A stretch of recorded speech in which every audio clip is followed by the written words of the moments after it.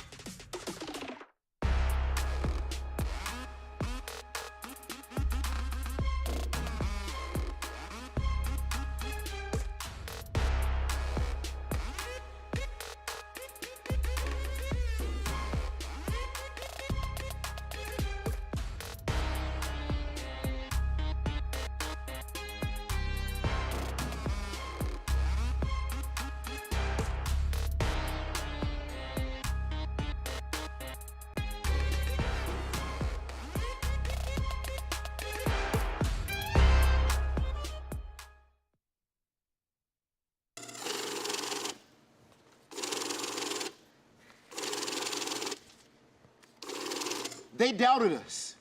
They said there is no such thing as a pro Street Fighter player. But now we've got to ask, do you stand on that? Because we've got 2 million reasons you're wrong. We are in the city of angels for Capcom Cup 10. Oh no, it's not even game. Not again. 48 players are fighting for the biggest prize in FGC history. They called us crazy. They said we wouldn't eat. They said we were wasting our time. You'll never make a living playing fighting games, they said. Imagine. But we stayed down. We piled in the cars and drove the locals for years. We flew all the way to majors, sometimes packed 10 to a room. Even if you did make a profit, it was only enough for you to make it to your next event. We all have our origin stories. These players all have different backgrounds, but they also all have the same goal. This is Capcom Cup 10, and it is time to crown the first FGC millionaire.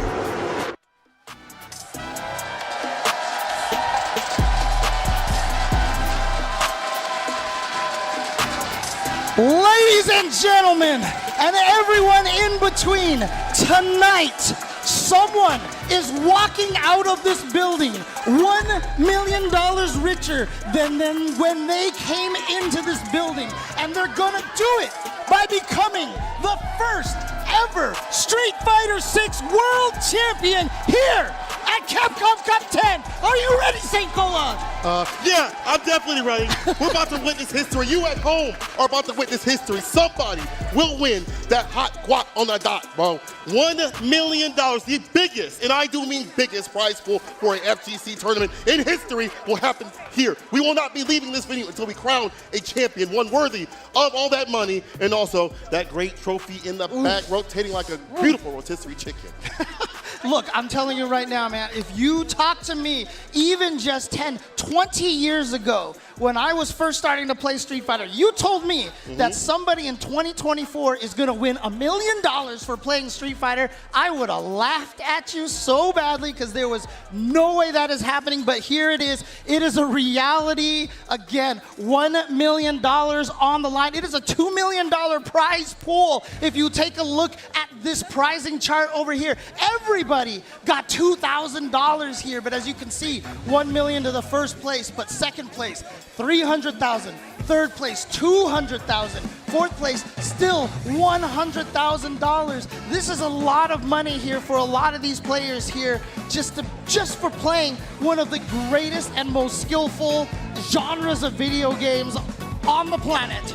I want to say, though, it's not just playing the game. It's grueling hours, day by day, fighting the best of the best, concentrated power within every single region, as we have seen thus far in the World Warrior tournaments, the CPT online and offline premieres as well. Even the tournaments that weren't even on the circuit, you could see the pedigree. If this was just about the money, though, James, if this was just about the money, any old crusty cat from another genre would come through, collect, and leave. But it's not about that. I was talking to my boy Takamura. He said everybody on that stage right there, they're here for a different reason beyond just the money. Yeah. They want that trophy. They want to be the best. They want to be crowned as the best of the very first season of Street Fighter 6. That's what they want the most. Obviously, the money is life-changing. It's great. It's a part of it. But as a competitor, what you really want in your soul is to be the top dog. The history. Being able to etch your name into history at that point. We have seen how winning Capcom Cup has changed lives. Obviously, you know, one of those competitors, Mena RD, is here in the top 60 Emboldening his today. scene, right? But look what it did for him, his family, his whole entire scene, the country of the Dominican Republic, starting off as just a little poor kid in the Dominican Republic, and now he is a national hero. He is able to do so much. All of these players here are looking to gain that kind of accolades for themselves and to represent their regions. I want to say that every player that has been on that group stage or even up to this top 16 deserves that respect in that regard. In fact, let's take a look at the group stages that we had done to get to this point. Grueling battles all the way through. And if this is recency bias, please check me, but I don't think it is. Better than last year in terms of not knowing who was going to come through in the final day of group stage play, as we see throughout this bracket. Yes, there were some killers, the filler, of course, with Phenom and Kanano, You know, those dudes, Right, those cats of live in course, the top yes. spot. Phenom especially more so because he only dropped one game right there, as you see. And then Sheen not dropping any games at all. Oh, look at that. Knuckle dude only dropping one game as well, too. Yeah, exactly. Only dropping one game and still yet being starting on the loser side of that bracket because DCQ had a better differential record on there. And again, it's just you look at all these pools and you know, some people said that, you know, we know we're gonna make it out of every one of these pools, but most of these pools has just been surprise after surprise to the point where on the winner's side of the top 16, we have 8 separate regions being represented. We do not have a single repeated region in the top 8, and I think that that is fantastic. Let's take a look at the winner's side of things. So we're going to start off the day, this top 16 play. Phenom going up against Wong. That's going to be a deadly one. After that's going to be DCQ versus Gachikun, Sheen versus Lashar, the dark horse himself, and Uma versus Kusanagi to round out winner's side. James, who's in losers? Oh, let's take a look at the loser side over here. And, you know, these players are on the loser side here. It's going to be Kanano going up against Nephew. And then, of course, Knuckle going up against NL. Fudo going up against the reigning champion, Mena RD, and then Safe going up against Dual Kevin in a North American battle here. But again, you know, on the winner side, as I mentioned, we had like Norway and Hong Kong and China and Korea, and just every region possible, and it's so cool to see. But look, I know you guys want to get into this action. Does everybody want to get into the action right now? Are you with us? Yeah, let's get into it. The first match we're bringing up to you right away is going to be Phenom versus Wong. What a match to start off the party. Ken versus Luke, an absolute classic in Street Fighter 6. You're talking to Phenom every so often, man. This man don't break. You catch him in the hall, hey, man, how you feeling? Oh, yeah, I'm pretty good. I'm all right. That's what he sounds like, too. But when he puts his hands on the sticks, it's like he gets back in that MMA sort of play, right? Oh, yeah. He's an MMA fighter. He gets that same sort of killer mentality. They talk to me about this. He's a killer. When he gets his hands on the sticks and he sees you across the screen, he's going to fight you, okay? On the other side of things, Wong, similar sort of energy. Nice, calm, cool, collected. Clark Kent out here. But when he gets his hands on the sticks, he's Superman with that loop. And again, don't forget here, Phenom at Street Fighter League EU was showing his stuff. He was MVP of the first half of the season, barely ever lost. Wong, however, for the 2 only non-EVO offline majors, he got 2nd place in Singapore and then 1st place in France to qualify here. That's 2 of the hardest events, getting 1st and 2nd place. That's insane. This is going to be a really, really tough match. And Wong with the start on the crouching medium kick, drive rush cancel. Or we wake up with violence, finds a crouching medium punch. Counter hit in hands Tatsu for the Oki. Double dashes up. ODDP immediately. You know you want to take his turn. And Wong responds with a rebuttal of an ODDP. Yeah, exactly. Just showing it right away. And this time with that magical button, the crouching medium punch from Luke. So he's gotten a crouching medium kick and a medium punch into drive rush cancel in the first round. If nobody got me, crouching medium punch got me. Luke players know. And honestly, being not that bad for this character. He's got the level 1. He's ready with the DP against the Dragon Lash. Careful now. He was pumped out the whole time. He couldn't drive impact it. He couldn't drive parry it because he was burned out, but he had the DP. But this is bad. A back throw, but do you see? Perfect parry is what I see. Caught him ducking against skill damage. Positional advantage is what you're looking for. Frame kill for the throw right after. Did he stand fierce? No, the drive impact. Got him. Oh, it's about to be a wrap. No, the he drop. missed it. He missed it, but he still gets the throw afterwards. Again, this is what you do as a strong fighting game player. You can make mistakes, but you have to make up for them. It's how you correct yourself after a mistake is what makes you a top player. I like where Phenom's standing. He's looking for perfect parry to drive rush up. They were close. Oh, he's a Burn burnout. himself? Gotta be careful. We'll have to go for level 3 real soon above that bar. Probably about half when the drive gauge is almost recovered to help out. But Wong will take advantage, get that chip to front, stay fierce. Oh, the charge up. He get a punish. Yeah, no whip punish right there, but here we go. Delay on that standing heavy kick, trying to bait Phenom into pressing a button. Phenom staying steady, just blocking the whole entire time. It means Wong might have to start trying to throw in some throws to get Phenom to press more buttons. Can he get in? Phenom, a master of checking, drive rush. There it is. Oh, there here it we go, is. though, on block. Hard, reversal, jab, again, another wake-up decision that's a little bit more active. Back, though, stand heavy kick trade. Has him caught up in the corner. He's got that bar at the bottom. Perfect parry. Wong's ready. Oh, so he's gonna side switch? No, he's going for the damage right here. No, drops his combo, unfortunately, but still gets a hit.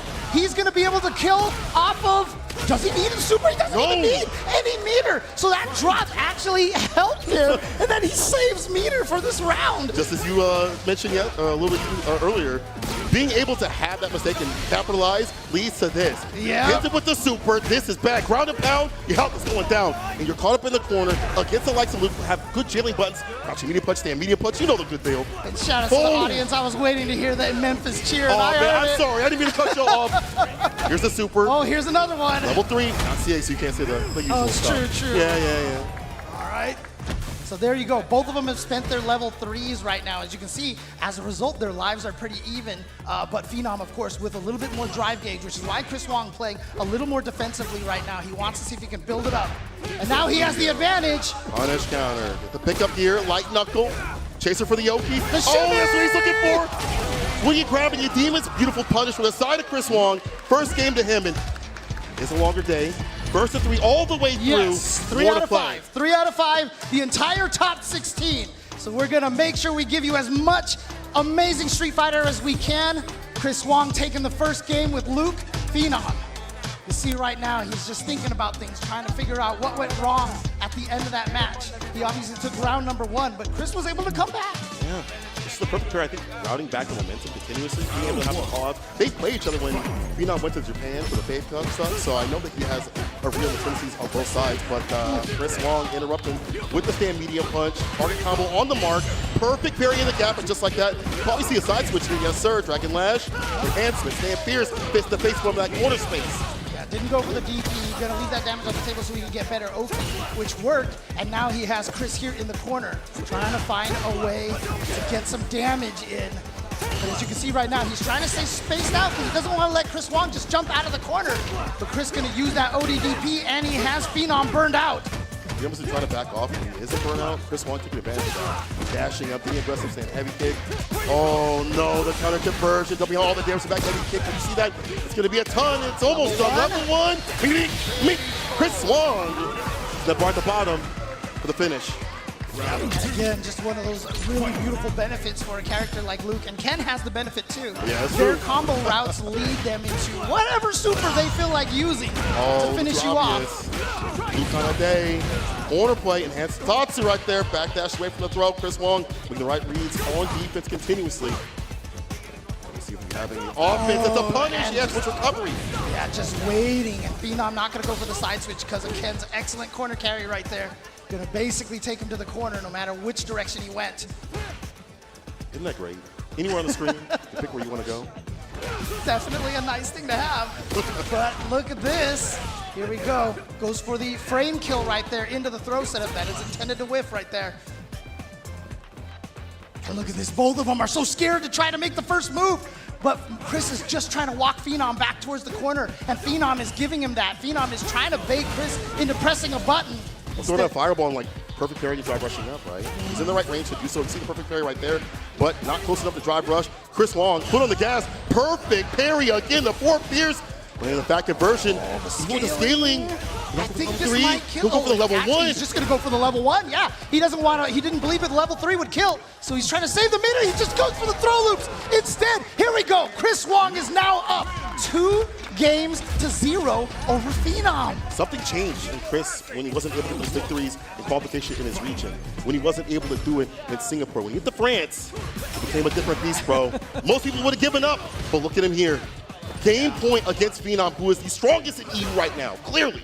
Absolutely, but again, I mean, Chris, he is just, like I said, first and second place at Singapore and France, or France and Singapore in that order, I should say. Oh, back what a fist check by read. wrist against the fireball pressure that Phenom is trying to poke out with, just and goes for it again. I just catch you having fun. Walking forward a little bit to build a little bit of that extra drive gauge. Oh, perfect parry that jump parry. fierce, yeah. But that's not punishable right there. That is going to be a -2 situation. And I think Phenom's just going to go for the side switch. No, he wants the damage and the corner carry here. The double dash, did he block? Parry? He did. Oh, I like that better. Better than blocking. No drive gauge deletion right there. Holds the parry. Jinrai loops. Is it with the DP? All right, and now the pressure right there. No ODDP from Chris Wong. I almost feel like Phenom was like, go ahead and spend it, but Chris Wong did not try to challenge the Jinrai, and then got the driver's cancel and the round. He's at match point. The quickness. Chris Wong You put Phenom in losers, and you don't want to be here, not with this kind of tournament. The walk-up throw, calling out the parry, getting a punish counter on top of some extra damage. Another throw, overhead blocked out. There's a throw right after, though. Chris has just gone throw crazy here. It gets the autocorrect, but Phenom is out of the corner. Oh! What? No, that had been a cannot fireball, be. brother. That cannot be what he wanted to try. And here we go. We're going for the level 2 Shippujin Raikak. You said it right. Stand fierce. Yeah, chipping away. Back to the anti right there. The DP can't leave for free. Crouching medium punch, but nothing off of it. You didn't want to give it to any of that drive gauge. Hits him with the Jinrai heavy ender. Get a poke. He has gone for so many shimmies, and now he finally snuck the drive impact in there. Chris not ready for this. He should be able to build to a level 2. No, he doesn't. Parry again. He actually got hit. Touched the button. Beast This is mode, gonna kill. baby. This is gonna kill. It will, James. Chris Wong, 3-0 over Phenom. 3-0 over Phenom. That's how we're going to start the day. Chris Wong, insane. Wake-up decisions have been absolutely perfect. Whether it be parry, whether it be waking up with supers, whether it be waking with ODDP, Chris Wong is ready and steady. That's the scary thing. So he got his wake-up super blocked earlier. You remember that? And so that's the tricky part, right? Do you feel like now, you know, with the storyline that he's not going to do it again because it got blocked and he got punished for it? And so I think Phenom probably felt that in his heart. He was like, "You're not going to wake up with a super." There'd be no way. There's $1 million in front of you. What do you mean you're going to wake up super again? And so he did it. He did it for $1 million right there, the wake-up super. And so Chris Wong, I mean, but to be fair, Chris also had that 2-game lead. So even if it had gone the other way, he's like, you know what, I'm still in a good position here. And so Chris Wong from Hong Kong taking it 3-0 over Phenom. And like you said, Phenom has just been absolutely unstoppable during the group phases, only losing 1 game. But Chris Wong was one of the only 5-0 players that we had in group stage. That's true.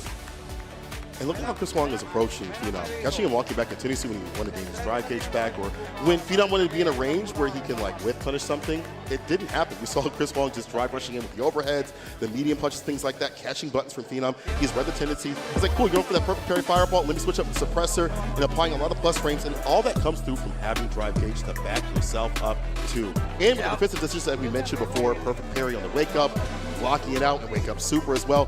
Put Phenom on the back foot continuously. Chris Wong, again, is a different piece. You wouldn't expect to go up and talk to him. Nicest cat in the business. But when it comes to sticks, he's a demon dog. Dude, that's how it always works. The nicest guys are always the most cruel in game, I feel like.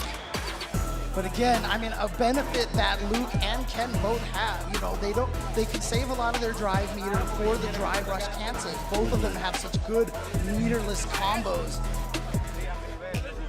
Also, the bar at the bottom, I mean, talking about the utility of the bar, level 1 to spin and use the level 2 to back yourself up, or level 1 for anti-fireball play, which we didn't see, but you can do as Luke. That also makes Phenom rethink his approach. Even if that bar isn't utilized, it's like, I can't throw the fireball. I might get hit by a level 1, and then I'm not in the lead anymore. And taking the lead from Luke is difficult, even when you are Ken. Man, yeah, Phenom just didn't believe. I couldn't see what it was that he actually went for. I mean, it was seriously like 1 frame startup on the throw or something. But that eraser just connected. And like I said, Chris Wong is going to be moving on to the winner's side of the bracket. So he was now officially in the top 8 of the winner's side now. So he's not going to be playing until the second half of the day. So he's going to be chilling. He's going to be practicing and making sure he's ready. Obviously, he's going to be very interested in the next matchup because he wants to know who he's going to go up against. Yeah, and I want to know, too, who's coming up. I think it might be someone that does like that easy kick. As all can see, we have the previous match highlighted for you. And you can see also Chris moving on to top 8. Now, what's next is DCQ now highlighted with Gachikun. This is going to be an insane one. I watched DCQ play against JP and get ready with his JP. All right, it was honestly a back and forth in terms of the battle. It was either 5-2 from either side. Get prepared against the best Rashid player in the business, a Capcom Cup champion. Let me correct myself. A Capcom Cup champion. Well, keep in mind here too as well. When I talked about Chris Wong and how he got first at France and second at Singapore, you know who he got second to? It was Gachikun. So if Gachikun actually wins this over DCQ, it's going to be a rematch from Singapore Grand Finals. But let's not get too hyped. You gotta wait. But of course, DCQ from China, again, I mean, I gotta reveal how old I am. You know, part of the Sgt. Pepper's Lonely Hearts Club band here. Shout outs to the China outfits over here. But honestly, like, DCQ, the China team, are so strong. They have so many great players over there. We see that from Despair King. We saw that from Zen, what he was able to do Yes, last when he came year. over here, yeah. Yep. Hot dog. And honestly, when it comes to JP players, he's one of the best for this. Not top 3. Gets a chance to play against a lot of the competitors out there. This is a great netcode of Japan, Korea, a lot of that variation. I wonder if he's played Gachikun, but maybe not at this level in terms of this kind of tournament. Gachikun put himself in burnout, put him in the corner. But this is bad. You won't be put in burnout against JP. He's doing fine, though, right now. Standing heavy kick, punish counter right there. Of course, Rashid's button's not as far as it used to be in 5, but he stands that standing heavy kick, that one right there, which is still a fantastic button. And he's just going to sneak in with a crouching medium kick into drive rush cancel. Get aggressive immediately. As you mentioned, that button very important with this matchup. Not a lot in terms of pokes, but you see outside the distance. Hit that stand heavy kick. It can be whip punish. You have to be careful, but it's pivotal in this matchup. Stand fierce knockdown. Charge up fireball. Enhance with the dash up throw. The tech though. DCQ recovers. Yeah. But you notice so far in the first 2 rounds, we've only been playing on DCQ's side of the stage. We've only seen the left side of the stage so far. Yeah. DCQ has not been able to get anything going, nor has he even been able to get any of the zoning going. And he's not gonna go for the drive reversal in that situation. Just takes the post enhanced spinning mixer mix-up. The defense. Gets him with the street bog, sets up a departure. Pivotal for his characters like the Pierce. Driver forward heavy kick preemptively. Gets the knockdown. Frame kill. Meaty fireball. Perfect parry. We'll go for a back though. No. Go for level 2. Side switch. This is why he's done this. Because obviously the perfect parry is going to scale this combo a lot, but he gets the side switch. He actually doesn't go for the double drive impact. Just goes for the 1, and he read the empty jump. Gachikun challenge. Flip throw. One more hit. James, one more touch. A sneeze, a breeze will kill at this point. But yeah, now for DCQ, he's very close to taking this. He's got a level 1, but it's just a crouching light punch. That's it. Gachikun with the check and catching DCQ. DCQ maybe trying to go for some sort of frame trap or maybe even a throw, but a little slow on that timing. Gachikun starting off really aggressively, putting him at the corner. That's what you have to do. You can't fight button to button, band to band with this character. Stand fierce lands, you die. Crouching medium punch lands, you die. So whatever chance that you get to get the knockdown, you go to town. Fireball's meaty, you put him in the corner. I did like that Gachikun was looking out for the Pierce. We saw the drive rush forward, heavy kick to go over it and get oppressive. It's plus on blocking, even more on hits. Yeah. Good stuff for Gachikun. He obviously knows this matchup. I mean, he had to have studied it during Street Fighter with Japan. Well, I mean, the other thing too is that, I mean, a lot of people talk about JP as being the best character in the game, but you know, in the Asia region especially, there are so many JPs. At the Singapore offline, there were like 7 JPs in the top 48. In France, there was only like 1, interestingly enough. But you know, in Asia, they go ham with this character. And to be fair, actually, everyone goes ham with this character. That's an everywhere thing. But I definitely think the land of Asia definitely has a lot of JPs overall. Yeah. As it was with the Arena, you see it with all the JPs. So everyone has understood how to fight this character, and Gachikun has played a lot of them out there because of the great netcode. So he understands how definitely difficult this character could be. Finds some overhead. Shout out to great netcode, by the way. Thank God that we have this in this game. Oh, man. All right, crouching medium kick, drive rush cancel. And here we go. Frame kill, simple frame kill. Same button 3 times in a row. Let's go. Oh, got him low, but he could miss the juggle afterwards. He's able to follow up.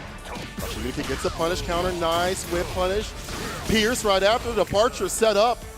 You're not clear to fly. You're not clear to fly. Careful now. Drop short heavy kick. You go grounded, but he wasn't able to have the extension. Yeah. Again, that's one of the, and he activated right when he threw the wind shot. So yes, that is actually a fireball punish. That level 2, JP's Lavushka does everything. I said on social media like last month, it changed my cat's litter and made me breakfast in bed. Yeah, you know what? Took out my dog too as well. Super does everything. It really does. And honestly, there's a lot of recovery on that fireball, so you have to be careful. Walk up throw against a grip to parry. DCQ running out of drive gauge. Reversal jab, but nothing much after that. DCQ has to find a way outside the corner. This has been a problem. Nice neutral jump medium punch, but not enough to find a conversion right after. He's outside this corner. Pick up the 4 medium punch. Yeah, Gachikun almost burned out at this point here. And he's going to still keep pressuring because that drive gauge, he was too slow on that. That was definitely a throw. Should have been punished. Or maybe should have been punished. But it doesn't matter. DCQ gets the hit. Perfect parry. Yeah, there's a throw right after. No escape. Text. Yeah.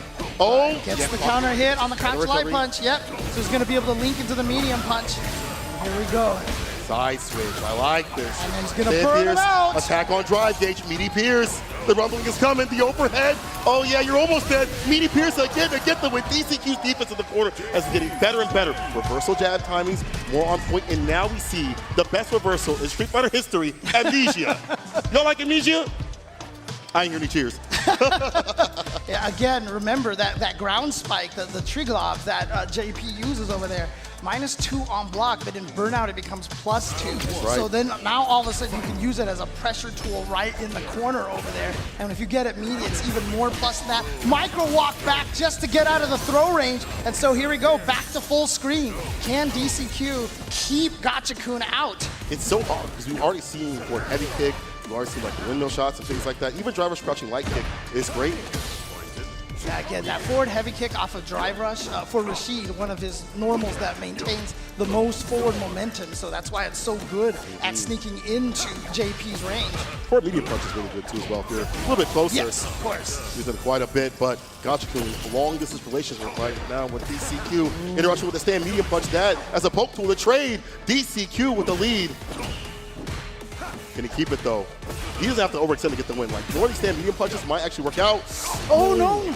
Just a drop sequence right there from Gachikun. And you know, one of the things that a lot of people, I mean, I'm sure a lot of people realize this, but the nerves at this level when $1 million is on the line, Yes. dude, we are gonna see a lot more mistakes over here. I like that we see the walk back continuously. Oh, he and never tries read to it! impact. He read it like this a time! book. DCQ all prepared for that drive rush forward heavy kick, but again, Gachikun can't let DCQ discourage him from using that as a tool. So you'll see Gachikun bust it out again sooner.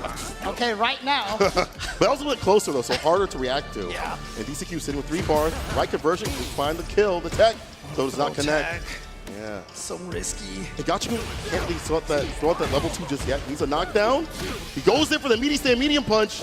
Great kill, but that wasn't a counter hit or anything like that. But this perfect parry is going to get him into the corner. Oh, but it was just a jab. It was just a jab. There we go. Yep. And I would get the second one to get it done to drive impact.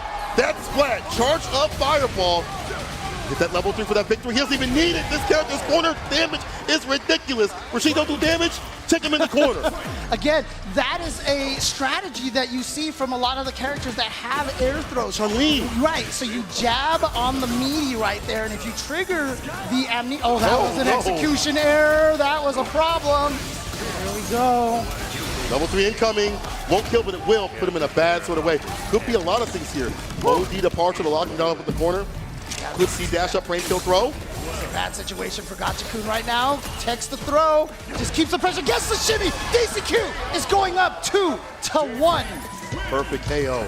DCQ looking golden. Right now, Gachikun's folded. Not being able to get in continuously has been a problem. Even the entry point or the forward heavy kick we mentioned has gotten hit with the drive impact. Interesting, it was DCQ who actually went to the character select. Whoa. So he's making sure in between every game, he is making sure that he gives himself some time to think, some time to ruminate on what just happened in that last match.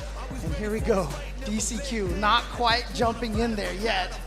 Listen, Can we get a shot clock on this? Can we get a shot clock? Come on, come on. 5 seconds. Come on, man. $1 million right in front of you. Come on. Get in there. Get in there. But honestly, DCQ recently said he's having fun. It's all about having fun first. I bet it's fun when you do things like this to people putting in full screen and making them go through a miasma, plasma, all around the screen, bro. But, you know, he is the type to add things as he needs. We see more of the Odialisha. We see more of the shimmy coming through. Back medium punch. We didn't see that the first game that much. We're seeing a lot right now, and there's the Amnesia off the rip. Yeah, but again, you know, in the middle of the screen, there's very little guarantee, especially on the lights. And yeah, it just goes for the overhead. I like that because, you know, when you get hit, the departures disappear. So that overhead was more just for erasing the departure than to get any sort of damage. All right, back to this neutral now, using that wing shot. There's the fake Tourbillon right there, just to get them to whip a drive parry and burn some of that drive gauge. It's such a nice tool to have. Gachikun, we need to stand pierce the fireball. Back to full screen, perfect parry. Wasn't able to get close enough to enact any sort of pressure. OD, departure. Oh, the back medium punch overhead. Oh, counter hit, but that's not going to lead to anything else. The walk-up The throw. DCQ, he's going to be at match point. I talked about Gachikun trying to get a run back against Chris Wong, but DCQ might be the one playing spoiler to this with a start with the drive rush cancel here. Here's departure. Let's go for departure more often than not in these sequences. No drive rush up to the board, heavy kick, none of that. He just wants to set up a thing that rules the screen. Again, departure again, look at that. Gachikun forced to interact with that. Oh, the whiff punish. Punish counter too as well. Gachikun has not been able to get anything really going in this neutral, and he only got that damage because DCQ went for kind of a surprise attack that he hasn't gone from. Otherwise, DCQ's been playing so solid here in the neutral. Technical swag was able to get the follow-up. Level 2 is off the board. Could be seeing level 2 for that victory. Hold on now, crouching to kick drive rush right after it. Mixer. Oh, now for the mix-up. Blocks it out, but has to hold the throw. You'll definitely take that over what could have been way worse. The trade stamp Fierce to Fierce. Oh. In the corner right now, DCQ's got to try to fight his way out, but again, solid defense, so I like that. Gachikun adding the throw in there. You've got to do that to get people pressing buttons more, and so that you see it, another throw, and there you go. Gachikun reading the same thing right there from DCQ, that he was playing so solid defense, and he was just going to take the throws. We haven't really seen reversal jab in a while, so DCQ holding those throws. Still, on set point, ODDP. Gachikun getting way more active, finds the overhead, blessing the dome, christening that cranium. Raven Cyclone follow up. Yep. Oh, tried to bait out a throw right there because he threw so much in the last round. He was hoping, but speaking of baiting out a throw. Try reversal. Gachikun and burnout. He's got to get a knockdown. That level 2 off. Go for the level 3 instead. Yeah, He said to put the bar back up. To get a little bit of that drive gauge back, plus he just wants to give himself a distinct life lead right here. Having a life lead against JP is important, but What the a problem check. is, actually he's gonna go for the interdiction. I thought he was gonna try to knock him down and go for the Lavushka, because when you're burned out, that super is almost unblockable. But this is CA, and look how much damage, and he's still burned out. So Brother. much chip damage. How are you gonna escape You this? don't. You try to fight, you're gonna die. DCQ says easy cake and moves on in the bracket. I'm having fun. Shout outs to DCQ taking out a former Capcom Cup champion. He is advancing to go up against Chris Wong on the winner's side of top 8. And again, so he's done until the second half as well. Incredible play, burning him out continuously. Not allowing level 2 to come through. We didn't really see level 2 rule the neutral like it usually does. And honestly, JP prevents that from happening. You have Pierce from any point in the screen, departures up there, you can't leave. And just the way that he's playing, adding more and more things on, more buttons, more shimmies, more situations, more reversal options like wake up jab, or even just blocking it out or holding the throws, it's A-okay. Even though he lost in that second to last round, I should say, that's like data for later on. He's like, okay, we'll take those throws, but then you can wake up with more buttons. Yeah, exactly. Sometimes losing is a benefit in that way. Yeah, and you know, obviously Gachikun in that last game there, really the thing that caused his demise was the burnout there, because that gave DCQ the chance to, you know, get him a screen away, to chip at him and just basically kill him via chip damage. And I know everybody wanted to see this go to a game 5 because we were listening to the JP background music, you know, during that match. And I'm sure everybody wants to hear some more of that JP theme today. Well, they will. A little bit later on, as DCQ moves on the winner's side, I like that. Using that super as a punish as you play out against the fireball on a recovery. It's hard because you want to use a fireball as a poke in general, but all it takes is one jump in to get murdered for that. And look at that, the landing frames. How is he so ready with the reversal jab? 4-frame, quick with it, quick with it. DCQ perfectly spacing things out, attacking the drive gauge you see right here, doubling down with that drive impact. Yeah, see, like bringing I in said, burnout. +2 on that spike, and even more because it's meaty. So like I said, every time you get an opponent burned out, it's so tough to deal with JP at that point in time. And so now JP and DCQ are going to be moving forward on the winner side of the bracket. And like I said, I really just felt like it was DCQ. He played so patient. He played the neutral really well. Gachikun had so much trouble trying to get in and get any of Rashid's mix-up started. I mean, I think we only saw like 2 or 3 times that he actually got, you know, the Arabian Wind into the flying follow-up to try to go for the high-low mix-up. You only get like a throw right after, like nothing substantial. Yeah. No opening up the lows and things like that. Throw is nice, but we'd like a lot more, and these mistakes cost so much, especially with what's on the line. But that's going to happen with $1 million in a Capcom Cup trophy sitting right in front of you. That's going to happen in training mode. Yeah, I never do that. But out here on this stage with those lights on you and that crowd in front of you, it's a little bit different. Yeah, you think that these players can play without that $1 million in the back of their head? Nobody can. Anyone tells you that, they're a liar. Okay? Exactly. Oh man, but again, Gachikun here, you can see doing really well here, trying to get this corner pressure, but DCQ's defense was ridiculous, which is why I liked Gachikun going for the repeated throws here. Yeah. He immediately went for the shimmy at the start of the third round, but again, I think that's what made DCQ win this, is his defense was so steadfast. He never let Gachikun shake him. He was like, you've got to throw me 8 times in a row, buddy. And I'll He's take, like, I'm take okay that with round, that. bro. Yeah, Go ahead, take that round. I'll exactly. take you down the next one. And look at this, putting him in, you know, basically chip Yeah. and dip. This is about to be it right here. Piers. He tried to leave. I'm not done talking. DCQ putting Gachikun in to lose a Capcom Cup champion down below where you don't want to be. Yeah, obviously the losers bracket is already full of sharks, and you're just adding more to it right now. It is not going to be fun to deal with that, but obviously we have 2 more matches on the winner's side before we actually even get to the losers bracket. That's true. That's true. Man, my heart can't take this right now. Let's look at the bracket right here. As you mentioned, Chris Wong going up against DCQ at top 8. A little bit later, before that happens, Sheen versus Lashar, Dark Horse versus the Mad Scientist. Shout out to Steve and Wrench for that one. Uma versus Kusanagi will be ending out the winner's side. Yeah, of course, Lashar making out of that brutal Group F. And I know everybody's fantasy brackets was ruined by that, because I don't think anybody picked Lashar to make it out of that group over there. Except for Ultra David. I'm staring at him right now, but he hasn't. Yeah, there he is. There he is. Yeah, see? You were right. You were spitting. But you know also what's spitting? Mena RD also said that he could do it. Okay. Mena okay, RD was like, okay. this dude can make it out of the group stage, and he did. Like, and then Mena RD say something like that. Oh yeah, it's, for sure. it's bound to happen. And honestly, it's because of the fact that he is such a clean player. He is such a clean player with his DPs, his hit confirms, everything's ready. It's not about the grind. It's about him being absolutely grindless. However, Sheen on the DJ is grimy. He'll do whatever it takes to open you up. Sheen versus Lashar is our next match. Let's get it, people. Let's go. Here we go. Sien, of course, former EVO champion. As you called it, mad scientist. He was really one of the players that ushered in the transition between the heart players and the science players. Because, Yes. you know, at EVO for Street Fighter 4, you know, it started with Daigo and Fudo, who are very much, you know, heart kind of players. And Sien was one of the first actual, just like scientists, the mind Break players. down the game. Yeah, using all the unblockable setups with Gen and such.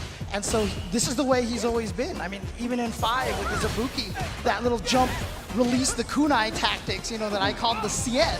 I mean, he was the first person I saw use that, so. Man's got stuff named after him. That's how you know he's a champion out here. Oh, was able to get the ball off the punish counter. Sheen getting him with the 4 medium kick. Hella plus, especially in burnout already. No anti-airs from Lashar, just walking backwards out of the range. Palm start. Okay, There it is. there we go, yep. And show kicks ready. Croucher's trying to find a meaty, but nobody home.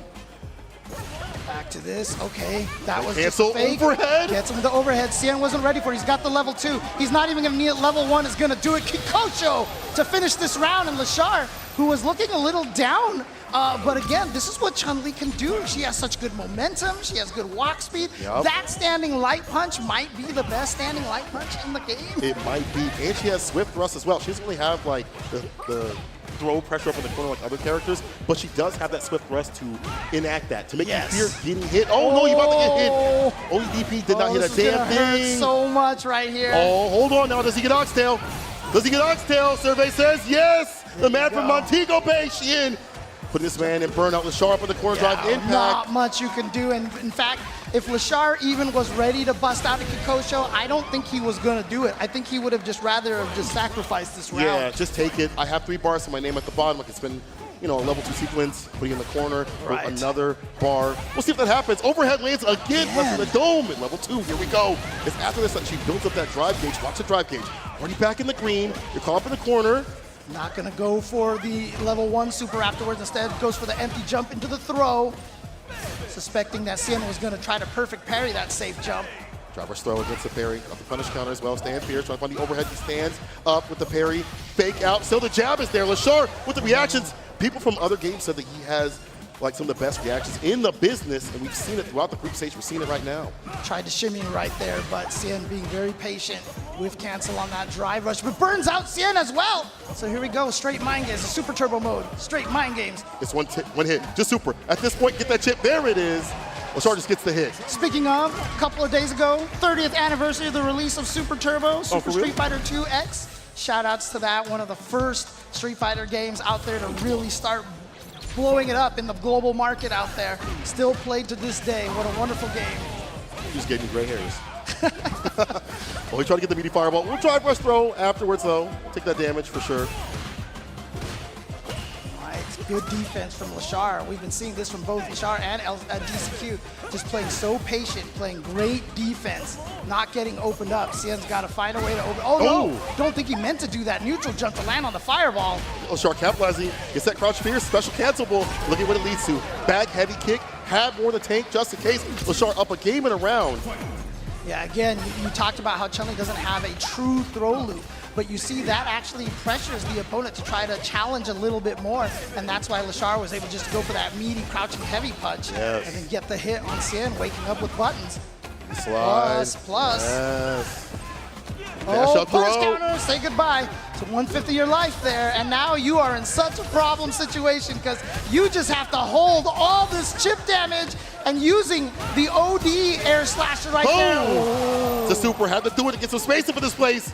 He tried to catch him low, but Sheen getting in and getting aggressive and smelling blood. As soon as he saw that burnout, got in immediately. Lashar using that bar for no reason. Level 2, I mean, not no reason, but you wanted to get some space, back it up. But I was actually surprised that he used it there. I thought he was going to try to keep it like it last time. Yeah. We did see him, wait. We have seen him use like a lot of level 3s so often than not to try to close things out. So he's willing to do that, but he does have bar build up at the bottom now. It's almost that level 3 sort of situation. Oh no, Sheen about to use his. Yeah. Taking the massage parlor. Yes, sir. And again, using that level 1 in that burnout though might even be sending a message because if he gets in that situation again, now maybe Sheen might try to bait out a super, and so he can actually kind of sneak his way out with a crouching medium kick or something like that. So, all right. Spacing out the Sobots. Hard for Chun-Li to punish, from what Chun-Li players have told me, but still, gotta be careful. Fake out, stand fears, the tricky stuff. But that Just Cool Funky Slicer was not a punish counter. Couldn't combo off of it, but Lashar is going to be able to combo into the level 3 here for Chun-Li, do a ton of damage, and now suddenly he has a life lead, although just very, very minute. Back to that control, back to that cleanness that you like to have. Oh, he tried to get him against like a throw with a forward heavy kick, wasn't able to get that couple still skin. Thought he was actually going to be... Oh, burnout, here we go. Oh yes, love the jump back, but he lands on the fireball. That is the problem, but Chun-Li's light fireball is so slow, and it's actually really good for that reason. Fireball game is actually comparable to he got Guile. Oh, it's almost one hit. It's chip. There it is. Sheen. Put him in burnout. Put him on notice. It's why it's so hard to be a burnout against the likes of DJ. No matter where you're on the screen, obviously worse in the corner. Of course. But the mad scientist dissecting this man's drive gauge. Oh man, and again, that last round right there in game number 2 coming down to just pixels. That was the difference between being down 0-2 and being tied 1-1 here. So Sheen obviously has got to feel good about that, but again, the nerves for these players right now, I can't even fathom it right now. Not even close. They talking to each other. Faces, I love the faces so much. It still game makes right me now. laugh. I've seen him a million times. It still makes me laugh. Can we get more Capcom? I'd love to have more. Yeah, I don't know how you right? do that, but still. Hold the shift button, to change it. Oh, nice. Sway play against swing stance cancel. Machine gun up. We're dumping out a lot of damage. And that sort of ender. It's painful. Me with the crouch fierce. Reset the pressure with the overhead, but Lashar gets the back throw. Another throw again. Worried about swift thrust. Nice. Cross up DP. All right, now gets the throw, back throw. Lashar trying to put it in the corner. I love the drive rush canceled into the Serenity Stream The right fake there out for the DP? move. Yeah. Like, do it. Moment. And it would crouch low enough that I think it would avoid the jackknife maximum. He's just going to go for the air combo. Nice. Aerial rave. There we go. Memories. Lashar up around. Finds the anti perfectly against the knee drop. Drive rush up with a medium punch. Spinning bird kick with the OD. Ten-show kick ender. What's the corner play? Three stance cancel with the jab. Oh, the shimmy. There we go. And let's see what he decides to do. He does decide to spend the level 2. Now that was just right after launch, so he should be able to get the 4-hit air combo right there. Oh, he actually threw him. Lashard didn't believe. He didn't believe. It is Sunday, you gotta believe. Punish Counter counter. throw. Drive rush interrupted. Lashard's reactions are insane. Even at that close, even when you would get blown up with drive rush light punch and the follows that come right after from DJ, no fear. Again, that standing light punch from Chun-Li. I know, Ringe likes to call a lot of these crouching strongs and stuff sword normals. That standing light punch is a dagger normal. That thing hits so far and it's so fast. The neutral. Sheen counter hit. Lashard on game point against Sheen. Double fireball, the heavy one cutting through Lashard. Might be seeing the OD fireball from the son of Lashard to fight back against it. You like to not spin the bar like that, but you might have to do that if he gets into that zoning sort of play. Crumple still skin. There we go with the forward heavy kick, calling out the throw. Now back to this neutral over here. You see Lashard just backing off. He says, I have a life lead. I don't need to press. I can stay back here and find my way safely in. So yeah, he just goes for the light kick Koken, chases after it. Nothing came out of it, so he just backed off immediately. He knows with this life lead, you're not taking any chip damage, so I'm chilling back here. He's not even willing to go for like the OD fireballs at preface as the OD from Sheen, Oh, but there's gets the checked and dagger! challenged. On point, Lashard. Level 1, no, he's gonna save it. But he's So the pulling job him is out. done. He says the pressure, but caught the recovery. But Lashard is at match point now. He's so clean. He's so clean. Walking underneath, easily using that walk speed that she has. Three stands cancel. Interruption of 4Ps. Ends it with the so-called DPOD. Lashard. Hold on now. I'm going to gain back that bar. Yeah. Has to get aggressive. Yeah, he's about to burn out, so you can see him backing off a little bit, playing a little bit of a defensive game. That punish counter is not going to help. You're definitely going to lose a good chunk of your drive gauge thanks to that.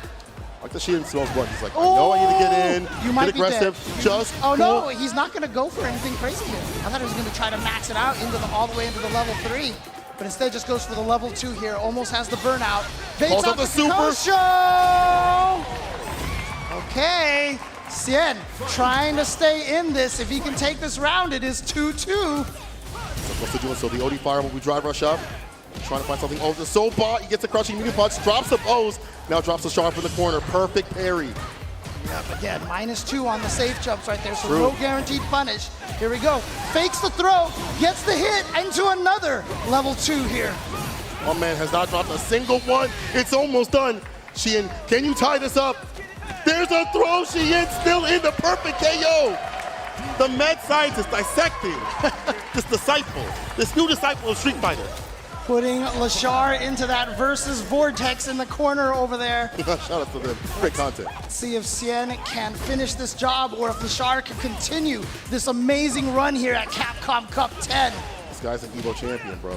He's been on the stage just as big. Whip punch of Lashard. And he knew it was a whip punish, so he could go into the heavy lightning kick too. Correct. to get the knockdown. Lashard really used the normal fireballs. Hasn't released OD just yet. Normal fireballs on the side. Once to drive rush up when he gets close enough. Fireball, perfect parry, interruption, counter hit. Here's the follow-up. Look at level 1. No, just save the bar.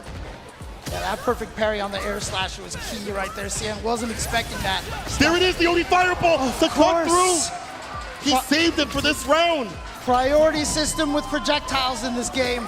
The OD projectiles just go all the way straight through the regular ones without losing any hits. And now Lashard, once again, this is match point number 2 for him, and he's gonna get a third one after this. But there's that dagger normal again, and on counter hit, it leads into crouching medium kick or the swift thrust. It's only DP though. Reversal of fortune.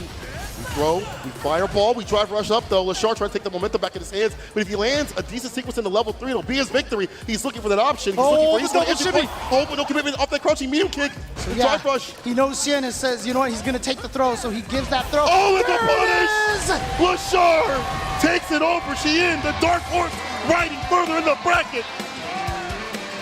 Lashard making it out of Pool F, one of the scariest pools in Capcom Cup history. And when most people looked at it, it wasn't Lashard. It wasn't That was Lashard. one of the players that everybody was scared of. But here he is from Korea right now, and he is showing everybody. And you know what the funniest thing is? Right after that pool was pulled, after it was decided, he tweeted right away. He was Yeah. like, well, I had a good Capcom Cup, you know? But you know, that modesty time. right there maybe was trying so he could catch everybody off guard. because here he is. He's the one in top 8 winner side out of all of those players from Group F right now. Well done from the side of Lashard. I really like his approach in terms of saving bar as much as possible. You see him walk up a lot, not use OD Fireball. I really thought he was going to use that when Sheen was tossing hits to get in. We've seen that continuously from friendly players to go band to band with this character. But Lashard waits that last moment when he needs it to finish off Sheen up in the corner. Even before all of that, the anti-airs are ready. He was steady to get the counter conversions more continuously than you'd see most Chun-Li players. He's about being clean. Clean as hell. It's not about the grind. You don't see any like nasty mix-ups from him. It's all great footsies. And this being his first Street Fighter game, not his first fighting game, but his first Street Fighter game, to be on that stage right now at Capcom Cup, moving through winner's side of all things against Sheen, is incredible. And again, you know, people, they doubt this so much. You know, they see, oh, you're good at this game. You're going to have trouble in this game, in this other game over here, whether it's even just from Street Fighter 5 to Street Fighter 6. But oftentimes I say, when you are a top player, your biggest talent, your biggest skill is the ability to learn, to adapt, and to figure out what's missing from your game. Again, everything has a counter in this game, otherwise you'd be seeing it abused at every tournament. Right. But the fact that you don't see anything consistently being abused, everything has a counter. And so if you keep that in mind, as a top player, you will find out how to stop this mix-up. And then you just keep building that repertoire as you go until more and more. Nothing can catch you off guard. That's the key. I mean, we even see it in this match. Sway play definitely caught him a few times, saw the punish counter, but less and less and less. And then we saw Lashard backing up where if he did go for a sway and Lashard would commit to a fireball, Sheen would get hit. And so that he was like, Exactly. I can't use that as much. Spacing game with Sway stance, we saw that as a cancel, kind of fake out Sheen. And even if he's not getting what he wants at that moment, it's still putting more mental stack on Sheen to what he has to think about. Like these moments that happen, of course. Sway is going to hit you at some point, but Lashard staying solid when these moments do happen is what makes him such a top-level competitor. Like, how do you have that kind of mindset to be like that? 24 years old is incredible. 24 years young, man. I tell you, these players. And again, look, it's such a good sign. I love seeing it. I love seeing the young players coming up and really starting to show their stuff over here. It means that the future of our scene, of our competitive genre, is in good hands here. You know, even from the LCQ, we saw players like Enzo, who was like 13 years old, you know. Ending Walker is like 17 years old. You gotta say no other prodigy, even though he's 21, he's still young. Exactly. He's still young, right? And that's the thing that's so important, having the young players here still grinding it out. And again, that just means we're gonna keep playing. And I love it because on contrast, we still have guys like Sako. He, you know, I mean, he's still a baby at 44 years old, right? He's still just a child, right? But, you know, we have these players that are in their 40s playing against players who are in their teens, and it's just a wonderful thing to see. And we still have Sheen. He's in the loser side. He's not down and out just yet, but again, don't want to be there. Let's take a look at the loser side real quick as it's getting more and more solidified. Phenom. Actually, just as the winner side. Winner side. Winner side here, yeah.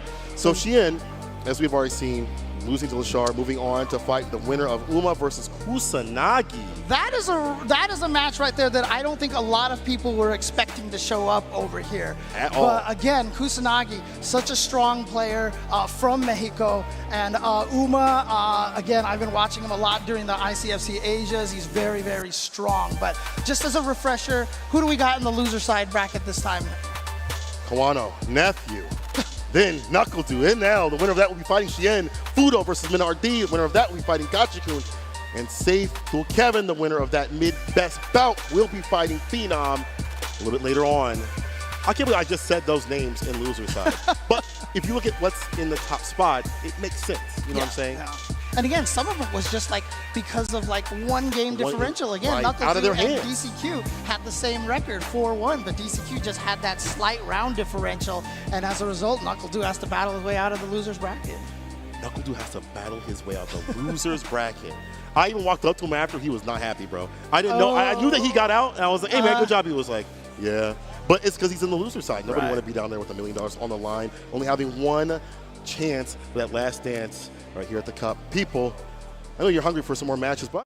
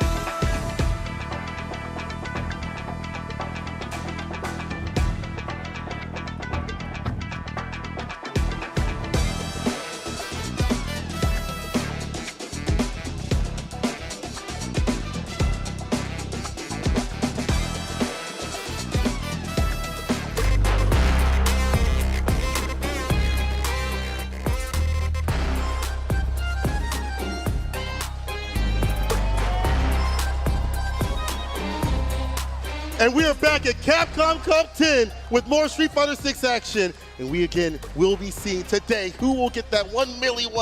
My name is Seiko. I'm joined with James Sheen. Yo, let's put the egg rolls in. All right, dude. I honestly, I had a few during the break. I get a little something. Sorry, that's why we took a break. Dude, I'm telling you right now, though, every time we say that, to get that $1 million, like, I don't believe it. Like, it's just like my brain can't process that amount of money going to one player to win by winning Street Fighter. It's just, it blows my mind. History is being made here, as we point out. History is being made by these players. But we're gonna start eliminating people in a second. But first, we have one more winner's match to go. Before that happens, Uma versus Kusanagi. The winner of that will be fighting the dark horse that is Lashar in the top 8 winner side. Yeah, again, look, Mexico has had such a strong group of players out there. You know, I talked about Super Turbo a little bit earlier, but like the best player in North America right now in Super Turbo is from Mexico.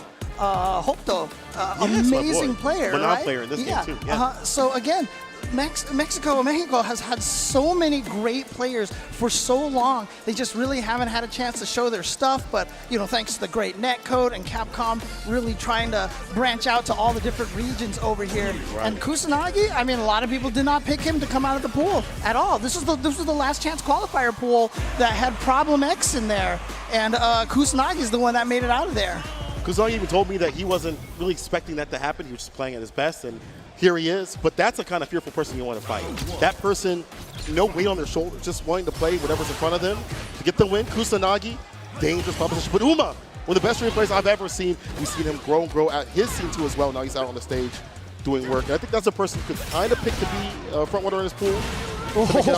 Just going for it. Yeah, Kusanagi's that wild style, bro. Kusanagi. These two are both spending all their meters right away. Again, Uma, same kind of thing. Look at that. He burned himself out. Finds the jump to and get gets in the this corner, fireball. but yeah, he has the corner position right now. No cross cut right there. It wasn't ready. Both the burnout. Oh Kusanagi yeah, looking the upwards. challenge with the stand light kick afterwards. Again, when you're burned out, your offense doesn't change at all. It's only your defense, the block stun on your defense, but all of your frame data on your offense is exactly the same. So even if you're burned out, you can still do just about everything that you could before. Interruption with the OD fireball. Dashin gets a stand medium punch. Oh yeah, Renko kicks it a level 2. Yeah, going for the feng shui engine here. Let's see what he does with it. He does get the hit, just goes for the raw overhead, but good block from Kusanagi and great challenge. That's interruption, but no big follow-up. The reverse speed conversion. There's one good one with the stand Pierce. Ends it, jab, breaks. We have seen ODD people out from Kusanagi, so I like him backing off for a little bit. Renko kicks in a drive impact. Uma loves to, I mean, I think it's just jury players. I think just jury players love their drive impacts. And Uma definitely is one to just be willing to test your reactions. He just does it in very odd situations, but he's never scared to try busting it out and seeing if you're ready for it. I like that Uma also is never scared to put himself in burnout when need be, or go toe-to-toe, the same sort of style that Kusanagi wants to play in. You know, he's in the same sort of field of aggressive sort of style with his jury. Kusanagi taking off guard. He's like, dang, you play like this? Well, I play like this too. You're not going to see a lot of walking backwards in this match. Yeah, it's going to be a lot of forward momentum from both players and try to keep as much ground. But it makes sense. You won't be caught up in the corner either way. She's got good corner play. She's got fireballs. Oh, like that. yeah. Harass you. Nice drive impact. If you get a drive impact out in between crouch medium kick and the medium kick Jinrai, because it's not a true block string, there's basically nothing Ken can do without a level 3. I like that over the fireball. Dragon Lash, big call out. Kusanagi getting able to answer it overhead. As well, yeah. That's the anti-throw tech right there. If you predict the throw, you can get decent punish off of that. And here we go, Uma now. Again, burning himself out. How many burnouts have we seen in this match already? My man looks like Noah. The anti-air is right there with the Shoryuken. Oh, Super, did he break? No, he didn't. A button to Uma. No fear in this man's heart. None at all. And we know that Ken can chip you out, put you in the corner, and make it bad for you, but not deterred at all. Oh man, yeah, again, using that stand heavy kick from Jury, very good button, but here we go. Kusanagi with that corner carry, and yes, you can get a meaty overhead in that situation, but Uma, perfect parrying it. It's a fireball. More of the fireball pressure. I do like this for Kusanagi. She does have issues with that. She has to go for like a dive kick preemptively. Call out those fists. Fireballs out. Pushing Kusanagi back. But Uma, he does have the 2 charges on the Fuha. Oh, I like that. Goes up Spends for the one of Tatsu. them. Oh, nice. Okay, OD Fireball just to trap you over there. And again, using the OD Fireball doesn't use up any of those Fuha charges. Oh, I thought that would be punishable. Oh, no. What the an accidental auto. Wait, where's the combo go? Oh my God, it's getting sloppy. It's getting nerves. I can feel the nerves from everybody. The DP is there. Uma has one more drop gauge. Did he block? block? Oh, he did. He's about to drop. Uma breaks and puts Kusanagi. With his back against the wall It's at this looking bad. point. 2 games up with the quickness. This might be the quickest match we've had thus far. And again, it's Kusanagi not being able to go toe-to-toe with somebody that's just as aggressive, willing to go into burnout, willing to go toe-to-toe, band-to-band with the buttons and things like that, willing to put themselves in a bad sort of way to get the lead for the health. It's man. I saw this matchup come up and I was like, don't blink or you're gonna miss a lot of stuff happening over here. And like you said, this 2 games has gone very, very quickly here. Let's see now what Kusanagi can do to make up for this again. What a great run for him in that Group H, but Right. Uma right now is showing, just basically trying to end Kusanagi's winning streaks here. Be for free. Look at the burnout coming through. It wasn't a punish, but Uma just wasn't blocking. And yeah, Kusanagi loves to use that step kick. That is one of his favorite things. And yeah, if you try to challenge it, you get frame trapped like that. And on counter hit, Ken does get the combo, but Nice drive impact against the Jinrai. With the Side positional switch. advantage, yeah. This is fine. Dre Ooh. has some great corner pressure, stand fierce, fireballs when she has the stocks up. and I love that Kusanagi knew that if he tried to throw the fireball, that he could wake up with the OD fireball and actually punish Careful, Uma. not maybe run DP.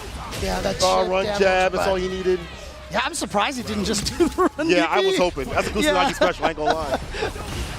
Oh no, that time the OD fireball for Uma coming through. But yeah, too close right there. -6 on the medium one. And that standing light kick is 5 frame startup. Jump here's. Oh, Odie side Dragon switch? Lance. I Okay. thought he was gonna go to level 1. You know, that's why he went for the side switch right there to re-switch it back. But there's that forward heavy kick. Gonna be able to combo into the Feng Shui engine. Drive impact. Yeah, trying to burn him out. Foot Oh, he dive. just took a hit. Stand fierce. Oh, with the follow-up, the jump in, the Oh, throw. fake the double overhead, just went for the throw. And there's the then anti-air. And here we go. Match point for Uma. Kusanagi's jailing pressure is so good. You see that crouch freeze, the DPs are landing. Finds a jump in against the OD fireball. Waste the bar. Your health is getting wasted. Bleeding and depleted right now. Midi stand medium punch. Drive reversal. Oh, man. Kusanagi's getting a press. Cross up Oh, DP. no, burnout too, because that was a punish counter. You have to hold so much of this pressure now. What's that drive impact finish? And a follow-up right after. Yeah, you see right there, now you can actually challenge a lot more. Uma's gonna take it with the level 1 and a perfect Uma. Was that 3-0? Was that 3-0? That's our first 3-0, I believe. Wow. Wow. Uma definitely came to play today. This dude is aggressive, putting himself in burnout, going in the same sort of style that Kusanagi would like to play, putting him on the back foot. I've not seen Kusanagi not being able to be the aggressor. Him forced to back off in the corner. I've never seen Kusanagi dog walk like that. Yeah, I mean, all these victims in his way right now, they all fit the bill. And Uma is definitely trying to kill Bill right now, so. And he is doing a great job of it so far. I did like the moments like Kusanagi would throw out a fireball or OD fireball because like she does have issues with that. But then you see like dive kick, jump in, good reads on the patterns. The anti-airs were mostly on point. There was a weird whiff a little bit later on, but overall Uma checked the challenge the skies on the ground. He kept his bar not so healthy, but it didn't matter. He would aim for things like this. He'd go for the Jinrai, the drive impact, and attack the gauge continuously.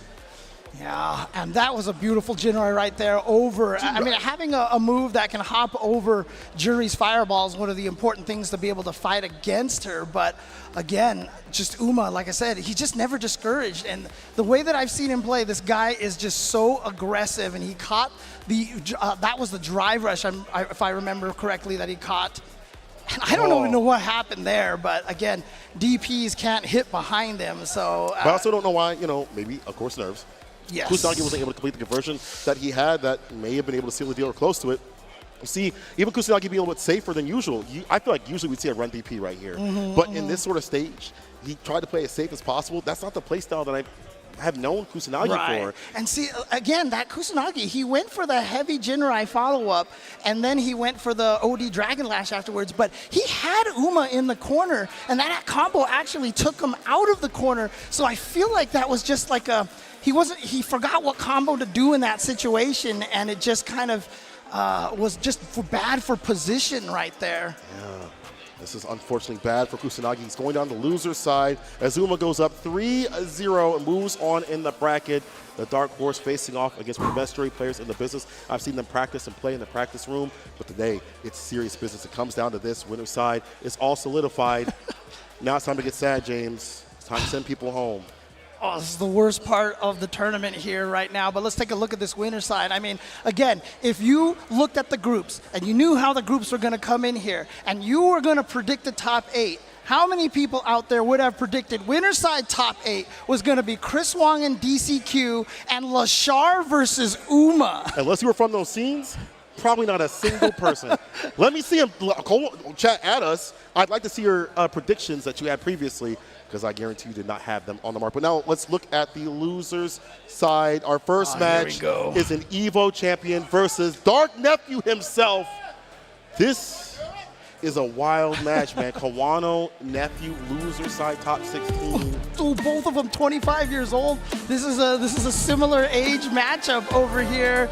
And again, Nephew at one point in time, you know, he just basically became the king of the West Coast at one point during Street Fighter V. He was winning all the tournaments with his Colleen, and for a good point in time, he was considered the strongest in the West Coast. He at one point in time, Punk very briefly moved to the West Coast into Northern California. Him and Nephew were roommates, and you could see how that little partnership, that training, helped Nephew a lot as well. He grew so much during that time. But again, Kawano, the only man that was able to stop Idom at EVO at the last year of Street Fighter V. Kawano is ridiculous. The best of the new blood coming from Japan. And emboldened after not having the best performance at Street Fighter League Japan, when his team wasn't able to qualify in that second season, having Tachikawa by his side and being able to find the character that he needed to play, which is classic Luke, is what got him to this point. Nephew with a big lead though. Oh, Gets the walk back with a crouching medium kick. Again, that's how you stop the shimmies right there. And so Kawano's like, you're going to try to walk back. I've got a crouching medium kick. You better watch those ankles.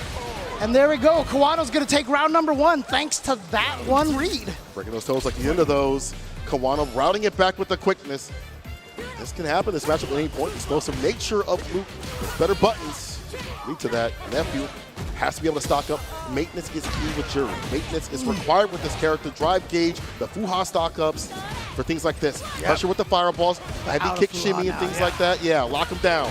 Oh, there we go. Style. Auto-correct. But again, if you're Kawano, at least you're out of the corner. But yeah, you're minus after blocking those drive rush overheads at the check. Beautiful. The sword normals right there. Jury's got one of them with that crouching medium punch. But you know what? I mean, what is a sword to a giant boulder from Luke right there? That crouching medium punch is terrifying. You could be talking about a lot of butts from this character, to be honest. They get the pick up here with the light. Heavy.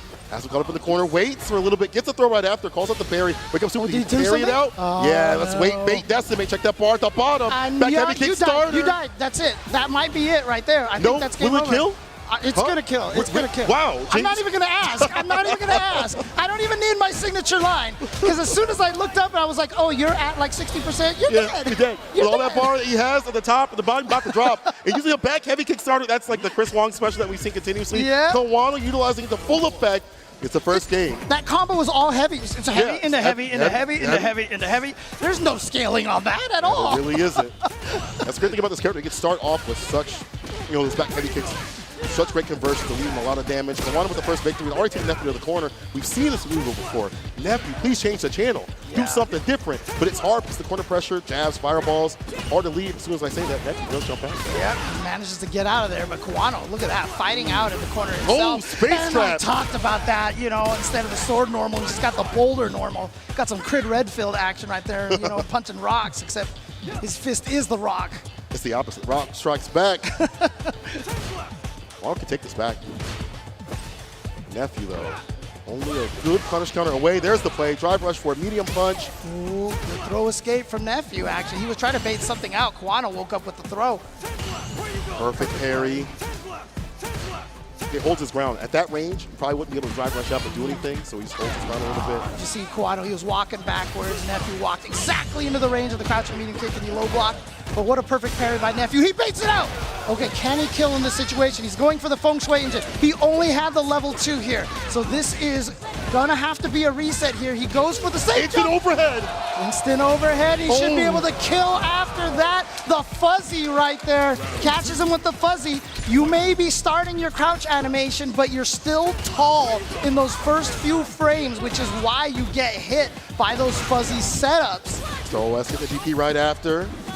Has him caught up in the corner. What's your move, Kanano? How are you going to leave this area? Fan fear, drive, rush, the overhead. The back throw, though, calling it out. That is brutal right there for Nephew, but great for Kanano. Kanano now try to go for a little bit of a shimmy. There's that standing medium kick from Jury. But Kanano all ready for the anti-air, keeping Nephew in the corner right now. Stand fierce. Again, drive reversal. Burning himself out on his own terms. Yeah, and to get this Use the level 1. What? That's far enough. Woo! That's not projectile invincible, but I guess it either just faded out or he actually slid forward through it. One more hit. Tried to go for the fuzzy overhead Yeah, again. trying to go for it again. Was able to get it. Careful on that bar at the Burned bottom. out, but you know what? He's willing to block all these sandblasts. It's fine because he got all of his life back. And yes, and this time he chips Kanano out. Nephew ties it up 1-1. Taking a page from Kawano's book. Nephew routing it back and pretty dominantly that round, having the lead, keeping it as much as possible. You usually see that from Luke. Right? Luke is usually one not scared of getting himself burned out. Right. Oh, checking the drive up with your. Oh no, missed the flash knuckle, missed the perfect timing on that charge up flash knuckle. Yeah.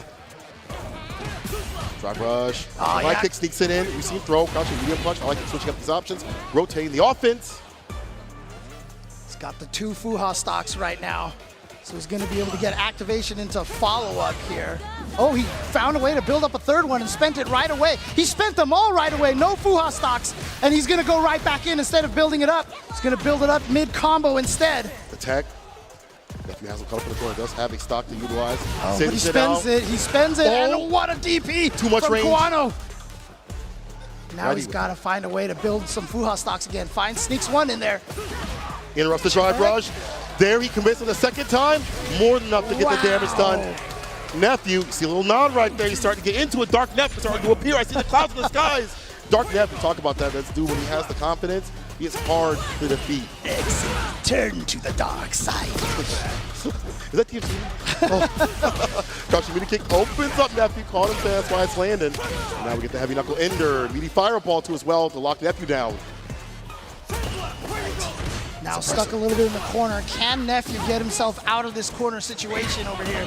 Just does it with the OD fireball. Perfect parry. Beautiful stuff here from the side of Kanano in terms of defense. He spin the bar. No, he does not No, just he's not. He's yet. gonna I like save that it. for the shimmy. He has such a life lead. He's like, you know what? I can kill you without spending any of that super meter. I'm going to save it for the next round here. And true. that is such a good position now. But they're both sitting on 3 full bars. So the person who doesn't manage to land their super right now is going to be at a huge disadvantage. Kanano is the type to use that bar at the bottom a lot more for like level 1 and 2 and things like that. So that variance if he needs it. Nephew says, I'll spin right now. I got my money on Friday. I'll spin again on Sunday. Yeah, but look at this, Kanano. He's doing this because Kanano was at 2 blocks, so now he's at basically only just a tiny block right So he now. went for the trade right there to keep the bar. He just got hit. He had to. Burnout's worse. Oh yeah, here we go. But nice parries. He built it, and now the DP, and now he has Nephew in the corner. This is such a big turnaround. ODDP against the throat. What a bet. But It died for that. Kanano still has his level 3. Nephew does not, but Kanano burned out now. He's taking chip. Luke likes this. He doesn't mind He did that. it again. Oh, he got gets that. Look at the distance. He's got to be standing at a distance for that super to hit. That's the second time. That's on purpose. He's at the right range, so it's not strange to see that super the second time to hit the fireball. He is doing that on purpose. Nephew with the punish, and he's on game point against Kanano. That is some save that stuff for nationals there, because he's using the invulnerability to start up. The first frame is not projectile interval, but she moves forward enough that she gets right past that projectile. Unless it was gonna miss, I'm not sure. I don't know what would happen if Nephew didn't press the button, but I'm pretty sure that was in range. Nephew might be sending Kanano to the stands like a fan. DP. Instant overhead against the jump medium.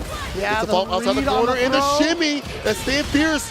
The better buttons for this character. Level 1 for that corner push and kills some of the gauge. Yeah, again, that wake-up jump medium punch is a counter throw. You're betting on the meaty throw to get that to hit. And now burnout in this. Oh, the shimmy, the finesse and flex. And that He's kills just the drop burning out. gauge. He's just burning him out so he can just chip him to death. There's the DP against the dodge kick, though. Kanano getting a lot more active. Yeah. In terms of like the aerial approach, defense. Standing up set point. It's not over yet. Oh, the way into the throw. Was trying to bet Nephew was going to come out with something. He got the drive impact counter at the very last frame possible. Gonna burn out Kanano. That's why he goes for the level 1. So here we go. Goes for the overhead, but very plus now. Oh no! cross up. Cross up, deleting that DP off the table. Yeah, Nephew didn't wait long enough to get the autocorrect. But Oh, trying to go for the what drive a impact. throw! Like it's sneaky, but here's the back throw.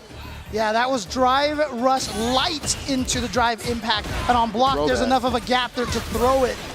Interrupts the Oh! overhead again. You went burnout. One with all the bar to utilize. Oh, now you gotta watch out for the drive impact. You've got a level 1, but that's what's making him susceptible to these throws because clear he's on that thinking idea. about that drive impact. Exactly. Counter hit throw. Oh, he tried to rear back, but caught him with a super Nephew with the interruption. You can't sway back far enough. Oh, what was just armored through that? Oh, He couldn't he get away. found him He couldn't get away. downtime. Yeah, I think Nephew was so worried about the OD sandblast into the follow-up Right, for yeah. the chip. And so he was just Pow. like, I'm just getting out of here now. I can't block this. And so here we go, Kanano tying it up 2-2. It's gonna be the 2-2. final game here. It's a best of 1 right now between Nephew and Kanano. And again, ODDP to stop the drive rush cancel is a plus for the person doing the ODDP. The other person spends 3 boxes, you spend 2. So that's why it's such a good idea to do. Do like the do like the fact that he just took away all that momentum. And even though you're burnout, this is fine. Medium crouching, medium punch, light knuckle, grab him up in the Trying to corner. backdash to Might be time to predict. call corner, bro. Another throw. There we go. Kanano on set point, back from the brink of defeat. This is why he's an EVO champion. This is why I basically say he is the best of the new blood in Japan right now. Interrupt. You have to figure out what buttons are best for your character. Interrupt drive Oh, rush. he baited it. He Oh, baited yeah. it. Hands are up. Parrying it out. Finds a punch back. Heavy kick. Started back. Heavy kick again. Heavy amount of damage. Is Still he needs gonna one more go for sequence. the eraser? No, he just goes for the empty. And Nephew is out of the corner. This is big, but the crouch speedy punch is gonna connect. He's gonna be able to finish it off. Just built the level 3, but the eraser would have did it anyway. Where we going, people? To Memphis! Kanano 3-2 over Nephew. The EVO champion moves on. Yeah, so again, I talk about storylines in fighting games a lot of the time.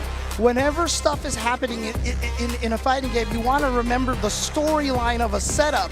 Kanano set the storyline in that second to last round, that penultimate round, with so many throws in a row. He beat out a lot of things that Nephew was trying to do. Nephew tried to backdash and all these other things, and that's basically what set up basically the end kill over here, because he was like, the only thing Nephew hasn't tried is the OD wake up. And so when he got that knockdown in the corner in that last round, he's like, you know what? I'm thinking about what happened last round, that whole storyline, and this is the next part of the story. So the next chapter is ODDP, and he called it out, and he just took off so much damage from Nephew, he couldn't recover afterwards. I did like the reads we saw from Nephew in the tech. The level 1 against the fireballs at a certain distance was done twice. Beautiful tech in terms of how do I do it with the fireball approach. But then you see the switch up from Kanano. He's like, okay, no more fireballs. I'll drive rush up, I'll dash up, I'll switch it up. That has been a problem for me. No big deal, I'll switch it up and go in a different sort of way. Kanano dumping the damage whenever he could, and more of those ODDPs against like the fireball pressure to lock him down. Dissuading the drive rush too as well with the crouching medium punch. Drive rush stopping is a very imperative thing up in this game. Crouching medium punch from Luke, one of the best in the business. The reward is insane, so you'll utilize that button more often than not. Yeah, I gotta wonder if people would consider Luke or JB's crouching medium punch like the best in the game. Like, I feel like that's the two right there. Oh, no, don't start that topic, bro. Y'all can do that on Twitter. I don't want to engage in that conversation. Okay, fair enough, fair enough, fair But enough. it's good. It's really good. Yeah. We've seen it being utilized as +1 on block, and beyond that, it's a lot more +1 hit, and so it's going to be utilized quite a bit for this character. But I want to see if we get a chance to see any of those level 1 supers that Nephew does to go through the sandblast, you know, because I want to see what the ranges were on that. Because those are, like I said, I haven't seen a jury do that before. Maybe it's something that jury players are more familiar with, but definitely new to me. I think this is one of them right here. There we go. Yeah. See level how one at she that slides distance. forward? Just tiny Just bit. a little bit. Yeah. And I think that's just enough to get right through the sandblast right there. We've seen some of that on like Street Fighter EU against like JP. Like we've seen some of the jury players utilize it out there, some of the ranges against his fireball. So I guess not the strangest thing to see, but it wasn't enough to take the likes of Kanano down. He was just too solid in his game plan. And when he wasn't burnt out and things like that, as per usual, it's up in the corner and you die. Look at that. Level 1 aims for the drive gauge, puts him in burnout, makes him look real ashy. The DP is there. Anti-air choice is fantastic for Kanano. He just gets more and more aggressive. He rides that momentum. It's going to be hard to stop the likes of Kanano like this, bro. But Nephew, Nephew, champion. yeah. But Nephew came so close. He was just right there. I mean, again, up 2-1 at this point in the match. But like I said, Kanano is an Evo champion, right? He is, I mean, I call him the best of the new blood in Japan, but at this point in time, some people may even argue that he is just the best in Japan right now. We've seen in some of the pandemic years when we had the exhibitions. Remember, Kanano beat up Daigo in one of the exhibitions. That's over true. there. That I think was his moment. Yeah, You know, even more so. But winning a CPT online premiere like Japan definitely puts you in contention for Yeah. some of the best out in Japan, and maybe out here, depending on what happens. But can we get some love for Nephew? The first person to leave us, unfortunately, but did a great amount of work up to this point in the group stages. I forgot that we're eliminating players now. Yeah, everybody in the audience, round of applause for Nephew. And again, just a great job. And like I said, he's considered at one point in time the strongest in the West Coast. Still is. Still is, at this clearly point. one Top of the 16 strongest. Yeah, Capcom Cup. exactly. Can't say anything different. Thought that was sad. It's about to get even sadder as we move on this bracket. NL versus Knuckle is our next match.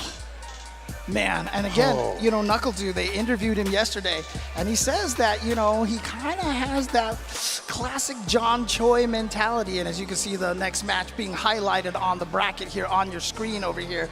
But the John Choi, the classic John Choi, one of the greatest of all time to ever do this, one of his things is that he never seemed to take it as seriously until he got to the losers bracket. He's like, okay, wait a minute. Yeah, Y'all are real. Let me turn up my volume. The John Choi route was lose in the first round and then win the tournament. And Knuckle has said that, I mean, in his interview with Rob TV yesterday, he was like, you know, this might be good for me because, you know, I play better when I'm in the losers bracket, is what he said. We've seen it at TNS, Casa. He's in those top spots, if not winning those. In fact, a lot of people in the comment section are usually like, all right, it's Knuckle and friends whenever it comes to the tournament. Knuckle and Pumpkin friends, to be honest, usually them at the grand finals. So Knuckle has been grinding it out every single day, it feels like, with this game, along with his chair as well. But I feel like his chair is His doing chair a little bit more, a little bit to more. be honest with you. People more Yeah. consistent with the game. But Knuckle has been at near every single online tournament. We've seen him win Casa. We've seen him win TNS, the most stacked tournaments, ICFC, right? Yes. And then when he is done winning a tournament, he pops up to the stream and says, yo, come in the lobby, people. Doesn't matter how salty he is or happy he is, he's still playing the game. He is a grinder at heart, but this is NL, and an NL that is on form is an NL damn near impossible to beat. This dude's, it's not actually what it means, but it does mean this to me. NL means never lose, bro. If he's in that form, be hard for even Knuckle to stop him. Let's begin more loser side action. Knuckle versus NL. Let's go. NL definitely a player who will take every advantage that he has. So he's always using some of the strongest characters in the game. But one of the things that I love about NL is he is a player that wears his heart on his sleeve. Yes. I remember last year when he lost in a match in his pool, I saw him downstairs in the player room and he was absolutely crestfallen. But then he came back and won his next match. And you know, it's that kind of passion that I really appreciate out of players like NL. That's a passion for punches right now. put Knuckle on notice. First round to him. Oh, nice walk back, catching that crouching medium kick. Knuckle, I saw him practicing on the stream how to deal with this character. Besides all the stress, he has figured out how to walk back and avoid some of the better buttons. Oh, yeah.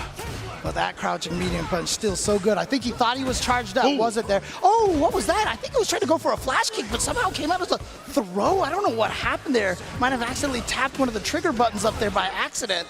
Get that one off, though. Three-piece. Sets out the blade. Oh, good yeah, it's gonna be DP, anti-air right there. The throw, the dash, Punish the punch counter throw too. Another one. So that's 2 fists of your life gone, and you are burned out like that. Oh, He's got the level 3 on the reaction. It is not gonna kill, but it is gonna come so close. Oh, wait! Oh, it I did. lied!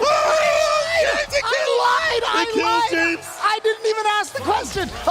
Is it gonna kill? It's too late. It's too late. It's too late. Oh no! Oh my What a goodness! grip with damage. Knuckle to level 3, saving the day and saving him for a little bit longer. I'm still flabbergasted by that. Okay, Knuckle clutching that round out using the upside down kick over there. Great range on there, but gotta be careful. Very drive impactable button. That's true. We're gonna low crush these buttons every so often. Back into Sonic Boom pressure. He has some of the best Sonic Boom pressure in the game. I feel like he's one of the best zoners just in general. And I'm not talking about, God, I'm talking about Dune, how he has so much variance. Heavy boom, light boom, might put in the medium boom, but you don't expect. Oh no! The jumping, but you get the throw though. Oh, he wasn't expecting. Yeah, he wasn't expecting the punish counter. Obviously, extends the hit stun, so he tried to throw a little too early, and now NL unfortunately burned out. But what a jump timing right there! Knuckle had to block that, and good anti-airs. NL being so consistent with his DP. Charges up, looking for an option, looking for an opening. He'd like you to go for a drive impact, but he goes for the perfect parry. What a better option. He went for the drive impact, but he hit that level 3. Trying to go Knuckle, but he's been hit so many times. Oh, that's the punish. Nice Yeah, there we go. 1. Into a level 1. He's got another level 1 ready to go. Overhead. He's going to be able to combo into it here. Doesn't even need it. Knuckle game number 1. And you know this crowd is going to be a lot more biased for Knuckle We've heard his story. We've heard what he needs to fight for. It's his children and the IRS, all right? I mean, honestly, shout-outs. I mean, he talked about it when he won US East, about how much his family supports him. Shout-outs to his family. I know they're watching right now. And here we go, Knuckle first Capcom. Can you imagine if he's the first Capcom Cup champion for 5 and 6? That would be insane. Could happen with Mena, but we'll see. We'll see. But I mean, he was literally the first champion of 5. You're the first champion. Yes. Not the okay, first to win both. I mean, literally the first to win both of these games. But NL right now is like, nah, that's not gonna happen. It's not gonna happen. My name is Never Lose. Exactly. What a whip punish! And you see him backing away from that crouching medium kick play that's been so continuous from through as an initiation point. Oh, front the crouching medium punch to Link. Charges up again. Throw, yep, this time taking advantage of the plus frames. He baits out the flash kick, NL. Tying it up 1-1 here. And that game 2 definitely looking much more in favor of NL. As he walks back and avoids that crouching medium kick drive rush, or even as a counter poke, we've seen stand fierce, we've seen him veer back. And even when he has that threat of level 3 behind him, there's not much you can do as Knuckle. You're looking for like perfect parry against that charge up, looking to interrupt it. You don't want to drive impact it because we've seen it. The level 3 cancel, yes, exactly. And when he has that bar, it's like the fear of it makes you not even want to throw out booms. Perfect parry, basically one of the only good options at that point if he has a level 3 ready to go. Because if you're a Luke player, every time you throw out that heavy flash Knuckle, you had better be buffering that level 3 super. You should. Boss walks back, looking for an option right there from Knuckle. Nothing came. The area right there, actually. What? The jump back. Got him. Boss up. Yeah, right there, I think Knuckle kind of did an autopilot shimmy right there, and a lot of times when you just jump forward in those situations, you can land a cross-up because they're whiffing their heavy buttons because they want the most damage out of that. Oh, NL was just pumping the super. Did you see it? Oh, man, you could see the wiggling on the joystick. Throw right after. The tech throw. Oh, flash kick, get some distance, interrupts it with the crouching medium punch. You're deader than dead. Level 2. Yeah, here we go. Level 2 eraser. Beast mode, baby. Oh, doesn't even need that last punch. I mean, it's in the name, eraser. Taking away all of Knuckle health. NL dominantly on game point right now. There's been a big switch up in terms of corner pressure, and Knuckle Whoa, Knuckle Dude backing all the way out. Not even just a character select. He wants to switch stages too. He actually manually picked the stage, it looked like. Oh, he needs to be home. Is he going to wants to be Cammy? home. Is he going to go to The Cammy Cammy? or is he going to stick with the Guile? This is the question right now. He's fought so many Lukes, and I know Noah has given him trouble in some tournaments in the past, but he's managed to overcome a lot of those matchups as well. Oh, It comes down to this. he's going to stick with the Guile. It's He is ride or going to die. stick with the Guile, but he's going classic style over here. You know when they change the costume, get a power up, right? It's not really real, but it feels like it is for the players. Oh, it's 100% real. They get that It's confidence 100% boost. They're like, wait a minute, this is my true form. Dude, it is 100% real that the costume you pick gives you power up. 100%. Knuckle do.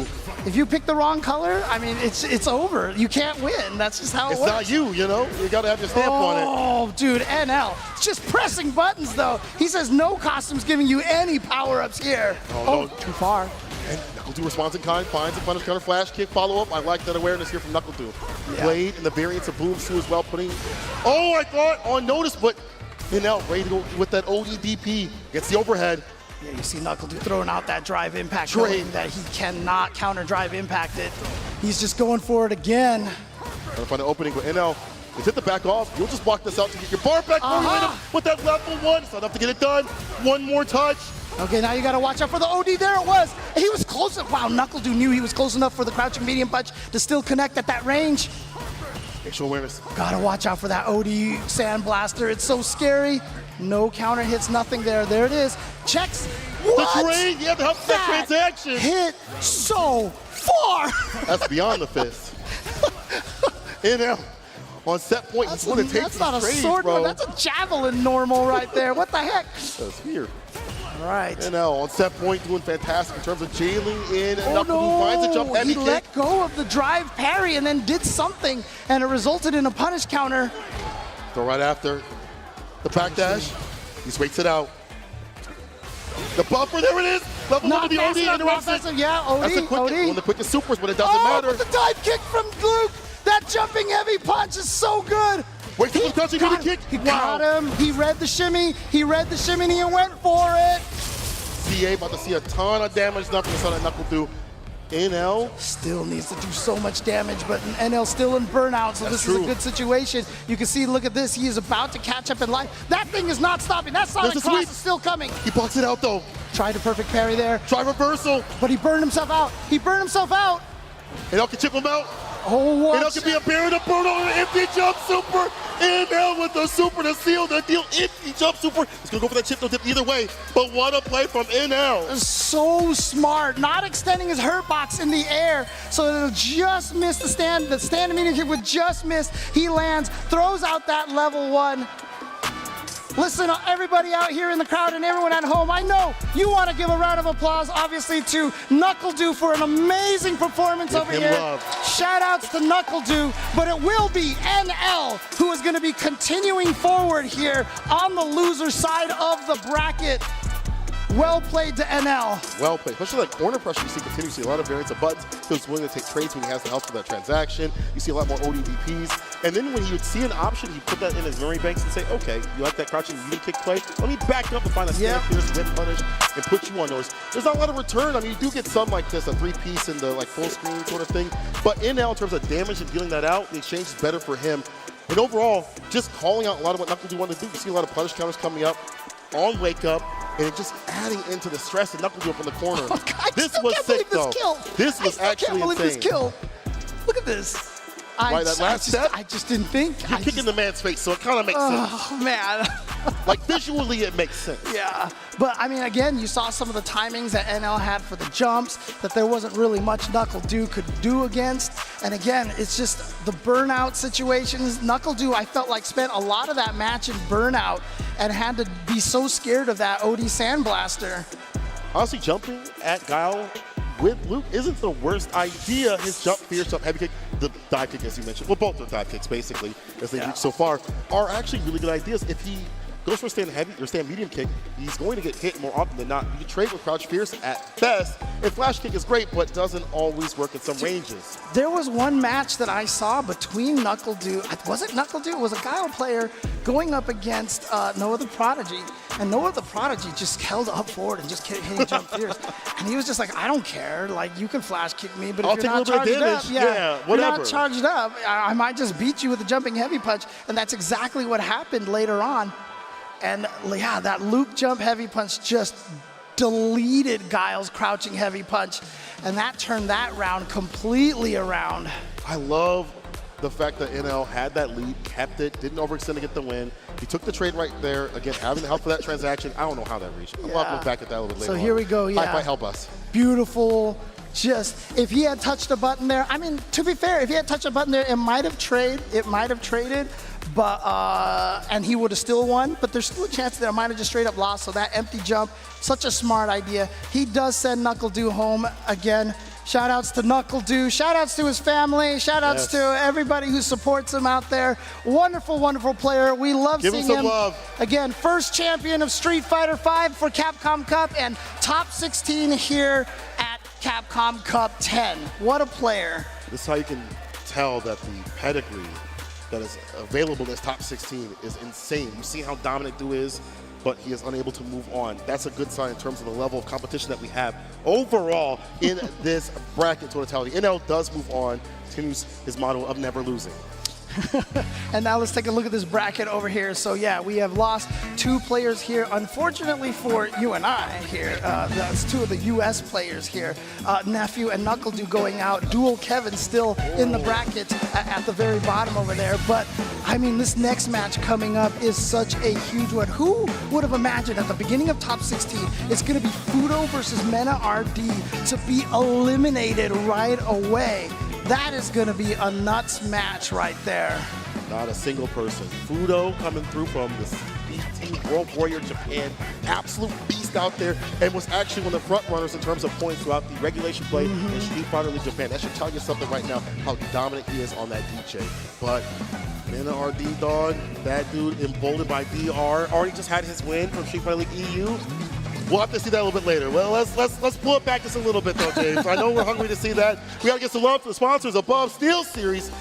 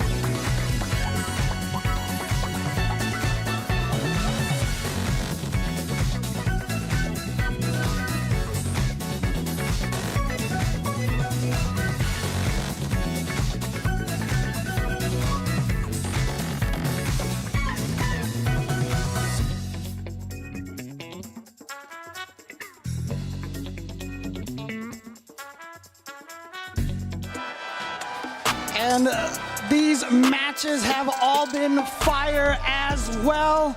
Shout outs to all the beautiful drone shot that we see here of everybody. You can see us back here as well. We're all the people who droned in pools over here, and we are now just hanging out watching the amazing action here on the. Why are you looking at me that? Drone and pools. That's why we're in the audience now, right? So. Anyway, top 16 continues loser side action. As we said before, it's going to be Fudo versus Mena RD, but first, as introductions, my name is Cola, joined with James Chin, my boy, my brother. It's about to be a heartbreaker. So, I mean, it's already been a heartbreaker really so is. far, but like I said, this is a match. I mean, obviously, look, you saw Rob TV talk about this on social media. If Mena RD wins this Capcom Cup and becomes the first back-to-back and only 3-time Capcom Cup winner, is he in the conversation for being the GOAT, as he would call it most of the time? So is Mena RD going to be able to do that? But he's starting here on the loser side of the bracket. Again, Lashar was the one who made it out on the winner's side of that brutal Group F. But he has to go up against Fudo, who, of course, has been playing fighting games forever. He's great at just about every fighting game he's ever touched. Not even fighting games. There have been other games. There was like light gun games in the arcade that he was the national champion of. Fudo is ridiculous. And Mena RD is going to go with the Blanca Right off to the rib. fight against DJ. Oh my God, Fudo versus Mena RD. This video about to get real loud. But the chat is too. Let's get it. Fudo making his way through the World Warrior, being consistent in Japan. And you see Mena RD. There's no faces. He's in that costume. How can I see what face you're making? So here we go. Blanca-chan. Blanca-chan going up against DJ. And again, in Japan, you know, Fudo has players like Nishiken and such that do play Blanca, but how often does Fudo play against him is the question. Yeah, and at this level too as well. It's a different sort of neutral you would see from a player. Mena RD definitely puts his own stamp with his own characters. So we'll see how Fudo can acclimate. This is one matchup also Mena didn't want to really play in terms of, you know, Blanca. Doesn't look like it's too comfortable, but he'll make anything comfortable. The way that he is playing is bulldogging Fudo right now. Crouching medium punch, about to get a drive rush confirmed right after. All right, there we go, standing right outside that range. Got the counter hit. Wasn't a punish counter, though, so it wasn't going to be able to link it to that. Good anti-airs from Fudo. And I will tell you right now, if there's any player out there that has their anti-airs on point at almost 99% of the time, it is Fudo. It is so hard to jump in on this guy. Look Yeah, at see, that. the charge. And he can even charge. Oh, he tried to backdash, but it still caught him out of the backdash. Fake outs every so often, looking for a bait. And So there's a bait off of the OD Soba into level 2. Drive rushed into OD Soba into the level 2. Fudo will not be seeing the gates of God for that one. First round of Fudo. What an incredible read right there. Baiting out Mena reactions. Crouching medium punch, medium soap out right after, sweep off the feet, meaty fireball. He holds the parry though, anti right there with the back heavy kick. Again. Look at this aggression, and he does it to keep up the bar as much as possible. He's sequencing for a reason, so he has the sauce for the drive gauge. Oh, a little too far for that whiff punish, but here we go, Lightning Beast, everyone's favorite level 2. He cannot drive reversal. These sequences off that Lightning Beast has the spot to call it burnout, out. here we go. Drive And he's gonna get impact. the free drive impact here. DJ, level 1, has no invincibility. He had to take that. And so what's the setup here? Get another Blanca-chan out, go for the throw. The Blanca-chan is still there, but he just jumps out, he makes it out. So you see Mena RD back up just to activate He's the still there, Blanca-chan. just the two of us. Blocks it up, but he does find the confirm. We drive rush up and find the finish. Mena RD evening things out against Fudo. 1-1 here. Of course, still 3 out of 5. But 2 out of 3 for rounds. And wow, double counter hit right there from Fudo. Wasn't a combo. Oh, he went for the coward crouch punch follow-up there. The lift. Sway back. Fudo trying to get some of this bar back. OD for the chase down with the Blanca ball. Walks up with no commitment on that crouching medium punch. No hit confirm.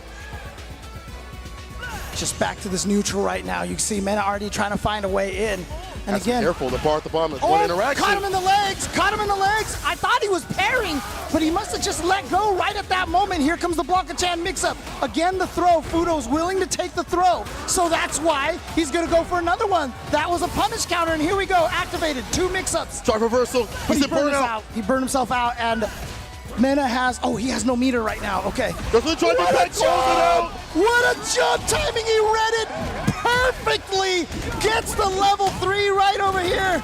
And then Fudo on the back of that level 3 is going to advance forward. Mena just recently won Street Fighter League EU World Championship with his team, right? Just off the backs of that W. Fudo said, I don't care about that. Will we see a switch up though? Will Mena RD run to the Luke? We know that Fudo's had a million Lukes in Japan that he's had to practice with, Bon-Chan being one of them and many more. But Mena sticks it out with the Blanca. Right. Nail, the knockdown, trying to get the nail again, but Fudo outside the distance gets that sway play, and the DP double dashes up. Oh Sway no, play this is gonna hurt. Strike Actually, he only just goes for the medium. He had a lot of meter too. I'm surprised he didn't go for the OD machine gun upper combo. This does so much damage. Might damn near kill at this point. Next sequence will kill. Caught him out of the backdash. That's important for Mena. Air slasher, perfect parry, and holds it right after. Needs to keep that drive gauge nice and healthy. Dash up throw will definitely help out in building that bar with that aggression. You build the bar as you aggress, as you jump in, forward momentum and movement and buttons. Oh, Build that bar, He's gonna nice be able to combo anti-air. off of that. Yeah, he got the punish counter there, so that was able to let him link into the jackknife maximum afterwards. Oh yeah, doesn't even spend a drive rush right there. Just goes again. The anti-airs from Look at Fudo that are one so back. good. My man avoid the OD ball. Here we go. Take the massage parlor. Oh, here we go from the back. The weekend pleasure not From the gonna front. kill. It's gonna do a lot of damage though. Put him near fireball. burnout as well. He actually dashed up. Back heavy kick. Oh, that's fireball it. for That's the the chin. burnout right there. But he's got a level 1, so he goes for it. But the bait and the stand fierce perfect KO from Fudo against Mena RD. 2 up already is Fudo. And now, more than ever, the decision that you make on that character select screen is going to come into play. You go to the Luke, which is better. He is at Luke right now. There we go. There He it answered my is, question. there it is. It's ride or die with a nuclear character. Shout out to Femi. Mena RD needs every game now, or he is out of the tournament. Man, again. You can hear the crowd. I And can we've hear seen this that. though. Before he has rode that energy at Capcom Cup 2017 against Tokido. When the chips were down, he rode it to victory. Will it be something similar?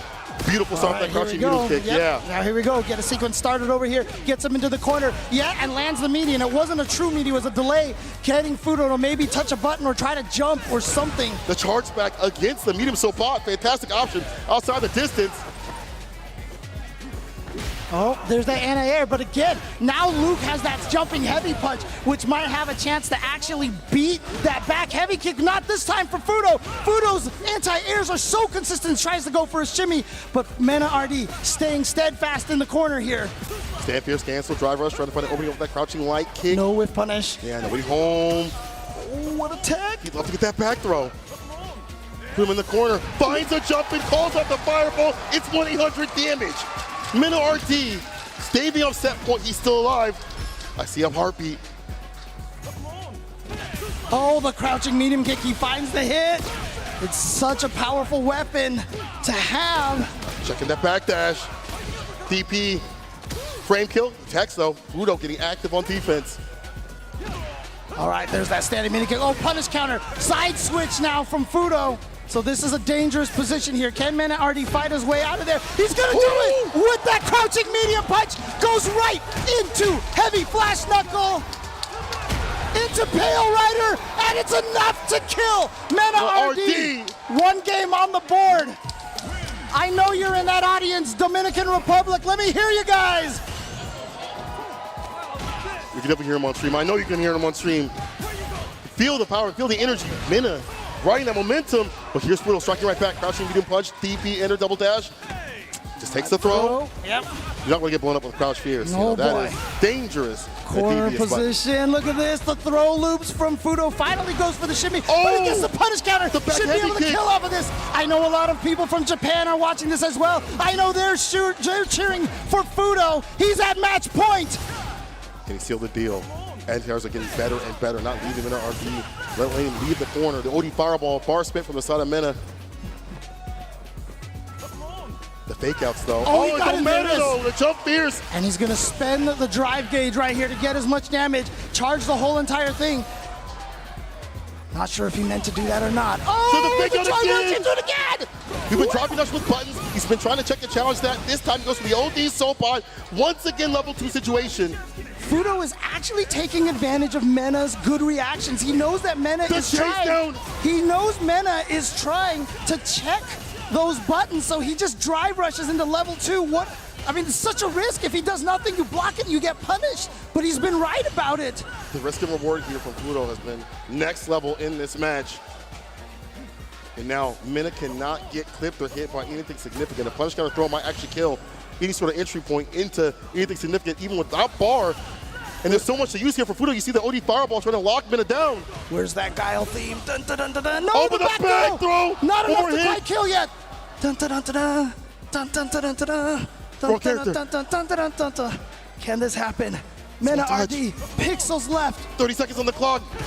He's in. Drive reversal. Drive reversal pushes him back, and now Mena has to be careful. He can't get himself burned out. 23. Interruption. There's a check. There's a check. And What? he's got the CA. This is gonna kill. Mena RD stays alive with just a few pixels. This guy is the definition of glitch. He's still in. He's still in. Mena RD hanging on by a thread. Well spent. Use that level 3 for the victory. Oh, there's that drive rush in. And good patience from Mena now. He has to have it. We've seen OD Sobot clip 2 continuously. We heard it from Rudy Tomjanovich a long time ago. Never underestimate the heart of a champion. But so's Fudo. He's been in this position before. He's the second Street Fighter 4 Evo champion after 2 years in a row of Daigo. And like I Exactly. said, he's a champion of so many other games out there, not just fighting games. Man's on a mission. Got that level 3. Oh, no Looking to throw take minutes of loops this time. massage bar. The anti-air's right there. He goes for the Goes lowest end low. of the throw. Mena needs to find a way out, but he's not gonna have any meter for the comeback this time. Perfect The parry. He's got the level 3. Weekend pleasure is not gonna be scaled enough. This is it. Fudo Fudo. is going to eliminate Mena RD, and Mena RD will go out tied here in 13th place. Now, we said that VR was showing out. So did Japan. I met people from Japan flying out to see their favorite players, the favorite league players out here too as well. You see him throwing the flag to Fudo as he Fudo's moves like- on in the bracket. Fudo! That is the most timid and bashful display of country flag there. Shout outs to Fudo again. He is just one of the greatest of all time for a reason out here. He has now ended the run of Mena RD here on the loser side of the bracket. But guys, everybody in the audience right now, everybody at home, let me hear it one time for Mena RD! That man puts his whole scene on his back. Passionate, never changing, always humble. And you know the Bull's going to come back even stronger in the next iteration, the next run, the next season. For right now, it's Fudo moving on in the bracket with such dominance. I love the way that you pointed out. He had those great answers with the back heavy kick. The fake outs with the fireball, making it hard to read with the blocker balls. Like normally, yeah, I'd be okay with like, a sweep underneath against the fireballs. I can block the ball in, once I have that established. But when you have that fake out fireball, you don't get that as per usual. And Fudo just putting Mena on the back foot, playing against his own reactions, putting him in the corner, burning him out continuously. Now, here's something interesting here. Oh, no. I was looking through the bracket here. We have 3 former Capcom Cup champions in this bracket over here, and that's Mena RD, Yes. Knuckle and Gachikun. Fudo has eliminated Mena RD. You know who he fights next? He fights Gachikun. Gachikun Bro. is the last former Capcom Cup champion left in this bracket. If he goes down to Fudo, we will have a brand new Capcom Cup champion, guaranteed. No matter what. This bracket, bro. Insane. But back to Fudo, though. Again, the reads against Mena RD are what led him to victory. Obviously, there's some matchup stuff that he knows. We saw that. Calling up the drive impact at that distance, waiting and baiting, waiting for Mena RD to expose himself. And then when Mena did do the switch to Luke, he did a little bit better, finding more jump ins. But then you see the timing change from the side of Fudo with the back heavy kick. Sometimes you see him get that slide applied, right? You see more variance with those anti-airs. And then he just chooses to maybe block it out instead. Yeah, and honestly, you know, Blanca is a character that is about catching you off guard, you know, lightning beast, hops, all these kind of, you know, fun little playful ways to get at your opponent. But the problem is when you're fighting against a player as solid as Fudo, who has just the reactions for days, basically, it is so hard to take advantage of that. And so I liked the Luke switch. And you saw like the beautiful jump in, and he had the wonderful comeback in that penultimate round with the Pale Rider finish, but that just left him with no gas in the tank for the last round, and Fudo was just able to whittle him down again. Fudo, he is so fundamentally solid. He is. You cannot catch him off guard. And you give him a character like this, like that allows you to have some of that grind with that fundamentally sound sort of style that he has. And when he gets into the mid-range, he gets super aggressive, and this character benefits from that. Fudo had a fat lead right there, kept it continuously, and again, playing upon the reactions as you see with an OD soul bot into level 2, this man knew what to do. Extra oxtail for him for that one. Yeah, I mean, that was a great mix-up right there, but, you know, Mena RD actually made the comeback here. Look at this, he had a pixel left, but he had that critical art ready to go, so he was able to find the hit. There was the check right there, beautifully done. And Mena RD kept his hopes alive at that point, but then Fudo, like I said, you saw Fudo lost there because he drive rushed forward and he got checked, right? And when Fudo played so much more patient, so much more careful, and again, he just doesn't make mistakes. You have to make him make mistakes, and if he doesn't, this is exactly what happens right here. And Fudo ends up taking it over Mena RD. We'll be seeing Fudo and Gachikun fight a little bit later. I can't believe I'm saying that. And that's not even grand finals. That's not even top 4. That's still top 16. This has been an insane bracket. And we're not even done. What do we have next? Coming up next, again, I can't say it. I'm gonna let you say it. This is a North American brawl, as you can see highlighted at the bottom left of your screen. Safe from Canada going up against Dual Kevin from the US, but not just from North America, but both of them from the mid-best. Sure, say it. Oh, they're both from the Midwest of their respective countries. What's wild is that, you know, Dual Kevin qualified through the World Warrior, but Safe qualified through the online CCC Premier. And Dual Kevin was in that one too as well, getting practice and primes prepared. But it was Safe in the end that took it, was able to qualify, even defeating Joe Umarogan in that finals. Canadian demon that is Safe.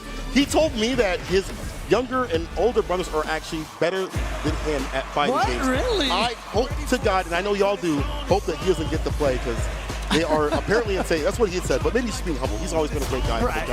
A very great player too as well. From Street Fighter V, we saw him with the Urian, and he's out here with the Luke. Dual Kevin, we've seen him from many marvelous games. We've seen many dangerous things, so something he sees in Street Fighter 6, not that bad comparatively. He has such a solid style. He gets a lead, he keeps it, and it's so hard to break him down. Yeah, very similar to that Fudo, you know, discussion I was talking about. He's so good at so many different games. Same thing that I was talking about with Lashar. You're good at one fighting game, and in fact, playing multiple fighting games helps a lot. It can help you build different skills between the games. You know, helps contextualize a lot of things. You know? But anyway, Dual Kevin, what's to say? Oh, jump fierce! Yeah, they both got the dive kicks right there. So jump fierces, jump heavy punches from Luke and Ken, both so strong. Kevin trying to make himself from the corner, drive reversal. But that's interesting because that's going to put Dual Kevin at close to burnout, and I don't think he plays quite no other Prodigy styles. No. He's going to burn himself out Use here. that bar. He's staying solid right now. Airing, but here's the crouching for the drive rush. Jinrai, DP ender. Safe, dashes up, gets a throw right after the punish counter. Dual Kevin's trying to get active. See that delayed meaty right there, just in case he did a reversal wake up, but he burned himself out. But when you are burned out against Ken, the Jinrais becomes such a nuisance to deal with. That light kick follower usually is -5, -5 I believe on block, but now only -1 in that situation. Not punished. And hard to take back your turn. It becomes a stay trap in some ranges, especially against some characters. Jinrai deleting that drive gauge. Dual Kevin has to be careful. Sweep off the beat the punish counter. Oh, the run cancel throw. Kill. Interesting. Whiff light kick, run cancel, stop in the throw. Let's burn out. This is bad, Dual Kevin. Oh, I gotta be careful. Try to go for the overhead. That's why you see the interruption. Try to go for the overhead in level 3 possibly. Oh, there we go. Got the counter hit right there. Safe. Tried to steal a turn by faking the follow-up on the Jinrai. Didn't do anything, so he was going to try to steal a turn. Dual Kevin checked that with the crouching medium punch. Push heavy kick. And Safe is burnt out. He's got basically no meter there. This is a tough situation. Dual Kevin can just basically chip him out with sand blasters here. Back up the corner. He can play around that idea. If he gets close enough. Oh, From the land, yeah. and there's a fireball. What could you do? I think Safe wanted to do like dash up AP on the right. Good, but too desperate. I mean, I've definitely heard some people say, I don't feel like you should be that weak when you're burnt out. No, I think you should be. No. You absolutely In this should game, be. it's earned. And we've seen Safe kill that drive gauge. She's going to do it right now, even more so with the level 3. Gonna try to build a little bit of his drive gauge back over here. And, you know, Dual Kevin with no level 3 of his own can't make up for that life as easily. He's gonna have to chip away at it naturally and slowly here. It's like the perfect parry. Still Kevin trying to keep healthy. Oh yeah, this perfect parries. Has to do so. Even more so than we've seen in the last game. Last round, I should say. Perfect parry. You drive rush up. Dude, Safe's perfect parries on that Sand Blaster have been so key so far in this match. Yeah, let's play third strike, so. There you go. But, I mean, even third strike, huge window compared to the perfect parries here. Oh, wow, yeah. Dual Kevin just does it. No back throw. Someone asked on social media, would you DP for $1 million? And Dual Kevin just did one right there.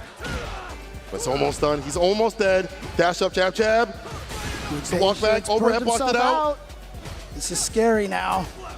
But Dual Kevin only has a level 2 basically at this point. So he can get decent damage off of that, but it won't be anything that'll even put him remotely at the kill. So he's chipping away here. Oh boy. Like this. Switching position, it's right here. The trade, though, definitely can't take a single hit. And and there it is. Drive gauge is back for Safe. Oh, He just but goes the for the run overhead. overhead. Dual Kevin getting blessed by Safe with that overhead. Oh wait, was I wrong? Was it Safe the one that always did the run kick, not Kusanagi? I can't remember now. One of these two players was obsessed with the run kick, and I can't remember which one it was. But Safe taking game number 1 over Dual Kevin. It's not a bad option if it's spaced out well. You drive rush up with a light punch starter, ends it with a DP right after. This time to throw. A lot of variance coming from the side of Safe, and this is where you want to be as a Ken player. Immediate check-in challenge, gets the counter conversion, and the side switch. OD. Yep.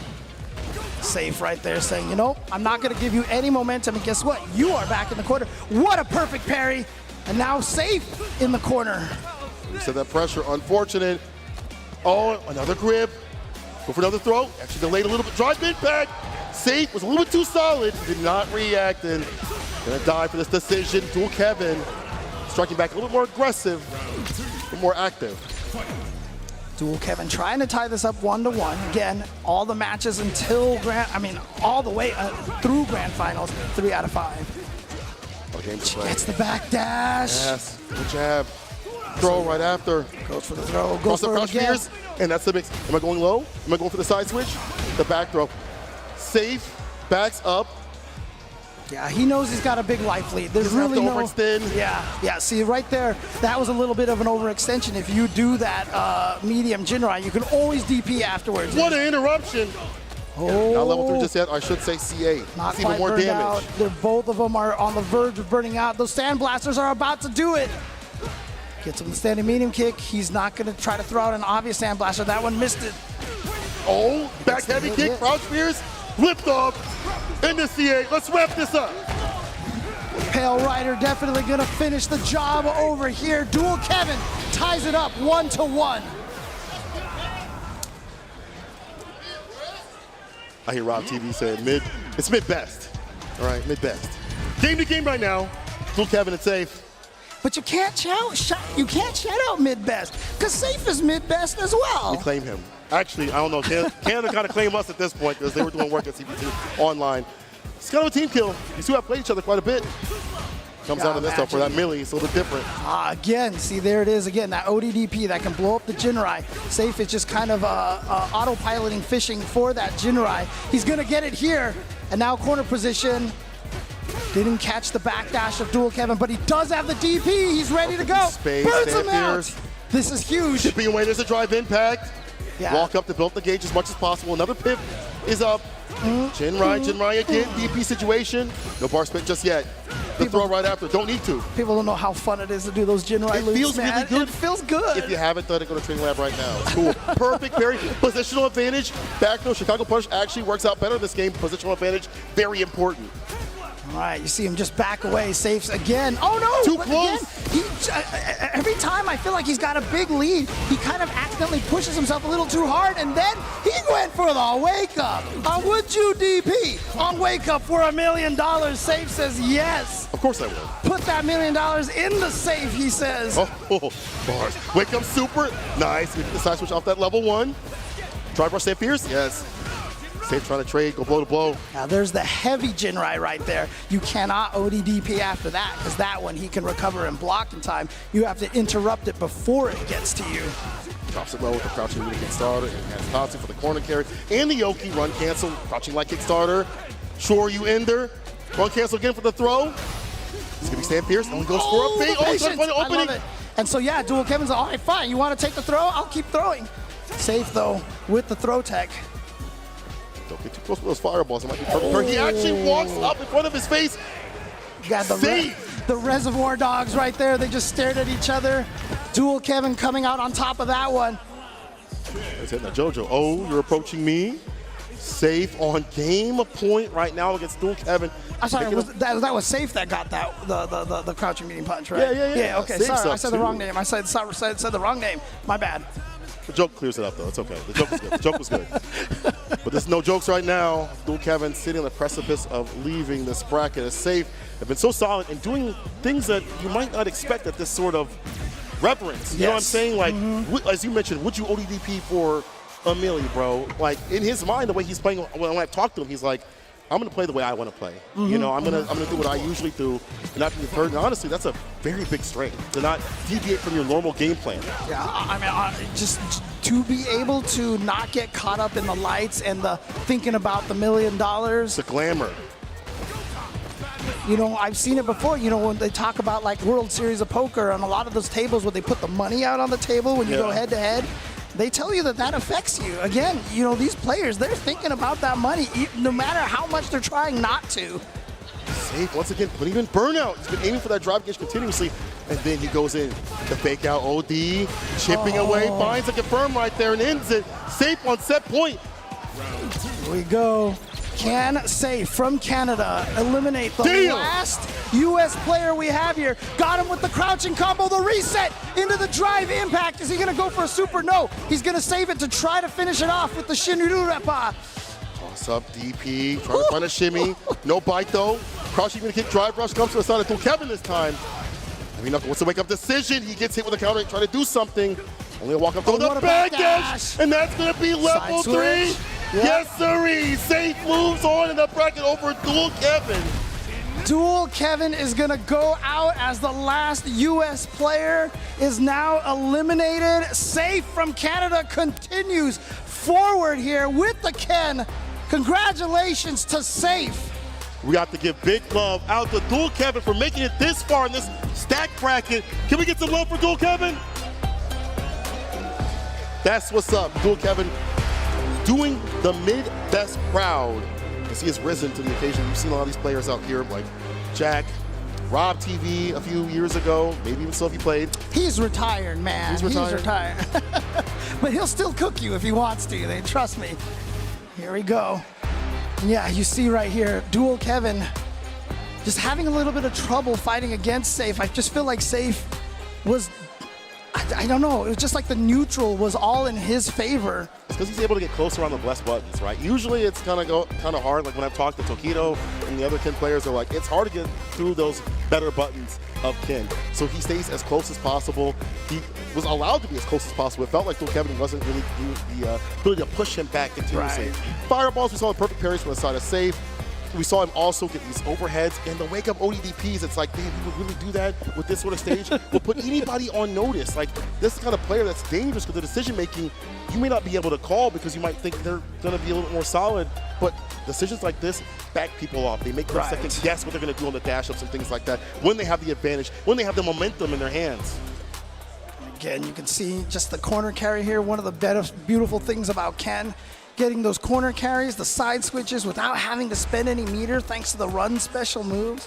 I mean, some people would argue, I mean, I know I do, that I think the run special moves are stronger than even the OD special moves of those versions, you know? Oh, for Ken, for sure. Yeah. Oki, corner carry. Side switch, Yes. you know, so he always has the meter left over for being able to drive cancel. And like burn you this. out, yeah.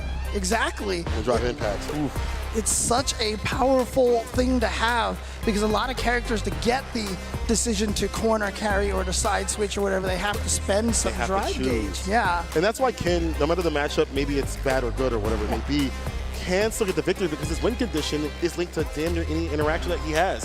One crouching medium kick, one confirm, one back throw of all things could lead you to where he wants you to be, and he attacks that drive gauge continuously. And as you said, not using that drive gauge is so imperative for that character. He can just harass up in the corner as much as he wants, and he's got the bar at the bottom to back himself off, as we saw at the very end of that level 3.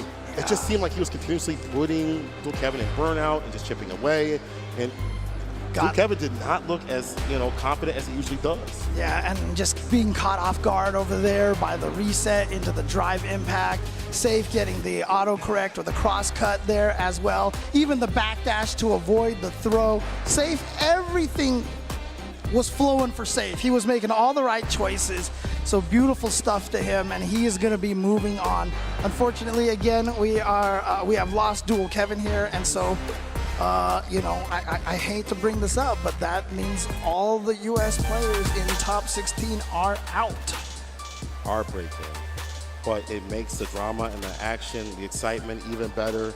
Even someone as personally affected as me, I still love to see all these players playing to their best ability, and Safe moves on in the bracket, as you pointed out. We'll take a look at the bracket real soon here and see who he'll be fighting a little bit later, because we're getting our top 8 more and more solidified as we go further and further in this loser side. Yeah, we're going to be moving to the second round of loser sides. You can see Kusanagi, Kawano highlighted here on your screen. That's the match that's coming up next. So again, these matches now are to make it into the top 8 on loser side, and we are not going to wait at all. We are jumping right into it. Kusanagi from Mexico going up against Kawano from Japan. Let's go! Ken versus Luke, but definitely a different sort of style. When you look at the bar you set at the bottom in terms of like level 1 and level 2, Kawano will use that utility to get the momentum back in his hands. For Kusanagi, a way more aggressive Ken than you would expect from many of the Ken players here. You think ODDP, on a wake up is aggressive? You haven't met Kusanagi. And again here, I know we've been seeing a lot of this matchup here, but there's a reason for that. Ken versus Luke, 2 of the strongest characters in this game. Are they? Look, don't listen to the propaganda out there. You saw that OD fireball from Ken, drive rush follow-up right there, allowing him to combo off of that OD fireball. And Kusanagi, look at him just coming right out of the gate against Kawano. Didn't cancel that into the light. Jinrai should have been able to get the kill off of that. Careful now, there's the overhead. Kusanagi put Kawano on the back foot immediately, and was round start OD fireball. So if you're Kawano, you have to be careful about throwing out the fireballs because of that option. Here we go, the corner flow, charge up, heavy knuckle, crouching light kick, wakes up with it. Oh no DP, he's not reaching. That up was a downer. Kusanagi's counter! Kusanagi, drive impact! Whoa, out of nowhere. He's not going to build up the level 3. Actually, is he? He did! He built up the level 3. He could have killed with the level 2 anyway. But still, the fact that that actually built up all that meter. Look at this. Kusanagi in one of the fastest games we have had today, going up 1-0 over Kawano. Against the evil champion himself. Oh yeah, plus frames right there. Kusanagi tried to press buttons. Maybe thought Kawano was going to try to steal a future turn. Disrespect like that. The light Jinrai right there, if I'm not mistaken. Plus. Medium punch, try to go for the suppressor for a throw, but yeah, too far. Drive reversal, offensive. Kawano trying to keep that corner position, but then Kusanagi said, you know what? You're desperate trying to keep the situation, so I'm going to ODP. But Kawano reading the shimmy and waking up with a crouching medium Reads kick. the backdash. It's a throw right after. Cross up DP. He doesn't do it. Doesn't want to risk it. We've seen it with too often. Maybe thought OD Tatsu was coming through again. Oh yeah, can't get out of that with the air flash knuckle. And now you're at a position where a level 2 could definitely kill you. What a throw by Kawano! Not enough to kill yet. One more hit, Will. Here's the back throw. Has him up in the corner right where he wants to wake up drive impact. Was waiting for a button. No! OD's waiting and baited. Easy bait up and Kusanagi up a game and a round. I can't believe he killed with just the back throw. I mean, it was a punish counter, but still, I would have did a combo just to make sure. Oh, coming in hot. You're about to drop. Your heart's about to stop. Kusanagi. What a great reaction. Lift up a lot of bar in the sequence, and also look at Kanano. Not as much on his name. Wow, Kusanagi then perfect parry, drive rush across the screen fake out. into a throw, drive impact. Kusanagi, air to air, actually comes to a side of Kanano, gets the crouching medium kick. Side switch, or is he gonna go for the combo here? He goes for the combo. He The wants CA. to build a bunch of that. Oh, you're right, he is in CA, you're right. Grip more damage, damn near burnout. He isn't burnout, Kusanagi. About to build that level 1 though, so we'll have that option. If it presents itself, it's almost there. Drive impact, he's still gonna get that spot before it happens. Crouching medium kick again. Kawano gets the win. It staves off that momentum because Kusanagi's looking like he was about to run all over this cat. Yeah, Kusanagi's got to watch out right now. He's gone for a lot of shimmies, and Kawano's been calling them out with that crouching medium kick. So Kusanagi's got to maybe micro walk backwards into a crouch block or something. Possibly. Drive rush throw. Lay him on the mat. Yeah, I like these perfect parries at these ranges. We know the fireball's going to come out. We've also seen OD fireball from the side of Kusanagi. Drive rushes up with a light punch starter. Punish counter for the follow-up. DP from Kawano. He has his anti-airs ready to go. No overhead for you, says Kusanagi. He's about to burn himself out. And there it is right there. The punish counter is going to make sure he's burnt out. And so here in a dangerous situation is Kusanagi. The triple dash. Flip out. Is he going to go for the drive impact? Wow, he backed up enough into the DP. That's hard. Walk backwards DP. Cross up DP. Gonna chip him out. Yeah, with there the we eraser. go. Nothing that Kusanagi could have done as soon as he blocked that shoulder check right there. Kusanagi ties it up 1-1. Talked about that utility. You see it for that chip out scenario. Kusanagi getting chipped out and Kawano routing it back. Way more even. There's a timeline where it could have been 3-0, I'm not going to lie. But I do like Kawano switching it up in terms of what he's doing in pressure. He's drive rushing up within the perfect parries, routing things back, drive rush throw, the preemptive parry for Kusanagi. And that time it was Kawano from downtown. From downtown. It's good. He's on fire. All right, here we go. Kawano getting the combo in the corner. Good damage, and now here it is. Throw loops, or is he? Yeah, he went for a backdash from Kusanagi, but what? Yeah, I can't do that, ODDP. He just It's a went Jinrai. for it. Oh my God. Having a reversal is very imperative against the Jinrai pressure.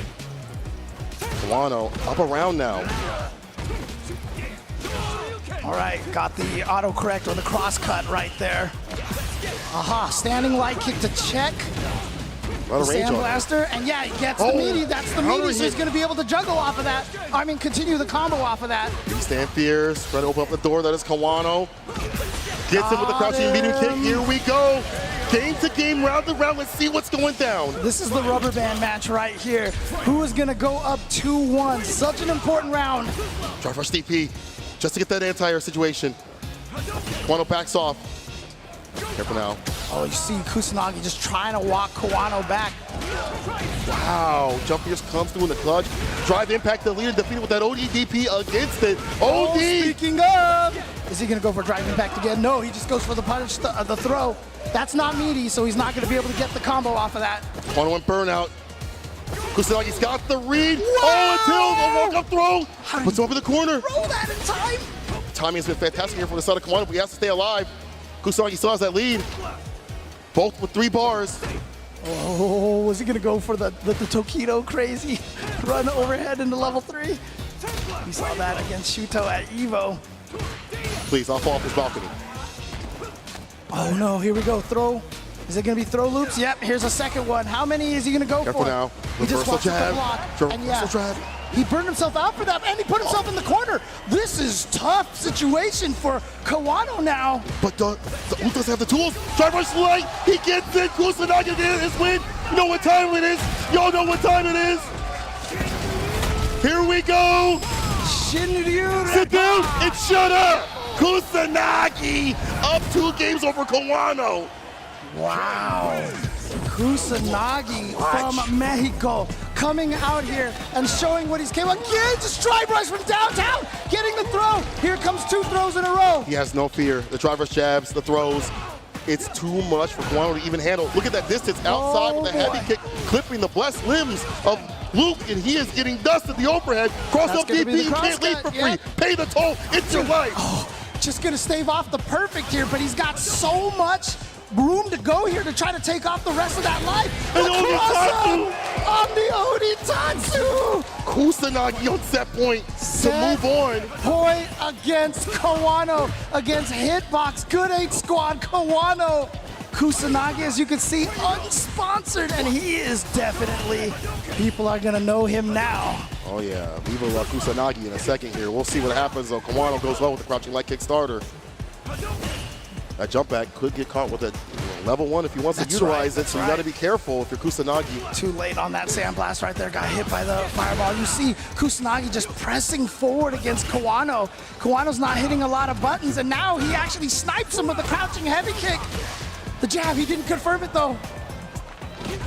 It can get dangerous, can be drive impacted or with punish. But again, Luke can't really do much off of his standing medium kick on punish counter like that. It's like a stop sign button. Yes, exactly. It's a great button, but doesn't really get combos off of it. Can't even drive cancel it. Okay. There's there with the DP. Perfect parry. You go for the Oki? No, Yeah. it's good. Yeah, Oki Enhanced and quarter onto? carry. He does get both. Throw, and now the next hit could kill. Next hit will definitely could kill. take it. Oh, he went for it. $1 million Not enough to kill. DP right there, I ain't gonna lie, but Manson burnout. Oh, the throw lays him on the mat, calls out the parry. Kawano's still in. Oh my God. Okay, so Kawano's still in this. Plus, throw right after. Kawano establishing a little more aggression. Round start, perfect parry. We drive rush up, and I like that. That distance, he's ready. He drive rushes up the ODDP though. Kawano, what a bust up. It's so dangerous because look at the bar at the bottom. Right. He's putting burnout. Kusanagi could continue to harass. I think this is why Kawano is going with those wake-up DPs, because he knows that no sane person would do it in these situations. Is he going to go for the level 3? No, he went. Oh, he's going to get the jump back. There's Oh! the chase down that you were talking about. There's that chase down. If you jump back, that's going to hurt. And Damn. Kawano now on the verge of tying this up 2-2. It's one touch, one solid hit. Oh, boy. Kusanagi drops it low with the crouching, gonna get drive rush run.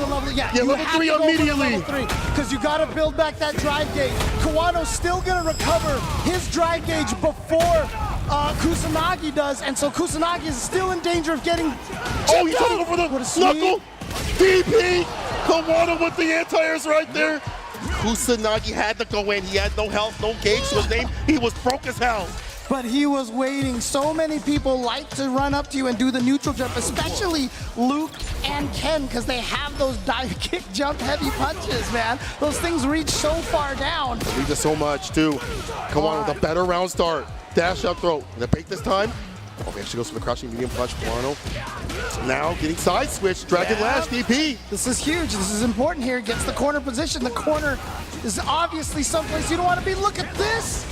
The meaty stand medium punch on the frame kill. Throw right after. Drive impact. Will we react? Here's the clapback. boy. Slap.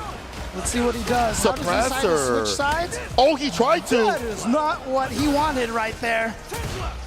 Didn't come out the way he wanted. I'm pretty sure that was supposed to be a dash under into DP. Came out as, oh, he woke up again. Kawano, like I said, keeps calling out these shimmies. Level 1 and bam. Kawano, match point. It was looking long.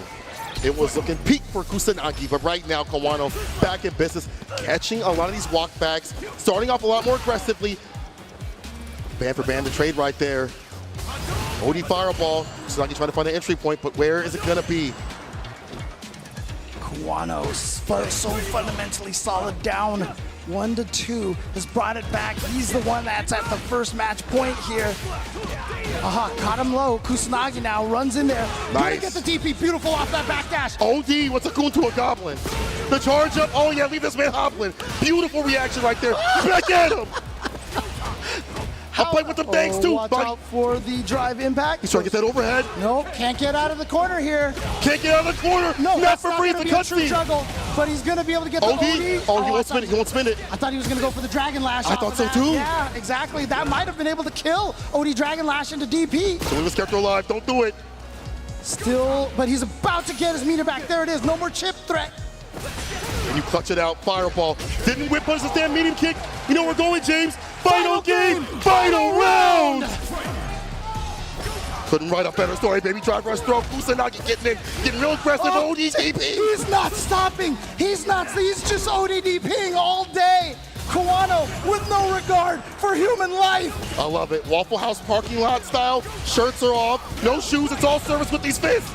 And hot thoughts right there for the Oki. Jump fierce against the knife with the DP applied. He's like, I know the neutral jump. Here he goes. Kusanagi gets in there. Problem is right now, Kawano with 3 bars. Kusanagi with only 1.5.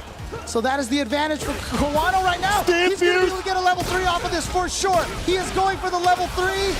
Is this going to kill?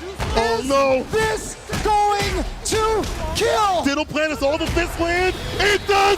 Kawano moves over Kusanagi. Kawano, the definition of clutch. This dude is an Evo champion for a reason. Kawano clutching it out here and taking it over. Kusanagi, again, an Evo champion, one of the strongest of the new blood. I've told this story many times. For a long time, the newer players, the young players in Japan, were not having the success that a lot of the veterans were hoping for. That's why Momochi and Chocoblanca started the Shinobism School to train some of the younger players. It's why Bong-chan toured the entire Japan with Red Bull to spread the gospel of esports. And then Nauman took Evo Japan in 2020. That was one of the first big wins for the younger players in Japan. And then it was players like Kawano and Higuchi who have really stepped up and are now 2 of the strongest, and if not the strongest player in Kawano right now. You saw him rise to become a legend, fighting the people he thought were always going to be above him. Remember him just coming into Street Fighter V late, but grinding it out, wanting to be part of the best. After losing the Daigo, said, I need to become on that level, and he has done so. Kawano, the definition of clutch, moving on in the bracket. But before we continue anymore, can we give some love to Kusanagi? Put an absolute beautiful performance and took Kawano to the limit and gained this. You know, when I talked to him, he was like, oh, you know, I don't know if I should deserve to be here and all that stuff like that. Bro, you definitely do deserve to be here. Absolutely. So once again, Kusanagi, Viva la Mexico! The back and forth was fantastic in this bout. I do like that Kusanagi was staying outside this range for that heavy kick, looking to clip these like crouching medium punches, Nephew's buttons that Kawano would like to do. But then things got scrambling. And usually it's in Kusanagi's favor, right? He loves that. That's where he loves to live, is a scramble. But Kawano going blow to blow and toe to toe with somebody like that with the ODDPs, Dude, the wake up decisions with crouching medium kick, right? Those things put, you know, Kusanagi on noise. He's like, man, you fight like this? Yeah, man. I also fight like this too. Right. So remember, the shimmy defeats the wake-up throw as well as the wake-up DP because you're walking backwards. And you mentioned it, Kawano, you know, with the wake-up ODDPs all the time and catching Kusanagi every single time, you know, that's kind of a way to train them into trying to go for the shimmy because you want to bait the ODDP as well. And that's when Kawano wakes up the crouching medium kick. Literally, I felt like in this game, normally the person on the ground is at the disadvantage of the mix-up, but I felt like Kawano actually had the advantage when he was getting up a lot of the time. Kawano doing a fantastic job of the defense, interrupting the drive rush and dumping up damage when need be with that level 3. Even before that, use level 2 for certain sequences to get the kill. Level 1, even threatening with the level 1 to prevent him from throwing out fireballs to establish that neutral that Ken would like to do. Kawano gets through and moves on the bracket, and you see the Japanese crowd out there, the community, cheering for him. I've actually talked to people that came from Japan just for these players, just for Street Fighter. They're here too as well, just like any other region, any other nation. That's amazing. Again, I love seeing everybody travel out here. Shout outs to everybody coming out here to support their friends. I talked to Mr. Shen Khan, for example, who runs a lot of the weeklies in Australia. He was here to support ROF. Aussie. Oi, oi, oi. and, you know, support Travis Styles as well. Rita's out here, obviously supporting a lot of the EU players. I just love seeing everybody coming out here. And just for the people who are just coming out to watch as well, there are some people that I talked to out from New Jersey just to come out here to watch, you know, coming from all over the place, all over the country. And for some people, it's their first time. I talked to people that, yeah, this is my first tournament. You chose Capcom Cup. That's super sick. So everybody that's joining us here, thank you so much. People that that are watching, thank you so much. Anybody enjoying this great Street Fighter 6 action, thank you so much. I think it's time to put something in. What is it, James, that we're putting in? We're putting in the oven some pagoda.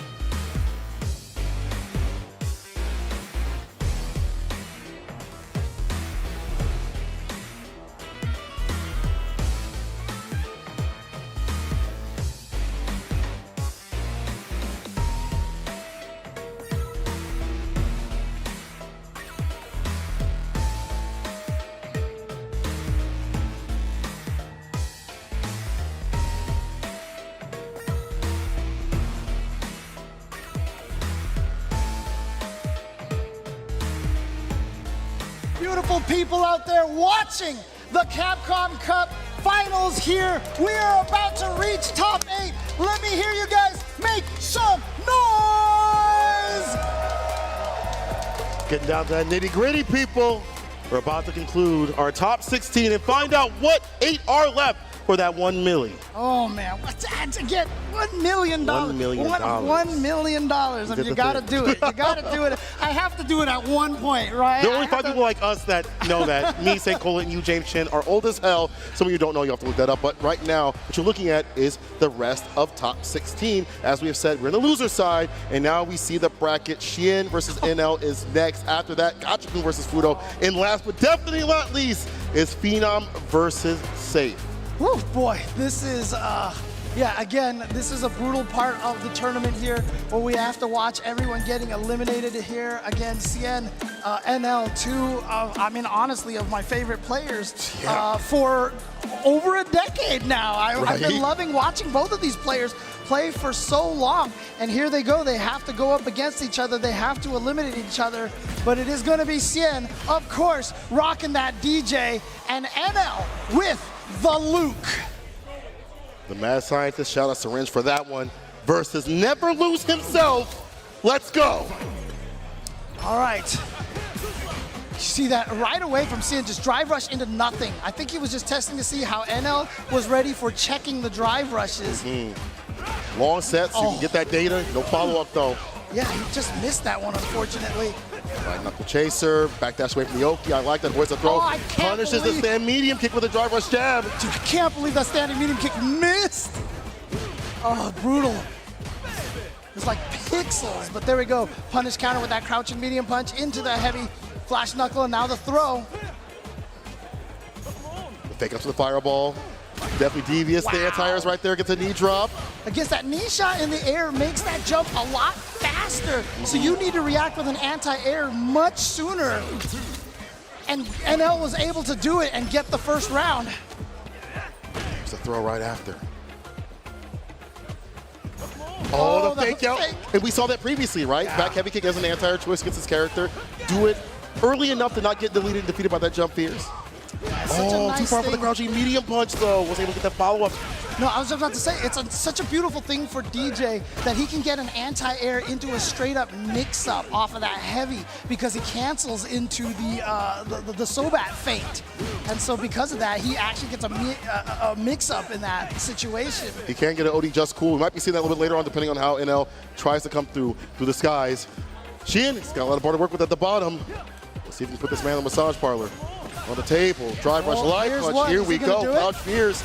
Being on the bar, If he's burnout. spending everything, that's guaranteed he's activating the level take 3. him there. Take him there. Hit it from the back. Now hit it from the front. A lot of damage enough to do the job. Sheen stays in, but needed all the bar at the bottom to do so. I mean, look, I feel like I could use that massage right now, honestly. You sure? It's That called looks- Weekend Pleasure. I don't so, know. I think I can take that right now. It's like weekday hell to me. When you get old, man, you know this, man. Your body just starts falling apart. So here Every we day, go. James. Every day. Crouching medium punches the play right here. Back heavy kick. Sneaks in that fat button. Oh, no flash knuckle in the air over there. Went for a different setup there. I don't know if Like that a was reset, possibly? Again, finding the DP against the knee shot. CN has for not free. been able to sneak that in. Tried to backdash to get away from the throw. NL, however, does not punish the backdash. And now back to that safe style. Once he's got the lead, it's going to be hard to break him down. He's got the bar at the bottom. He can't throw the bad fireball. Even with those fake outs. Nice and eruption, and the heavy knuckle comes through in now. Checks and challenges that drive rush. You're going too fast. Yeah, again, that crouching medium punch. Such a great button. Not a lot of characters have good normals that can check those That are drive 6 rushes. frames. Right, exactly. A lot of them even have like extended hurt boxes so that the move that's drive rushing at you just hits you out of it. You're very blessed right there. Whoa! no. Raw so bad, just to, Oh, God. dive kicks. Let's hope that beautiful hair. Perfect parry. The drive rush up just yet. Entry point has been the jump in. The sway players get the follow-up. He misses the follow-up right there. He was going to go for the side switch. I think that's what he was thinking about, and so he just dropped the timing of the crouching medium punch. But there we go, jackknife maximum. Quick throw. I like that. Use the super. Do not use the ODDP to put yourself in burnout. Right. Get some distance. Puts the bar back up. He's almost in the green, too. Okay, blocks the overhead. Look at this, Sheen being very aggressive right now. Actually catching NL off guard with some of those jumps, but this time NL busts out with punish! They said you couldn't do it. They said you couldn't whip punch that way, but I see it today. You know, backing up for the express purpose, using that crouching medium punch. This dude is ridiculous. He was looking for that option. He's like, do it, bro. I dare you. I'm going to bless you with this fist. Right. NL right here, I believe, with 3 rounds in a row, and he's gonna get the shimmy here. The stand fear as starter. well. Oh, again, just the raw Sobat right there as a punish counter. I love it. I love him using that as a whip punish. There's a Counter sunset wheel conversion. right there. Yeah, get the crouching medium punch follow up. So many counter hits right there. Sheen unable to convert off him. Ow, that reach! That was smart. Knowing that he's going to go for that shimmy up the crouch fears. No, don't spend it. Yeah, he's going to go for Oh, another the mix-up. ODDP though from Sheen. Yeah, I think right there NL was like, okay, here's my opportunity to get the aggression going. I can make a comeback with one more mix-up. So Sheen's like, all right, wake up ODDP. And honestly, That's the end of it. it's like he would have died for that, so no way he would have did it. And he did it. Sheen stayed alive for a little bit longer, but NL with that corner push, medium knuckle in there for fears. Perfect parry the gap. You really thought I'm taking back my turns a blue kind of day. Hey, delayed meaty on that crouching medium punch. See him just pestering with that button. Finds an opening, finds success. About to put this man to rest, won't kill, but it will put him in bad sort of way. Might be close to burnout here. It actually will be close to burnout. What's the play? Wake up to a stand fierce. Oh, he was trying to bait something out, but that was too close right there. That was going to be a true punish again, like you said, 6 frames right there. So a lot of moves are designed to be spaced properly, and a lot of those moves are -6. And so against Luke, if you cannot space that properly, he is gonna punish you, and punish you with a powerful button too that is very drive cancelable. Using it so much. Okay, finds a side switch. Sheen, OD fireball. Based on the ODDP, he's always gonna take back his turn, or continue his turn, I should say. Double DP, jackknife on point. Frame kill, medium punch, puts him in burnout. Didn't go for a safe jump, but instead just goes here. Look at this pressure. You gotta hold so much of this. Try to make something out. Oh, that's gonna hurt. And close up, even if he is crouching, still gets blessed.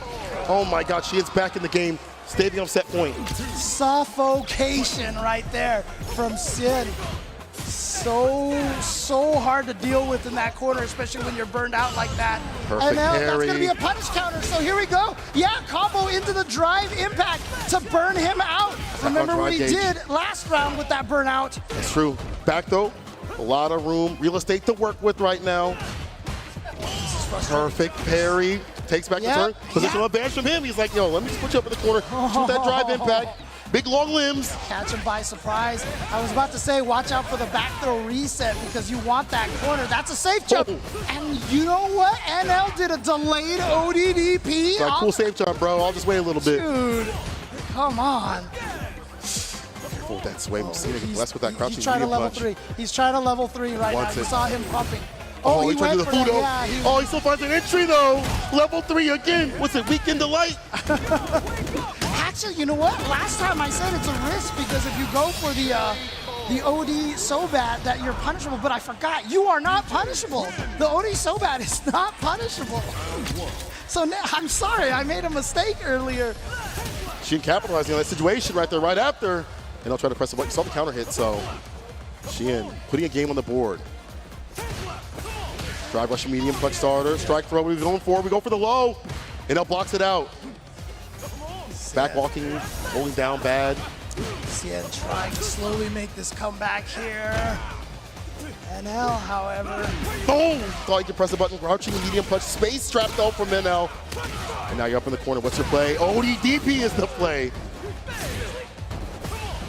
Just that raw so bad again. That's what the thing that makes DJ able to control that space. He doesn't have a level 2 to build up here, but he's, oh, this is so scary. What Chipping do you do? away. You just gotta block this whole entire thing. So He he's baited gonna out. super, okay. You left. I thought he was gonna leave a gap to bait that out.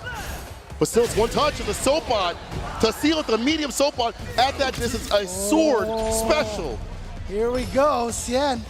Slowly making this comeback. I've often said the way you make a comeback is 1 round at a time. Don't think about the entire journey. Piece by piece.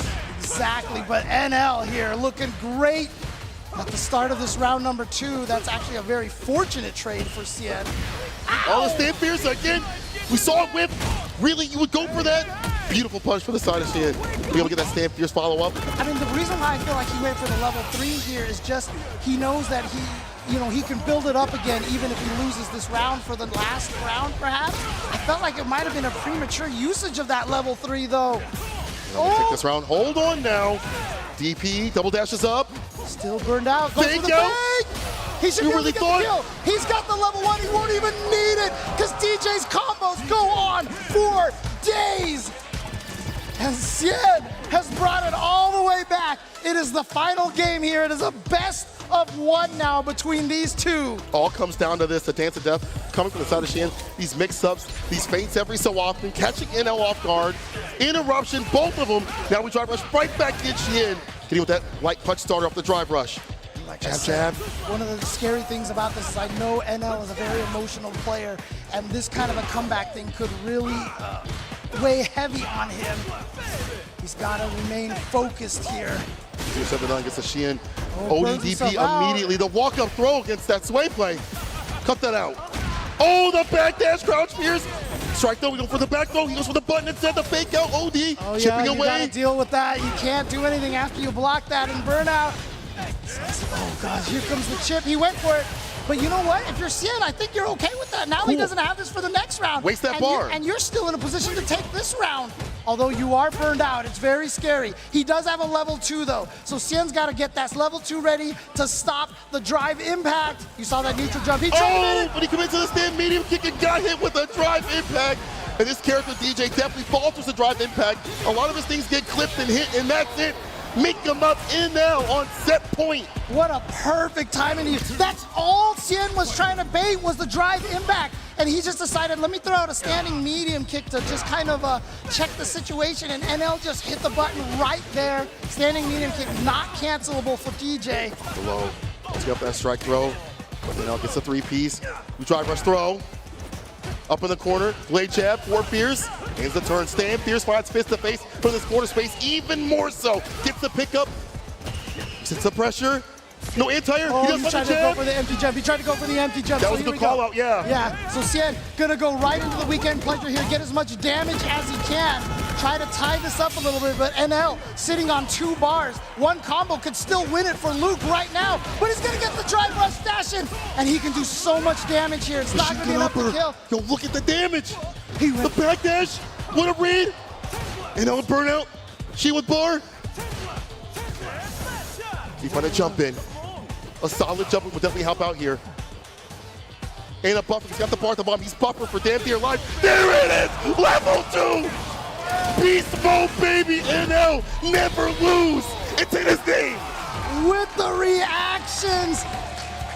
Sheen thought he had the moment to sneak in there, but like you said, he was buffering the whole time, waiting for that anything. He was I gonna dare just you, I dare you to do press it. the button. I dare you to do it. As he saw any commitment, and there it was, NL winning it with the eraser, and he is gonna send Sheen out of this tournament, and NL continues forward. And remember, we still have one other Korean player still in this tournament here as well with Lashar. That's true. So we have two Koreans still making their way through this bracket over here. Unfortunately for Sheen, we are gonna lose one of our, basically our Singapore player out of this event. But big ups to NL. My man, over the years, we have seen him either falter quickly or rise quickly. We either see an NL on form or NL not on form. Today, we're getting the NL that we want to see, that he definitely wants to see. Right. Then we get the victory over Sheen, and I like a lot of the things that we've seen from him in backing up outside that sway play. He likes that crouching medium punch, the mix up with the fireballs, and then calling out things like stand medium kick, which only presented itself rarely, really, for the drive impact. We know that DJ can be dealt with drive impact, but calling out certain buttons at certain timings. And he could have been hit with that, with the super right back. That could have been dangerous for him. Now- Amazing timing from the side of NL. Reactions overall. And again, you know, as much as, you know, people like to talk about modern controls or whatever, but you see NL, when you see the opponent pumping like that, they basically are entered modern controls mode at that point. And what At this level, yes. Yeah, and so basically the only difference is that they're giving it away because you can see them crouch down, crouch down, crouch down, crouch down. Do it, crouch do it, down, I dare you. Right? Yeah, And so if you yeah. see them doing that, you just have to be aware that they're ready to press a button at any given notice. I love that drive impact from Sheen right there. Yes. Caught him right at the tail end of that burnout. Just decisions like this, the OEDP to put himself back. Sheen trying to route it back. Hits a level 3. We saw the bar build up from him. He was starting to slowly climb that mountain. And this is one of those moments that you pointed out that could have rattled NL. Could have been like, oh, dang, this dude is really that dude. Maybe I'm not that person. I'm not him. But NL brings it back from the brink. Hits him with that level 1 right there as you see to back it up. And I like that bar usage. We talk about that so continuously, which is very imperative as we get further and further in the meta of this game, using bar at the bottom to at least stay in the game or to combat things when you don't have bar at the top. For only Fireball is the way to play. Look at this, Sheen on the verge of being eliminated here, but great round here. He was able to take this and tie it up 2-2, and sure enough, he was doing so well, but here in game number 3, NL, he showed what he's made of here. Can we do one thing though, before we move on? Can we give some love to Sheen? Give it up to the man. Sheen, one of the greatest scientists that we have in the FGC. Shout outs to Sheen. I've been doing so many wonderful things for the fighting game community. Once again, some love to Sheen from Singapore. Strong scene, strong competitor, years upon years, Evo champion for a reason. He's out here at this top spot for a reason, really. And keep in mind too, he has done so much for that Singapore scene as well. Yes. Running a lot of weeklies when during the Street Fighter V era, he was training a lot of Gank players. Wars, shout out to them. I see you, boy. He's been doing so much, and that's what a lot of these veterans and leaders and top players are doing. You know, when they get this kind of support, they can be the leader of their community, and they can actually start to run these weeklies, and they have the reputation, the talent, the skills, you know, to be able to do a lot of this for their scene. How many of these players have done so much great work for growing their local scene? And their content too. Come on, versus Vortex. Yeah. Fantastic stuff. I love watching their Shout out to YouTube. Mike Ross, by the way. That's We the love you, homie. Mike. We love you, Mike. But again, I mean, who's done it better than Mena RD, which he's done for the Dominican Republic again? You know, Yes. just how much work he's done. Look at what Mono's done, et cetera, et cetera. But look at this right now. Gachikun and versus Fudo. Fudo. Fudo's, again, like I said, is another Capcom Cup champion that he's got to go up against. You know, I want to mention though that Gachikun has done a lot of traveling to other scenes to promote his scene and promote FGC all around the world. I saw him in Africa. He actually came over to Chicago during Combo Breaker and played with our scene for hours upon hours. He went to the Cubs game. Then he came out and played with us. So we claim you, Gachikun. Let's go. Gachikun, Chicago's own against Fudo. But again, this is going to be one heartbreaker of a match as we continue to go on the loser side. I mean, you can almost spell Chicago with his handle, right? kinda can. You're Hold kinda up. close, right? Yeah, You just need another C and an O in there, and you got Chicago right there. So. Gachikun definitely one of those types that does travel.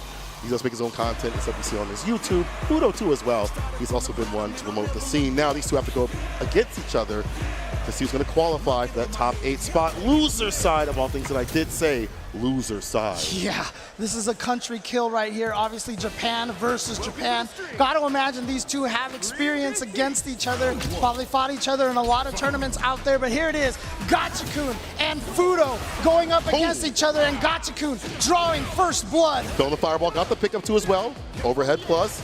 Radiant Cyclone. Not the most fun matchup for Rashid. You know, you have better fireballs on the side of DJ, better buttons, but you can't get busy with that level 2. Love that side switch right there, and Fudo tries to go in for the funky slicer again. Obviously, not plus, but safe on block. Oh, there's the area right there. Yeah, drops him right back down to the ground with a jump medium kick.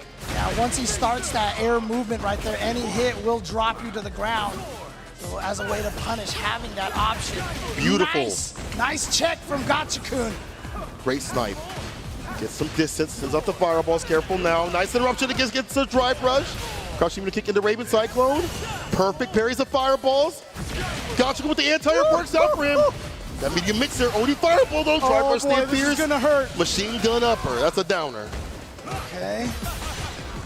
Tries to sneak back there. He burned himself out because he was hoping to win off of that shimmy right there. He saw it coming out. Here comes Rashid's win condition.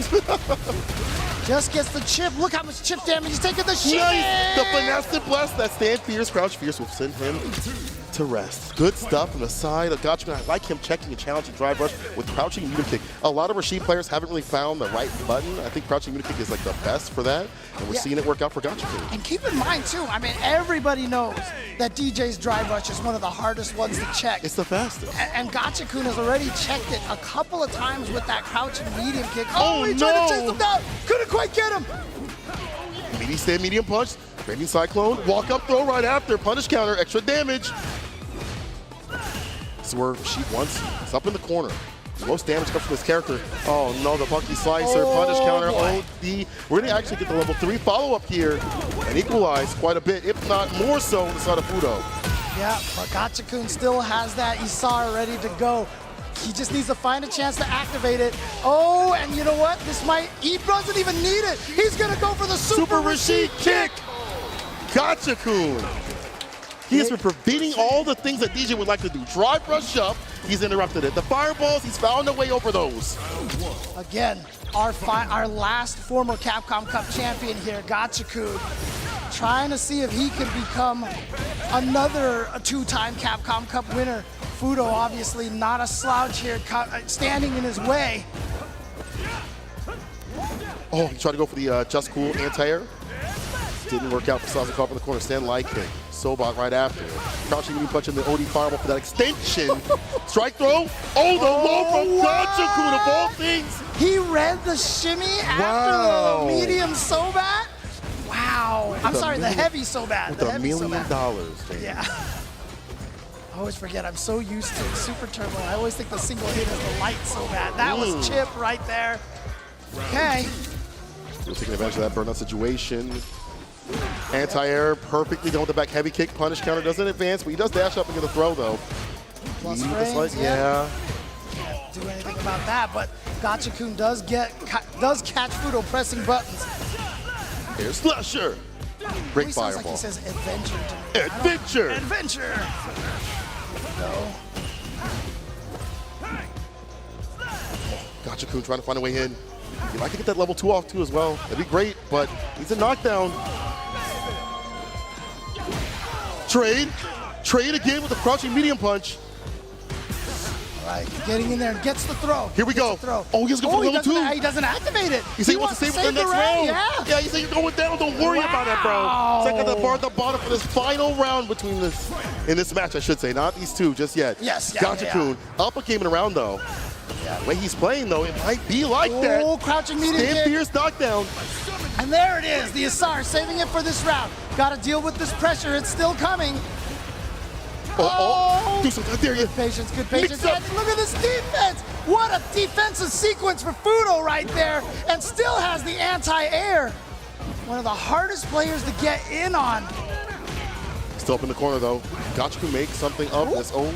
The fireball actually hit the charge of fireball. Actually clipped him a little bit. So DJ's hair standing a little too tall right there. Just got clipped by that tornado. I would know about that.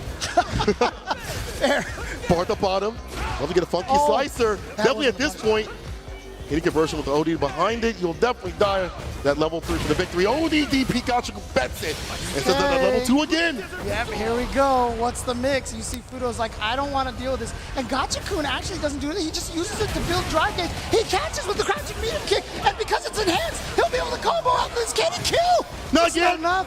What's the wicked decision? Wake up, level 2. The neutral jump. He did. No punish. OD fireball. Oh no, he didn't get the hit. He gets the light mixer. Gachikun stays solid. 2 up. In the scramble situation, he said, I ordered my eggs over easy, baby. 2 up. Gachikun. Why do we always have to make these things so hard? That man's from the Windy City. All right, man. Gachikun up 2 games against Fudo. Just because he's playing a character that shoots out wind doesn't mean he's from the windy city. Come on, it just makes sense. It just makes sense. Come on, stop trying to claim him, Cola. We do. Anyway, Gachikun up 2. Fudo's got to run this back. He's got to do it quickly. The corner pressure has been too much, too often. Again, Gachikun, one of the winners of the only offline events we had. Basically 4 offline events. We had the LCQ, of course, EVO, and then the Singapore and France finals. Gachikun took the one in Singapore. Fudo, again, like you said, Paul. What a bait against the ODDP, and a call out gets a side switch too. Perfect parry the fireball, Gage nice and healthy, and again, this is where this character loves to work. It's in the corner, sharp angles where it's hard to DP, forward media punch starter, crouch fierce, stand fierce, super Rashid kick to get the kill. Gachikun will put himself on set point. Is Gachikun really gonna 3-0 Fudo over here in the loser side bracket? Remember, when Gachikun won with Rashid in Singapore, a lot of people weren't, they weren't sure about the character yet. And I remember after Gachikun won, I saw all these Rashid players being like, okay, we believe. We get it now, yeah. Oh, here we go, yeah, again. Look how much damage that is. Didn't even need to spin the super bar anywhere. Every time you get that punish counter on the funky slicer, it's so much damage. To link into the machine gun upper, of course. Jumping back against the throw. Variation in terms of wake up, knee drop, OD just cool. Level 2, you ready for the ride? Fudo. Don't drop, there you go. Oh no, one touch. What's the wake up decision? He holds the throw. No Fudo. fear, just Back in the goes game. for it. Wow. Yes. Maybe he read Gachikun. What? Okay. Off the rip level 2 immediately. And Fudo actually walking away from it instead of walking into it. He tried to punish So that he can jump. just do more. He can just do more. Yeah, that's true. He can Enhance, get he's himself back out of there. in. Yeah, he can get out. He can still move. Yo, the movement from this cat is ridiculous. Gachikun avoiding a terrible situation. They were gasped from the crowd, bro. They were like, oh my God. Nice interruption against a drive rush, crouching jab to do so. Again, Gachikun's interruptions of Fudo's dashes have been immaculate, especially against that diesel jet, right? I mean, that drive rush is so fast. And it has to be, because it leads into so much damage. Gachikun does have the lead, though. Stand fierce. Oh, boy. Oh! Baits out the ODDP. Perfectly done from Gachikun. He's won 3-0 over Fudo. Gachikun, gotcha, goat. What a dominant performance by Gachikun over Fudo. Fudo is going to be eliminated from this tournament, but again, Gachikun, I don't know, there's just something about Rashid that he just gels with regardless of how he plays. That's his spirit animal. Exactly. Justin Wong, he's talking about how these players have certain spirit animals. That's his right there. No matter what happens, he is a Rashid player through and through. It's taken him through the bracket, and he has found the best of this character. And not only that, I feel like the Rashid practice and play is fantastic, but how he's checking and challenging drive rush, how he's fighting DJ overall, throwing so many different looks up in the corner.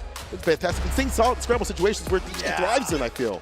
Yeah, and again, the crazy thing about it is that Rashid, between 5 and 6, there's a lot that changed about him. Obviously, Isar is still good no matter what. Don't have the dive kick. Yeah, I wish he did, but still. But I mean, a lot of, smaller range on a lot of his buttons. I mean, in Street Fighter V, it was the standing heavy punch, the crouching light kick. I mean, the standing heavy punch is really good in this game, too. Yeah, but it's not as quite good the as same. yeah. Right? But again, Gachikun, like Justin Wong said, right? Spirit animals out here.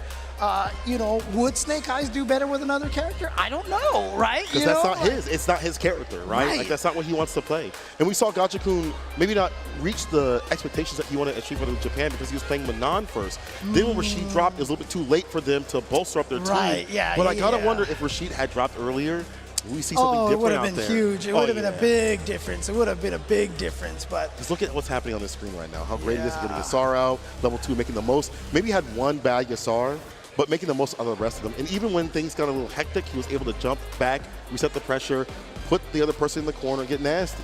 Yeah, and keep in mind, too, in the top 8 of LCQ, the only repeat character was Rashid. There was 2 Rashids there, so Rashid is definitely showing up over here. And I always remember, shout outs to Logan Sama, he was, at one point he was like, this character's gonna be top tier. And Gachikun is certainly living that up. And once again, shout outs to all the EU boys out over there. Shout outs to Logan and F-Word. We miss you guys, so definitely want to give them their due here on the Capcom Cup stream. Man, just Gachikun, how aggressive he is with his character. And it wasn't, the tail of the tapes 3-0. It wasn't a complete blowout in terms of what was happening on the screen. Close. It's yeah. just that Gachikun was able to ride it back in those very last rounds and take Fudo down, except for this moment right here. Now, okay, maybe I'm a little bit of a liar at the very end as Gachikun was still pressing up in the corner. I hate to be that guy again, but Well, that was actually, did you see what happened in that last round? That was a close 3-0. You know, Oh, yeah, you that don't was a want close. You don't want to. It's such a weird term. With the $1 million right there, you can't have no close calls, no close 3-0s. Yeah. You want to keep going up on in this bracket, and so are we. We still have one more match. But before we do that, give it out for Fudo! Beast's own Fudo again. One of the strongest fighting game players of all time, one of the strongest video game players. For those who know him, he just has such a calculating mind. He's so smart, but unfortunately today, Gachikun is gonna be the better player. But as you can see, highlighted on the bottom of the screen over there, the last match here of round 2 before we get to top 8, it's going to be 0-0 Nation's Phenom going up against Safe. Ken versus Ken Mirror. You couldn't ask for anything better. And I mean that honestly. Ken players play so differently. I'm being real. Listen, Daigo said it on his content. If Daigo says it, it's right. And I'm backed up by him. Ken players play so differently, and it makes it really fun to watch mirror matches. I think any character plays differently in this game. There's a lot of expression in this game in terms of play style. Why are you shaking your head? I have said so many things, and everyone's like, "You're crazy, James." And then Daigo says the same thing, and everyone's like, "That's so smart." Okay, so then I'm right. Daigo said I'm right. I'm just saying. Daigo said I'm right. Bitter. I'm not bitter. Here we go. Phenom versus Safe in the Ken mirror. Let's go. Phenom a little bit slower, Safe a little more aggressive, a little more risky in terms of his defensive options. We'll see how that all piles out. Obviously here, Phenom in SFL fought a lot of Takamura Ken as well. Although Takamura was able to defeat him by playing kind of a crazier style, making a 0-2 comeback. So I'm curious if Safe's crazy style will also cause Phenom some problems. And here in round number 1, it certainly looks like it is. It's being written in the match right before us. Is it with the DP Safe? Baits out the ODDP from Phenom. Easily Safe. The very first and dominant victory. First round. Yep, but you gotta be careful. Players like Phenom, these first few rounds is always gonna be information gathering. They're gonna try to find the rhythm on their pokes, check to see see if they want to wake up with drive parries, etc., etc. So this is all information that you gotta build up. But again, Safe is no slouch either. He's doing the exact same thing to Phenom. Toe tap gets a counter hit, too far for anything else though. Oh no. Beautiful. You see the enhanced touch for the max amount of corner carry. Safe, harassing up in the corner, continues with a stand light kick, crouching medium kicked up from Phenom. He side switch, no run, level 3 from his bar back. Yeah, he's gonna put Safe at near burnout, but more importantly, he wants to build back his super. Now, keep in mind, every character's level 3s have different lanes. Oh, that was so smart. He wanted to get that chip right there to put him in burnout with the stand heavy kick. Safe back walk, got the toe tap, but just like that, looking real devious for the side of Phenom.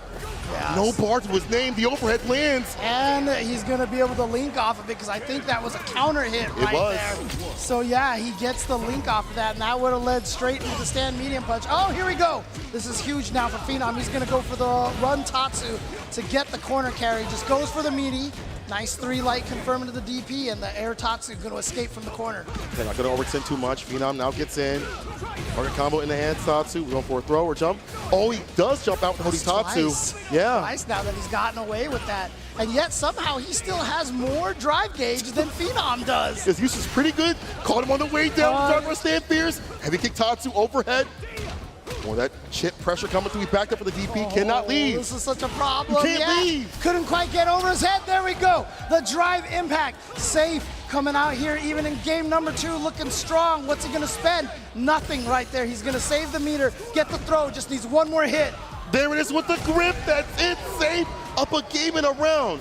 I mean, mirror matches are kind of difficult, right? You're playing against a player more than the character. There's some little things you can do back and forth, but it's definitely predicated on the style. And you talked about the wild style of the Ken players putting Phenom on notice. Again, I mean, it's interesting because obviously the mirror match has become, a true, understanding of footsies and the mind game because there are no distances in which you have an advantage over the other character because whatever you love, they can do too. They love playing the same range. Just like me. Oh, crouching medium punch a little too far away. Phenom trapped in the corner here. He was playing so amazing during the group phase. He's only lost one game. He was 4-1. He's gonna get the side switch here, and he's just gonna go for the DP. Doesn't try to build back his gauge with the level 3. Apparently, OD fireball. Heavy Jinrai cannot be punished on block. Aha! Confirming with the stand medium kick is safe. Run cancel. Pushing Phenom to the corner. The whip punish is there on the low. Level 3, level 3. No, Reset he goes with the for drive reset. impact. The wild child that is safe. No mild. But he does end up burning himself out. I don't think this is gonna kill, but it might burn out Phenom. No, Phenom with a chance. He's still got a CA, which means he could potentially kill, but Phenom not blocking on his wake up at all. Safe is up 2-0 over Phenom. Canadian killer that is safe. I know Brutus is getting wild somewhere. He's not going to be insufferable if Safe wins this entire tournament. On track to do so. The ODDP through the Jinrai. Good block on that overhead. Try to go for his own, and there's the whiff punish now from Phenom. Recognizing the crouching state of Safe. Gets the crouch combo confirmed. Super Trade. meaty stand heavy punch. I was able to get the crouching medium kick. Phenom tries to initiate. Oh no, here we Try go. to Target touch a combo. button. Try to touch a button. Resets with the overhead. Resets are coming through from the side of Safe. Oh, sweep for a sweep. Janitorial duties are being done out here. Right, gotta be careful though. Safe, just no. Ooh, but that was a burnout, so -4, so hard to punish, but still, the walk-up throw will seal it. Phenom, he's still in. He's still in. Play a little more patient. back against the wall at this point. And like I said, is Safe's wild style. I mean, you know, I wonder if there's any sort of like mind games he's playing by calling himself Safe and playing crazy. Oh, you know what? It's like, bro, why are you like this? You're sweeping, you're doing resets like- and things like that. It's like being a top player and just calling yourself button masher, you know? I mean, Oh, the walk under. This is beautiful. Caught the landing frames. We'll get the perfect KO. Safe. Staying golden. Phenom is folding right now like an omelet. yeah, and we have a situation here. It is match point for Safe. He just needs to win after that perfect, but here's a great start for Phenom. Not gonna go for any level 3s right now, but you see Safe always with the right. Oh no, wait, never mind, he got caught low. And now Phenom doesn't go for the level 3, even though he burned himself out. So save it for the next interaction. There it is. Heavy kick Jinrai. Let's that level 3 fight. Phenom still in the game, still fighting back.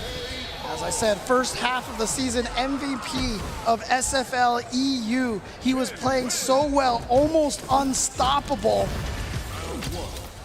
Strongest in EU, the only representative for EU standing right here. Oh no. All right. And against Tatsu. Frame kill, gets a throw right up with that stand heavy kick. Another grip. Oh boy, here we go. Do it again, yep. Remember, Phenom was the one who got the 5 throws on Daigo. Count them out, 4. At Canada Give me another one. Cup. 5. Give me another one. Oh, he tried again. He was going for it again. Remember, he got 5 command throws with Nakali against Daigo at, ironically enough, Canada Cup. So there you go. Try to pull that back over here. Phenom back in the game. A little more confidence. A lot better in the drive department. We haven't seen a burnout so continuously. I feel like that was a big problem in the first 2 games. Oh, Overhead me, lance, yep, counter yep. hit. Gonna be able to get the combo off of that. Oh, he did it. He went for it. Try some of that Oh, stuff. Safe did it too. What's a goon to a goblin again? Drive reversal. Caught in the corner, another ODDP Phenom. There's the money on the line. Oh my goodness, and you burned yourself out.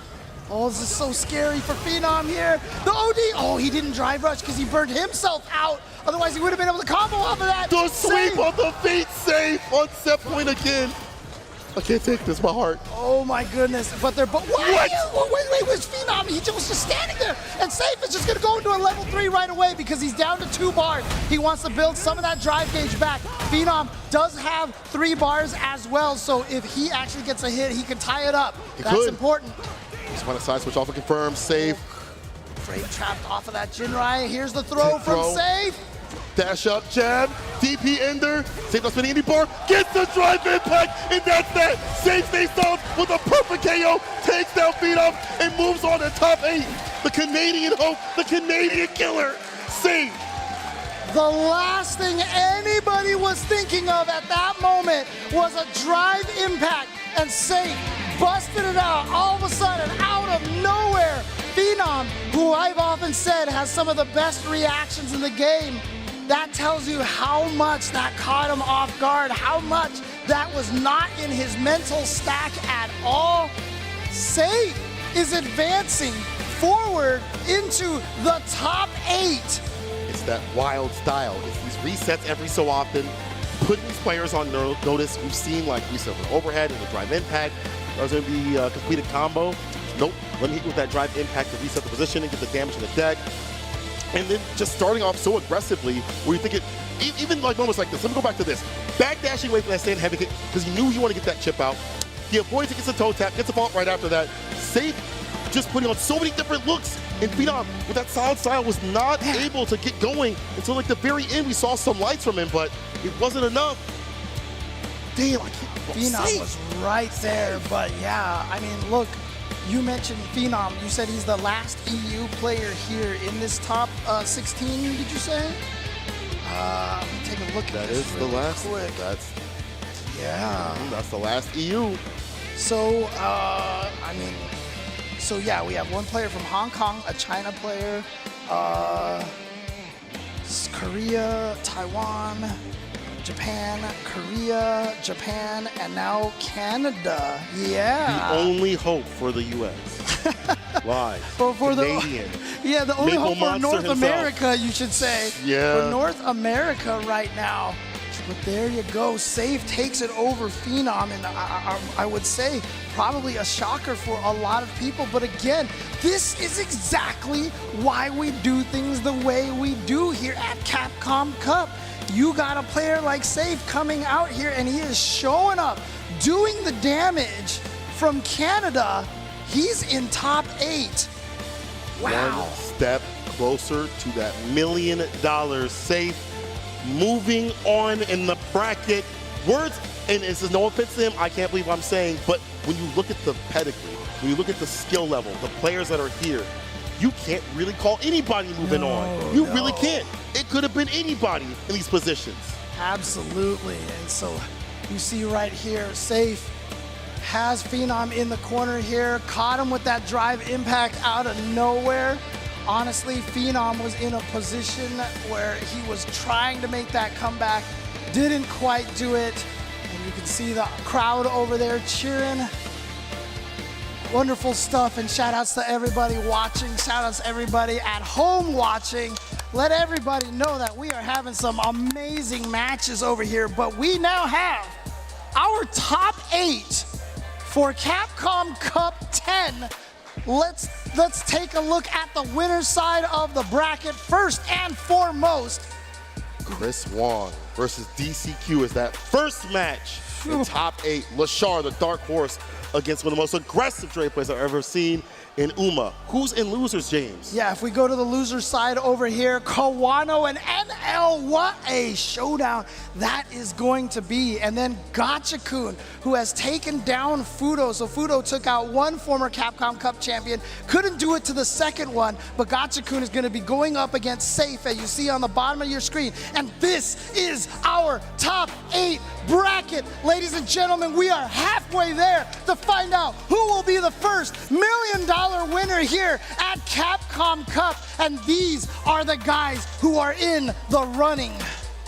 What a journey has been from the World Warriors to the group stages to here. Right now, on this stage, only one remains.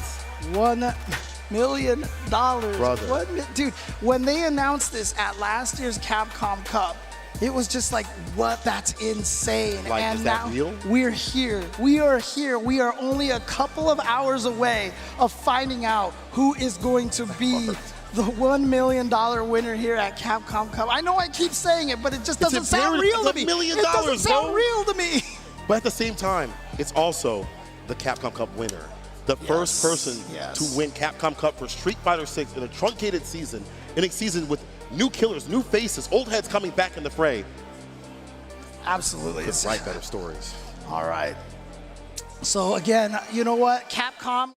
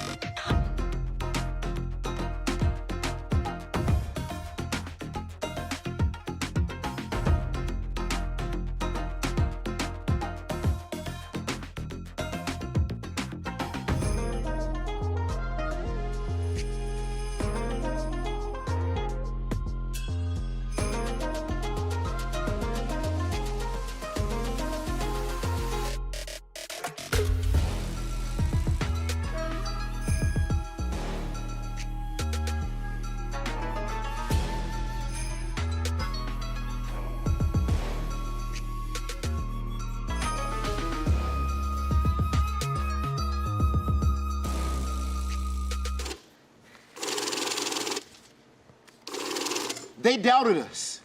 They said there is no such thing as a pro Street Fighter player. But now we've got to ask, do you stand on that? Because we've got 2 million reasons you're wrong. We are in the city of angels for Capcom Cup 10. Oh no, not even again. Not again. 48 players are fighting for the biggest prize in FGC history. They called us crazy. They said we wouldn't eat. They said we were wasting our time. You'll never make a living playing fighting games, they said. Imagine. But we stayed down. We piled in the cars and drove the locals for years. We flew all the way to majors, sometimes packed 10 to a room. Even if you did make a profit, it was only enough for you to make it to your next event. We all have our origin stories. These players all have different backgrounds, but they also all have the same goal. This is Capcom Cup 10, and it is time to crown the first FGC millionaire.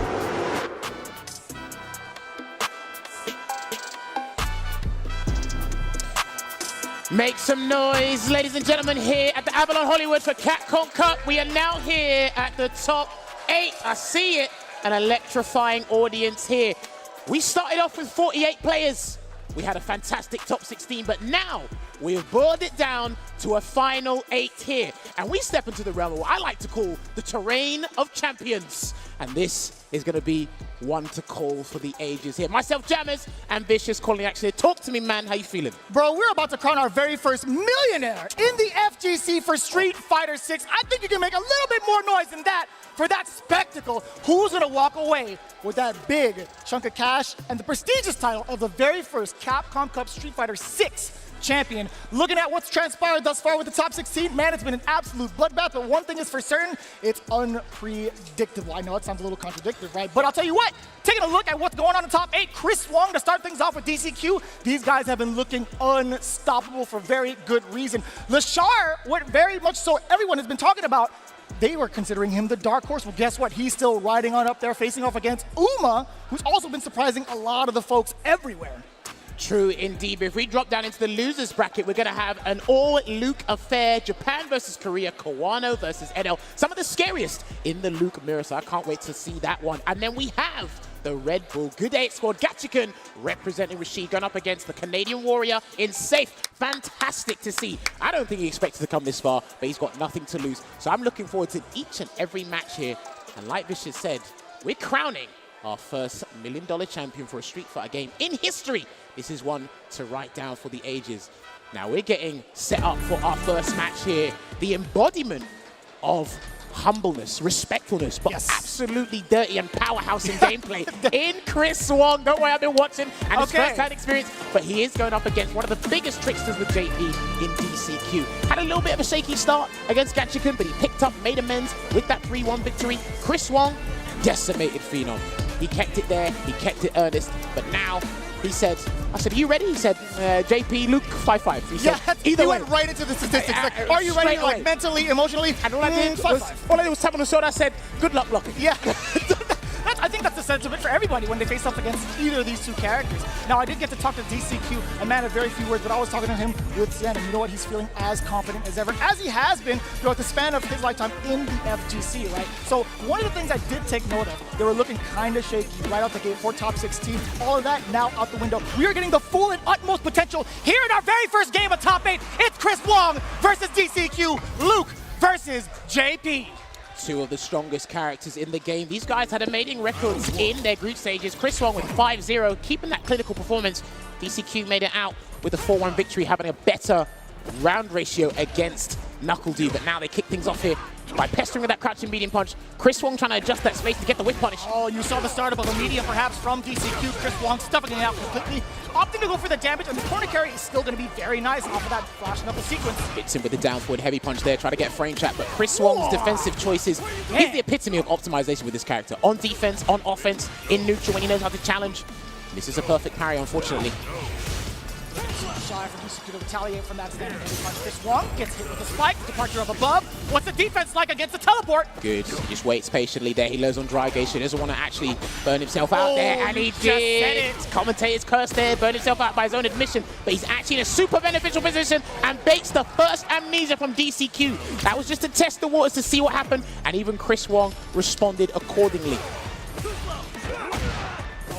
Just at the right spacing. That's the presser barely whipping. DCQ already ready with that standing heavy punch to start off with the departure. Chris Wong is going to take his time, moving on in. And that's an exchange, but nothing of it from either one. Chris Wong is looking for something. DCQ slowly inching up. Medium punch has been his go-to, and also medium kick to gain some of that estate little by little. But he's trying to get Chris Wong to respect that CQC range with that crouching medium kick, slowly encroaching on that space. But Chris Wong beats him to the punch there, blocks that crouching medium punch, the drive rush cancel. And completely risk-averse is DCQ. Doesn't want to Perfect parry. He's anticipated it. He's used that button way too many times. He's right in a hard read on that perfect parry there. Shoulder tackle him straight to the corner. Overhead is blocked successfully from DCQ, but it's not the end of Chris Wong's turn. And also, speaking of which, he's stealing it back with that perfect parry, the safe jump. You saw the flash. DCQ, he was ducking. There's going to be a lot of damage. That should be game one. Chris Wong, we're going to Memphis, baby. He was ready. He read the bad habits on DCQ's knockdown, and he's going to close it out with that super R3.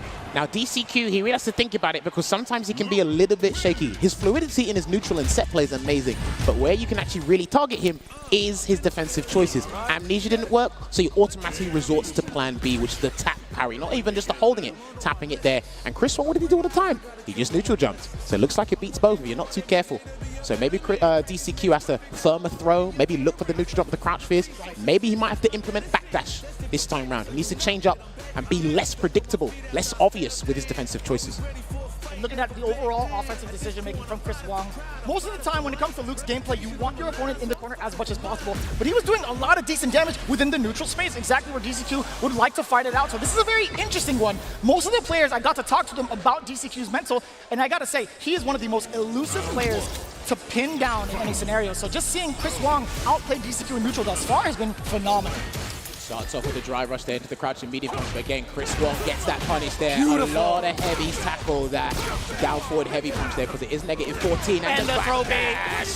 That was huge there from Chris Wong. Is he going to make another bad defensive choice? Good time, this works. And it didn't say punish counter, but he's still got a conversion there. DCQ backs away. That's totally fine from DCQ. Has Chris Wong right where he wants him, slowly gaining back all of that drive gauge while harassing Chris Wong's meter as well, but the punish counter off of the drive rush forward into the medium punch. A lot of spacing. Vulcan, bang! More than enough in the tank to take down DCQ. Super Art Wong closing it out. Again, perfect optimization there from Chris Wong doing the job. And he's always scaring DCQ in the corner, making sure that anything he does with JP, defensively or in the neutral, feels unsafe, feels super risky. But now, shoes on the other foot here for DCQ. It's the first time we've seen corner control from DCQ. What does he do with it, right? He's looking for the space for Chris Wong to kind of maybe get baited into throwing out a normal, but no, the perfect parry. Again, his defensive options have been so pristine. There we go, chases him down there. No amnesia, but gets a delayed back throw there. So Chris Wong can still work from the mid-screen here, waiting for another button to be whiffed. But another punish here. DCQ has extremely risky neutral, and everything is being punished to high heaven. I haven't indeed, and noticing the burnout factor. Chris Wong, he's not going to push the envelope. He's going to set back just a little bit. He's got plenty to work with. Also with the meter, any sort of hit confirm could lead into really destructive damage, even the game. He might look for a stand medium punch, but he's got to deal with the Super Art 2. Enter the Shadow Realm, and he doesn't block it in time, so he's going to have to set up shop and take him close to the corner here. Yep, full-on conversion right there, and he's got to set up something nasty here, DCQ. Good hold of the parry there. That was plus. Chris Wong tried to steal his turn back with whatever normal it was getting stuffed out, counter hit. Just waiting there at the moment here. He's trying to wait Chris Wong to do an arbitrary drive rush or something to close the distance. Teleports, and that, wow, that could have been it. That actually could have been it there, but he's burnt out, and a level 3 should do it if he gets a button to connect. And yeah. And instead, it gets DCQ mid-air trying to jump away, but it's a Sandblaster just clipping him in the wings. So Chris Wong, either way, any sort of block string while in burnout could have led to significant chip damage. It would have been death either way because he had level 3 in stocks. That's 2 games to none for Chris Wong. But the biggest problem I've identified with DCQ at the moment is in that mid-range. He started pestering with the crouching medium kick to try and harass and make Luke panic, basically. But what Chris Wong has identified is, I'm not going to whiff normals that are super risky. Right. I'm going to use crouch medium punch, but then when I identified that this is what your strategy is, I will actually risk a perfect parry. And because he's tapping the parry and it's in neutral, you're not going to get there with the strongest normal that you want to, or even a knockdown for JP at that time. So DCQ's probably going to have to be a little bit more aggro. He probably doesn't want to do that. He might need to risk something, maybe play a bit more zoning game.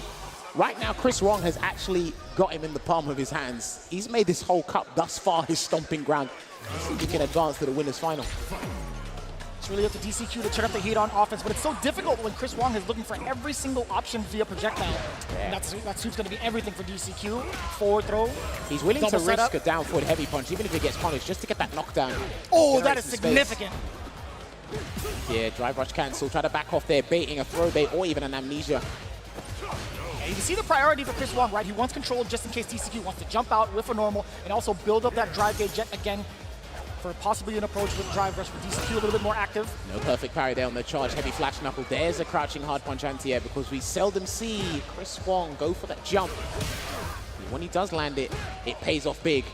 Still trying to get that drive rush cancel. And this is what we were talking about. This is exactly what we were talking about. He's got to be careful and try and harass him with the Too normals. far for the overhead attempt. DCQ making it hurt. A lot of damage inbound. Set him back near full screen in the mid-range too. Yeah, he has to respect that departure. Well, I like that he's letting it automatically detonate because he needs to walk forward and gain some ground because Chris Wong can basically eliminate the ground he's covered in a blink of an eye. That No jump drive rush medium cancel. punch. Reaching so far, and I like that. Just enough damage for DCQ now on the board. His life is on the line, at least from the winner's side. No reaction for the drive rush crouch jab. DCQ not even worried about it. Stand fierce into the Tourbillon. The Phantom walks away. And again, he doesn't really know the range to stand up to try and whiff punish because the backwards walk through for JP isn't as good as Luke's. JP's not a footsie-based character. He can swing his K normals, but not the Ah, the throw bait again! This is huge here, and he can't make a mistake. He's got to hold this one. He takes one grab. That's one spine buster. Just nice delayed jump there. No cross cut. Rising uppercut there from Chris Wong. And look at this, exuding such brilliant patience here. He's probably standoff. waiting for the sweep to come. That's why he's crouching. So scary as well. The double departure right above Chris Wong. What's going to be the play? That's a forward throw to start things off. DCQ, another one. Is he going to go for a third, Jammers? No, and that's it. He saw the backdash there, and here comes the juggle. Nice crouching fist. Keeps him there. Box coverage. him in. Badger him with all these normals. Level 2. Ah, this is tough. You got to hold that. Make your move. Oh, there's the grab. So he sacrifices the level 2 just for a little bit of damage, and that's going to be the game. That's going to be enough. That was a punish counter indeed. You saw the flash of the parry in DCQ. I love that sequence, by the way. Risking that level 2 immediately off of the target combo, you have to force your opponent essentially to block the entire thing. But Chris Wong right now is still in a comfortable spot. But in some departments, DCQ might have to boil things down to chance. He might have to actually walk himself to the corner, bank on a perfect parry, or even a throw of some sorts to gain that ground and put Chris Wong in the corner because he needs to limit his options there. But the round start, drive rush suppressor does its magic. And this is what I'm talking about. He needs Chris Wong to come to him and turn it around. Almost got the drive rush. Fortunate for DCQ. And the spikes do the work primarily. And again, sniffing it out. He does see the departure, reacts to it accordingly. Uppercut for the damage. Stays there, blocking it out. Don't lose that much drive gauge from blocking 3 lights. Walks his way back to the mid-screen. He cannot whiff a normal there. That's why he's blocked. Taking that grab. He's going to have to make a choice now. See it. What's the decision going to be? Chris Wong, he's one drive rush away. Yeah, he's trying to perfect parry a stalagmite to get in, but then DCQ's got to be careful using a Phantom. Standing medium punch. Yeah, playing the footsies. Can't jump either. Excellent decision making on defense. Parry covers up pretty much all the Phenoms that you want. Well, he might need a knockdown now. I don't know how he's going to get it, but he needs to do something to force the action. But Chris Wong is crouched. Oh my! Almost got it. Spine buster again. Drive up. The throw bait, and he's still trying to get it. I love the timing from Chris Wong. Baiting out the throw again against the machine. DCQ, a little bit of faulty errors on defense. Made him grab hot air there in that round, and it's already match point here for Chris Wong. No conversion there from the punish counter stand medium kick. But again, the patience that he's exhibiting to us right now against the purple haze in the neutral has been absolutely phenomenal thus far. Gets a punish counter throw. He needs that because he was looking for the button instead. That's what Chris Wong's parrying for, so he might need to do the audacity to have a walk-up throw. Sandwich him again. No, faking out the Phenom. Chris Wong, no reaction to that. Anti-air, yes sir. Set up the double-double again. Jump away, he's going to try it. Yes, the That spike works. saved him. It was And still active. he's still got a Lavushka to work with. He did build level 3 in time, but if he can close this round up by preserving his meter, this is going to be brilliant. And that is a punish. That was -6 on block. Oh my! DCQ, this is an excellent position for him considering the meter. He has 3 to work with. He could let off a level 2 to get all the momentum in the world off of a knockdown, but that's the big objective. He has to get 1 hit to confirm off of. But it's way easier for Luke to get that conversion or even force some sort of action here to then force DCQ to make the defense, and he needs to preserve that meter as much as possible. He needs a level 2 activation. Gets him with a Triglav. Just backs away at the moment here. Chris Wong just waiting for that one opportune moment to run in, even a jump. Yep. A neutral jump instead, no forward jump. That's 1 at least. And there was a Phenom, that was a fake Phenom at that. There's a jump, and he got the accidental throw there, regardless to catch DCQ off guard. Next hit. Oh, it's going to be huge. If he's going to convert to level 3, he can save it. He's going to save it right now. Peppering with the lights as well. DCQ maintaining that defense, jumps out of there. This is going to be significant for Chris Wong because he is in the corner now. DCQ can deal out just as much damage, but his projectile game won't be as effective from this close. Look at that. You see the tap parry there trying to snuff out the crouching media kick, even another button there. Oh, and it's boy. Gonna hit, and it's going to burn Chris Wong out as well. He's going to set up something nasty here, and he really needs this round. The overhead connects, but it's fine. Dashes up and gets the dissipated on the departure. He's backing away here, still has that level 3. 1 button into level 3. He might be looking for the stand medium punch into level 3 there, Chris Wong. And DCQ knows it as well. He can't afford to let any normals whiff. He's trying to get, that was way too much. This is too much. He's going to burn him out. He will burn him out, and he's going to have to deal with this, unfortunately. He's still got level 1 to work with on the defense here, but he can't jump forward. It's too much of a risk to try and get that read. There's a check. He's got 8 level 2. seconds, by the way. He's going to activate level 2. Level Yes, 2. that's going to hit him. That will hit. And he's going to get the No full conversion. way. That's fine. Oh, no. He's going to hold this. That's going to be it. Oh my God! What happened with DCQ? He done the Triglav way too early because Luke was too high. And I understand it because anybody would have done that. He done the hard part. He got the level 2 to react to the Sand Blaster, and then he tried to bank on getting it early. That was just a miscalculation. It could have been a new situation for him. He might have never seen that before. Not ever. I don't blame him for doing that. Ooh. And Chris Wong, he said, all right, thank you very much. I'll get the chip killed there with the cancel into the level 3 because level 3s do 10% health on chip there. Chris Wong still keeps that winning record coming through in this top 8. A 3-to-1 shot. The first person to make Chris Wong bleed thus far. Very little at that. DCQ at least getting a game on him. He's going to be playing around in the losers bracket against the rest of the Sharks there. But Chris Wong, again, phenomenal decision-making overall and great patience in the neutral. It all leads to plenty of these moments. You see this all the time with Luke, right? You see how often he can barrage and harass the opponents. But we got to talk about what led to those situations in the first place. DCQ struggles in the neutral a lot from what I've watched of his gameplay because if he lands his set play, good luck to you because he really takes advantage of when you have too much frame advantage or when you make that mistake. But Chris Wong, he kept him humble. He fed him that humble pie. He kept him respectful. And you saw it there, his limited usage of buttons, crouching medium kick, stand medium punch. You don't really get much off of them unless you're in range and it says punish counter. Well, guess what? Once Chris Wong identified that in the very first round, the very first game, he said, okay, I can actually afford to do tap parry. I can actually risk this there. And because of his parry timing is actually pretty much 95% on point, he got all the damage and put DCQ in such these injurious positions that he was super uncomfortable. You even saw DCQ risking the down forward half punch for those knockdowns. Then he had to stop there. He started to pick up pace as the game went on, but that's because Chris Wong forced him out of character. He made him really play. did.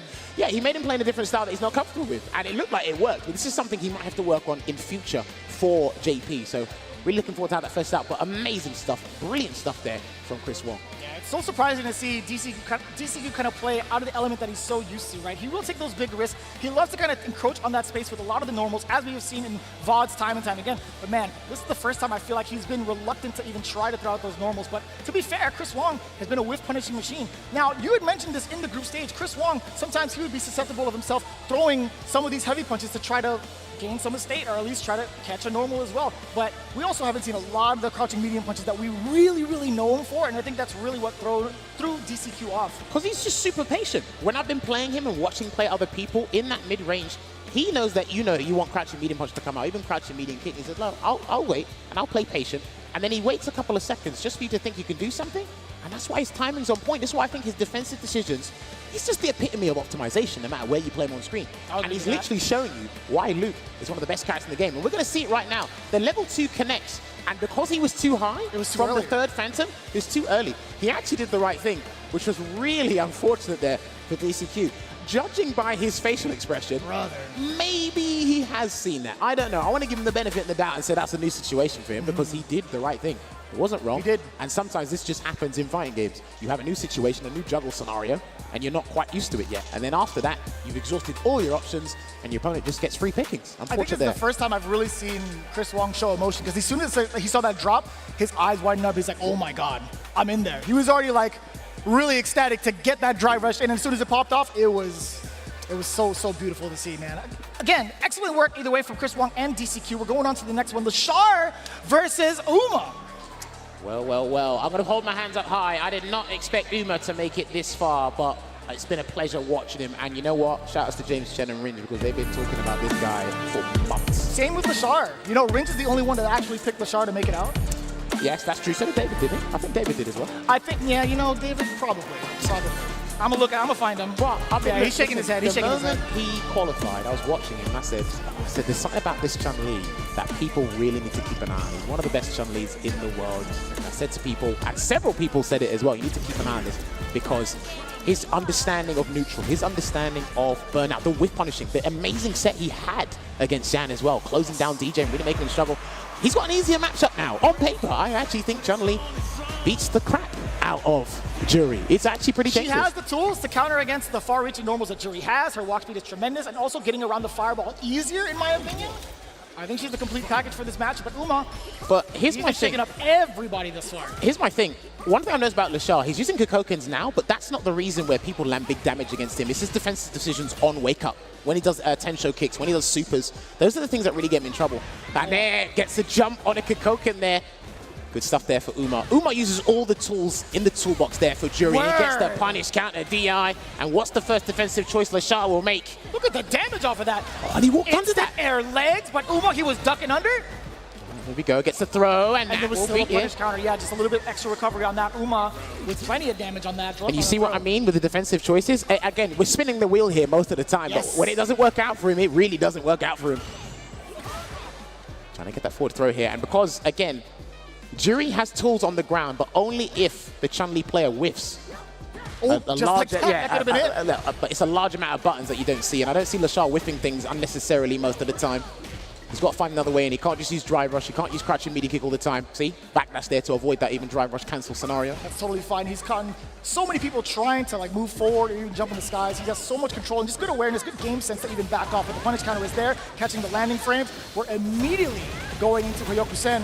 A lot of carry on this bad boy. Bang, All right, bang. gonna go for the full thing. Double dash there. Try to get an anti-throw, but it didn't quite work out. Both players' anti-throw decisions haven't worked out yet. And a throw should close this out if he gets close enough. And it was a counter hit. You saw the startup of Uma's normal, whatever it was low. It was too slow. And Lashar landing that throw for the first round, or the second round, excuse me, with a perfect nonetheless. I like that Lashar's throwing out Kokokens immediately because it stops the drive rush factor immediately. So it forces Uma to jump, but he will go into the super art Fuhazan and take him straight to the corner here. Charges up there with the store. Right in front of him as well. Forward heavy punch, gonna He activate got the it. Feng Shui. Does he force a Choose drive the Feng reversal? Shui. No. No cancel Oh, there. that punish counter could have been so severe. Uh-oh.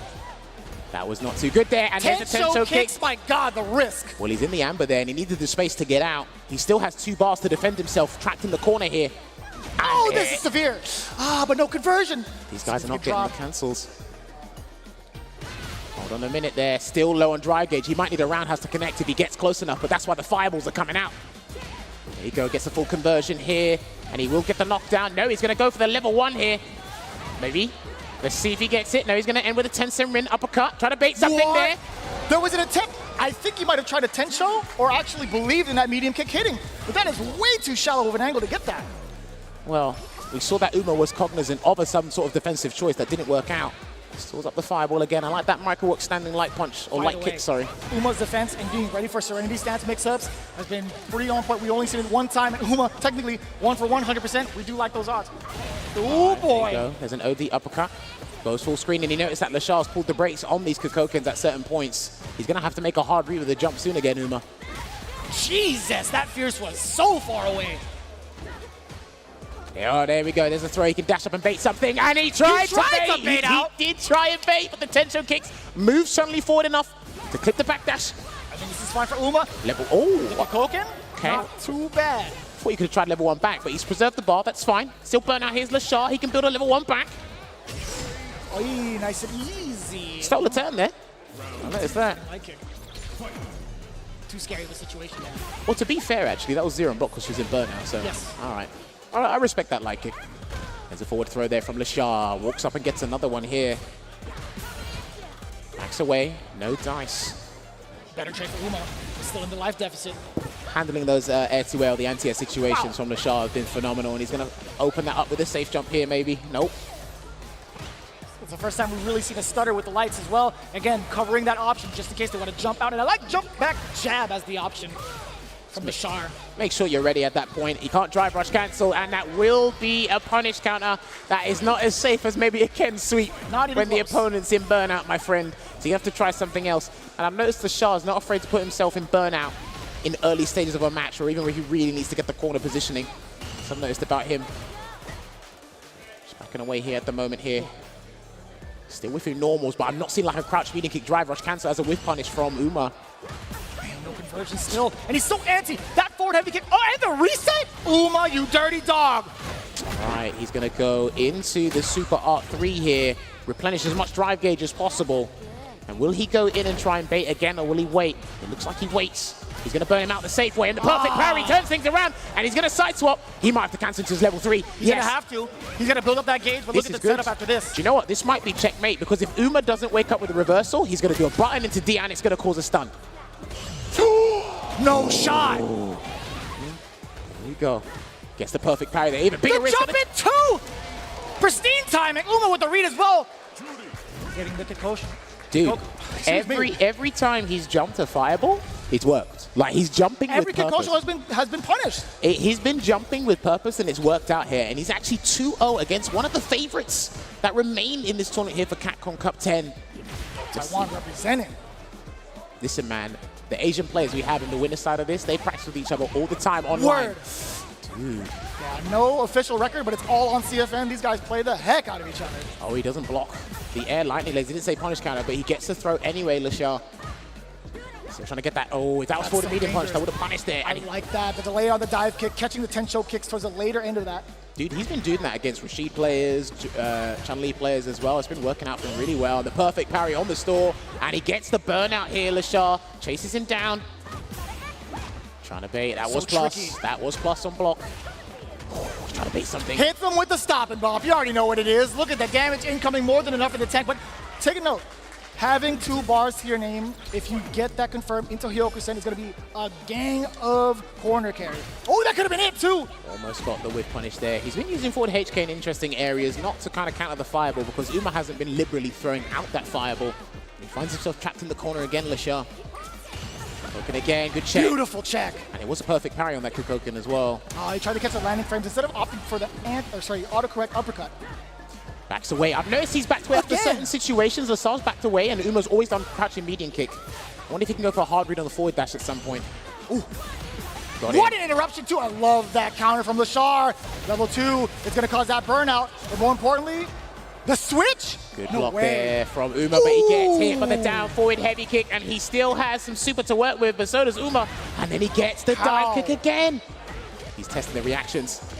The jab. He tried to get away with it. He tried to get away with possibly throwing Uma just a tad too late. Uma was already firing off those jabs. Perfect parry. No, he whipped the crouching heavy punch, and Lashar couldn't actually get his full punish counter. He dropped his own combo. Gets to level 1 there to send Lashar to the corner. He's basically on match point here, Uma, so all the defensive choices Lashar makes, they have to be smack bang on point. It's a delayed throw.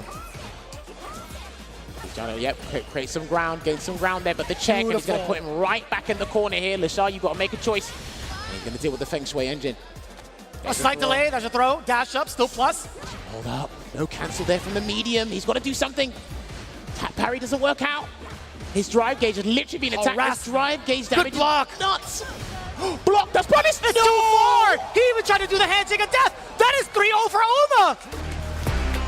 Dude, Uma continues that phenomenal performance from the winner side of top 16 and finds himself going up against Chris Wong in the winners final here using Jury. Did we think Jury would make it this far? I don't know how many people had Uma in their fantasy bracket making this far, but hey, he's representing one of the strongest Jury players in the world, showing you just how efficient she can be as a character. A surprise result to many just after what we saw with Lashar's performance in that death bracket group. He was looking unstoppable. And some were against saying Sheen he as well. was quite invincible, rather. But Uma also, he was underlooked. I think a lot of people can agree with that. But right now, this is looking like his game to play. He's moving on to the winner's side, but for very good reason. Like the decision-making overall and the recognition of what Lashar's choices were on defense have led to a lot of a struggle for Lashar to make moves afterwards. But I will say there were a couple of mishaps that Lashar had based off of some of the punish counters that he had missed towards the end of the set.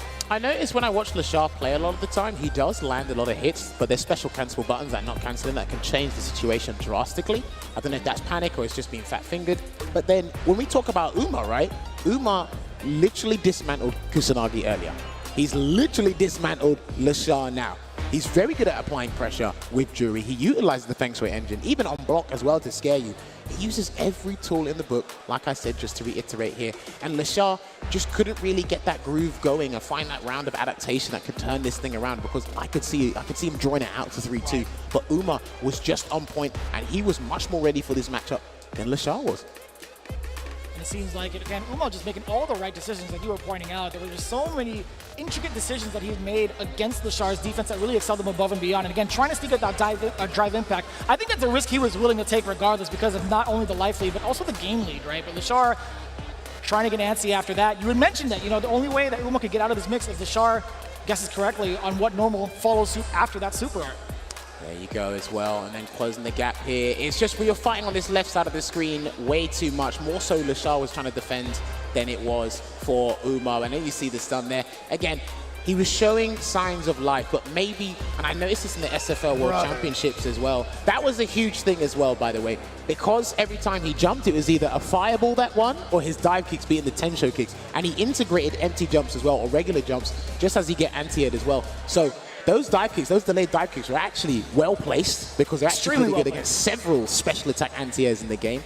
And what could you say? That Uma books his place in that winners final there, going up against Chris Wong. So they're playing for some big cash money, even in that winners final there. Lashar drops down where he will face the winner of Gachikun and Safe. DCQ waiting another Luke. Yeah, okay, he's just gonna have the Luke run today. That's just kind of nuts. Looking at it, Kanano, NL, Gachikun and Safe, that's going to be coming up real soon. But as you can see in the quarterfinals, DCQ setting up to play off the winner of that first part of round one. Then Lashar down below having to face off against either Gachikun or Safe. This is kind of nuts, man.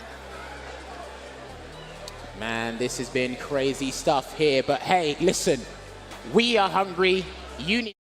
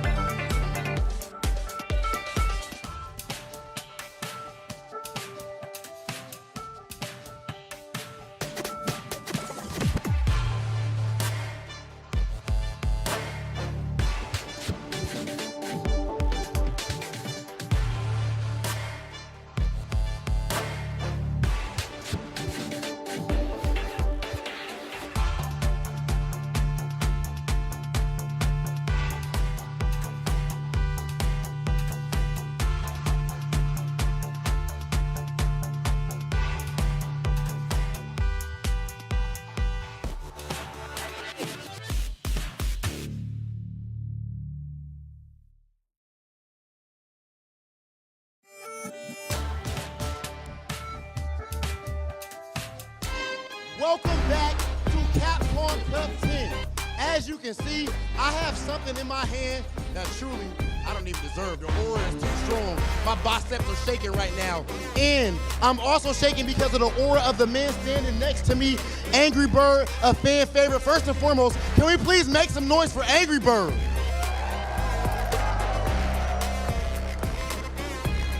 Angry Bird, the reason I have this trophy here is because, of course, you are the reigning Evo champion. You, of course, have won a Grand Slam. You know what it's like to compete at the highest level.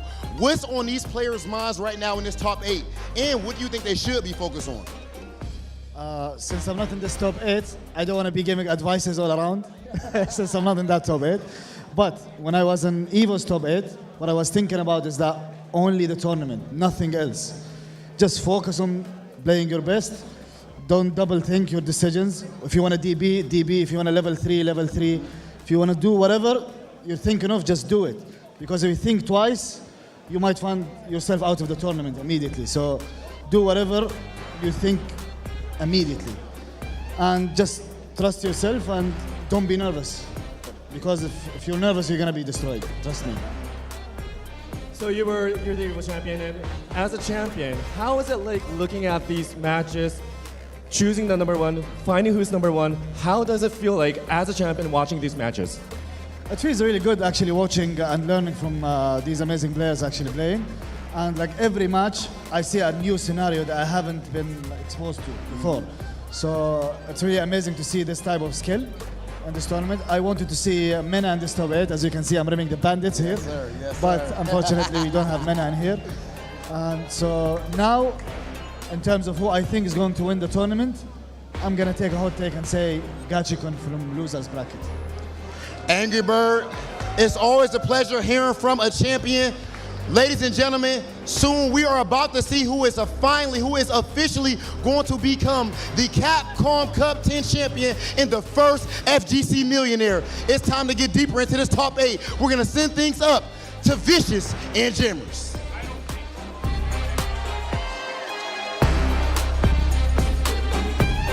Ladies and gentlemen, you already know what it is. It's back into the top. Hold on. Wait a minute. I'm sorry. No. The check goes out to Vicious. Yes. The money's calling. Hold on. Jammers, can you just hold on real quick? I'd like to thank Capcom for my payment in advance. I've always loved JP. Keep parry the same. Drive rush is amazing.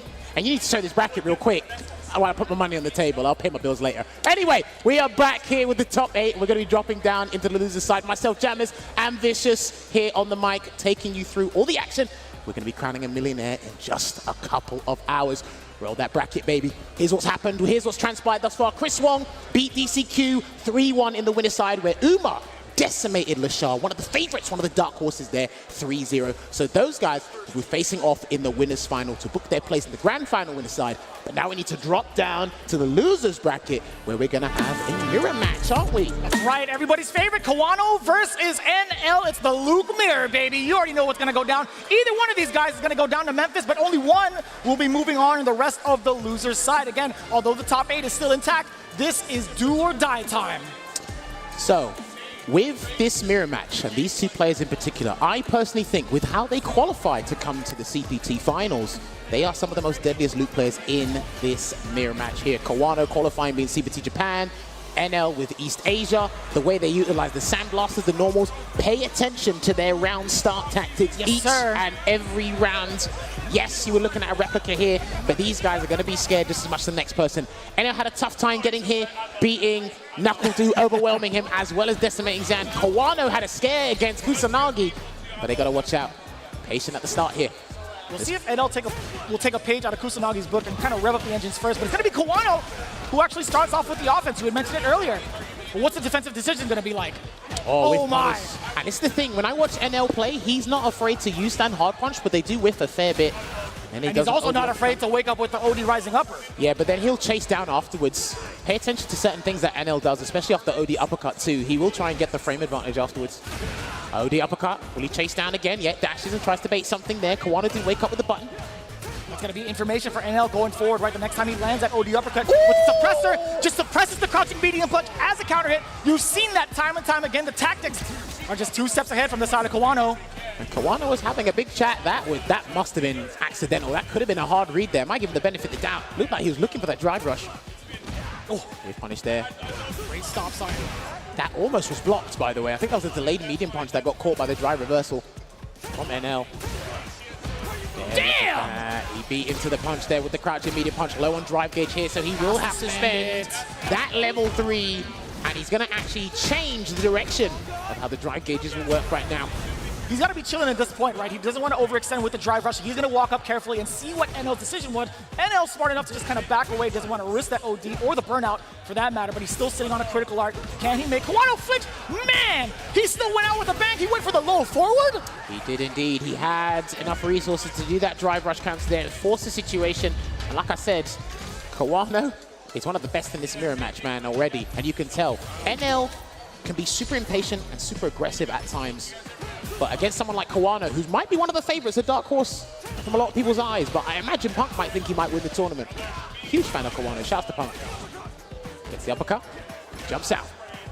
Coverages that on that as well with the crouching heavy punch. A lot of the Luke players have been opting for that. And the big jump in read against the Sandblast. Is he going to spend? No, he's got to go for the Oki, right? Even if level 1 was out, he still wouldn't have done enough damage to kill. And it's just enough to get to the corner. The wall spat there, does NL, and then try to go for a safe jump, but Kawano knew the mind game there, that's why he went. Yeah. And there you have it, NL taking that round. Still looking good. Again, they're being super patient at round start at the moment. Highly respectable, the damage output this character has is absolutely ferocious. Just walking slowly, trudging across the screen. Gets My that. God, you know he was kind of hovering around the medium kick range for a while. That was the main objective for him, to catch NL walking back and skipping away, but oh Yes, no. that's what he was doing. No and the OD. side swap with the suppressor. He's been doing that against Ken, does that against Luke. Smart. Earns himself a burnout here, and he's going to make sure. Oh my God. Huge. He can actually spend a super if he wants to and get the Oki after for the damage, but he's going to throw and then try and guarantee a chip scenario. No, he baits a level 3 instead, and he chases it down with a Sandblaster into the fatal shot, because again, he's very limited in how he can chase that down, but because that OD projectile goes full screen, he just completely finds to close it out. Good observation there from NL. I'm just glad it wasn't a mistaken uppercut. Imagine that, right? Spine buster going forward. Again, the medium kick bringing out against the Sandblaster. You saw the startup from Kawano, but this is so good right now for Kawano. That back throw can lead to so much. The defensive choices. You saw the backdash. Now in the burnout. Checking him with the rising upper. There's no escape. He's got to deal with this, and he's threatening the stun here, Kawano from NL, and he's going to get the stun nice and early here, so he's going to set up something, and he dropped a huge conversion here. So now it's his turn to roll the die on defense. Oh, the jump caught him, and he got Beautiful. Factor again. Damn, these guys are fighting tooth and nail to keep that corner. Checked. You gotta go for the damage, right? Are you gonna go for the damage or the side switch? Indeed, he's gonna go for the advantage as well after the whiffed tackle. NL's got 2 bars to his name. Hold on, he's got 1 shot of a drive rush too. Speaking of which, that's gotta be more than enough. He builds up just a little more to continue on with the combo. Good awareness from NL.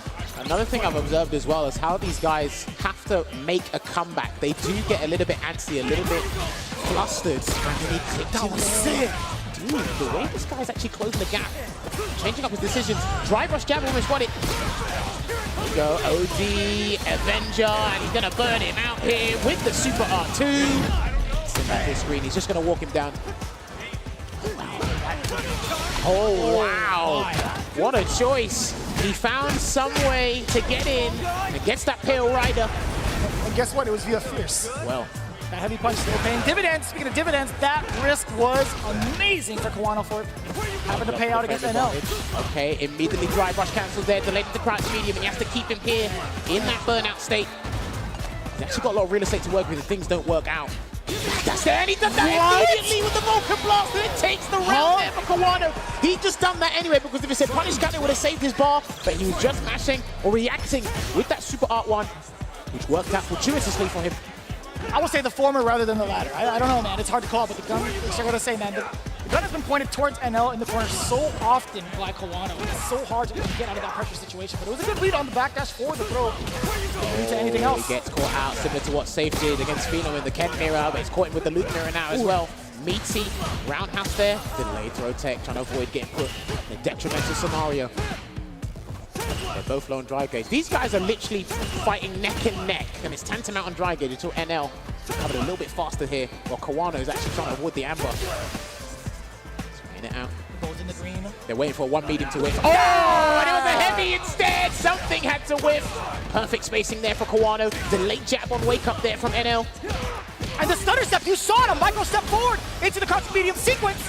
Dash up, and he's gonna build enough. No way.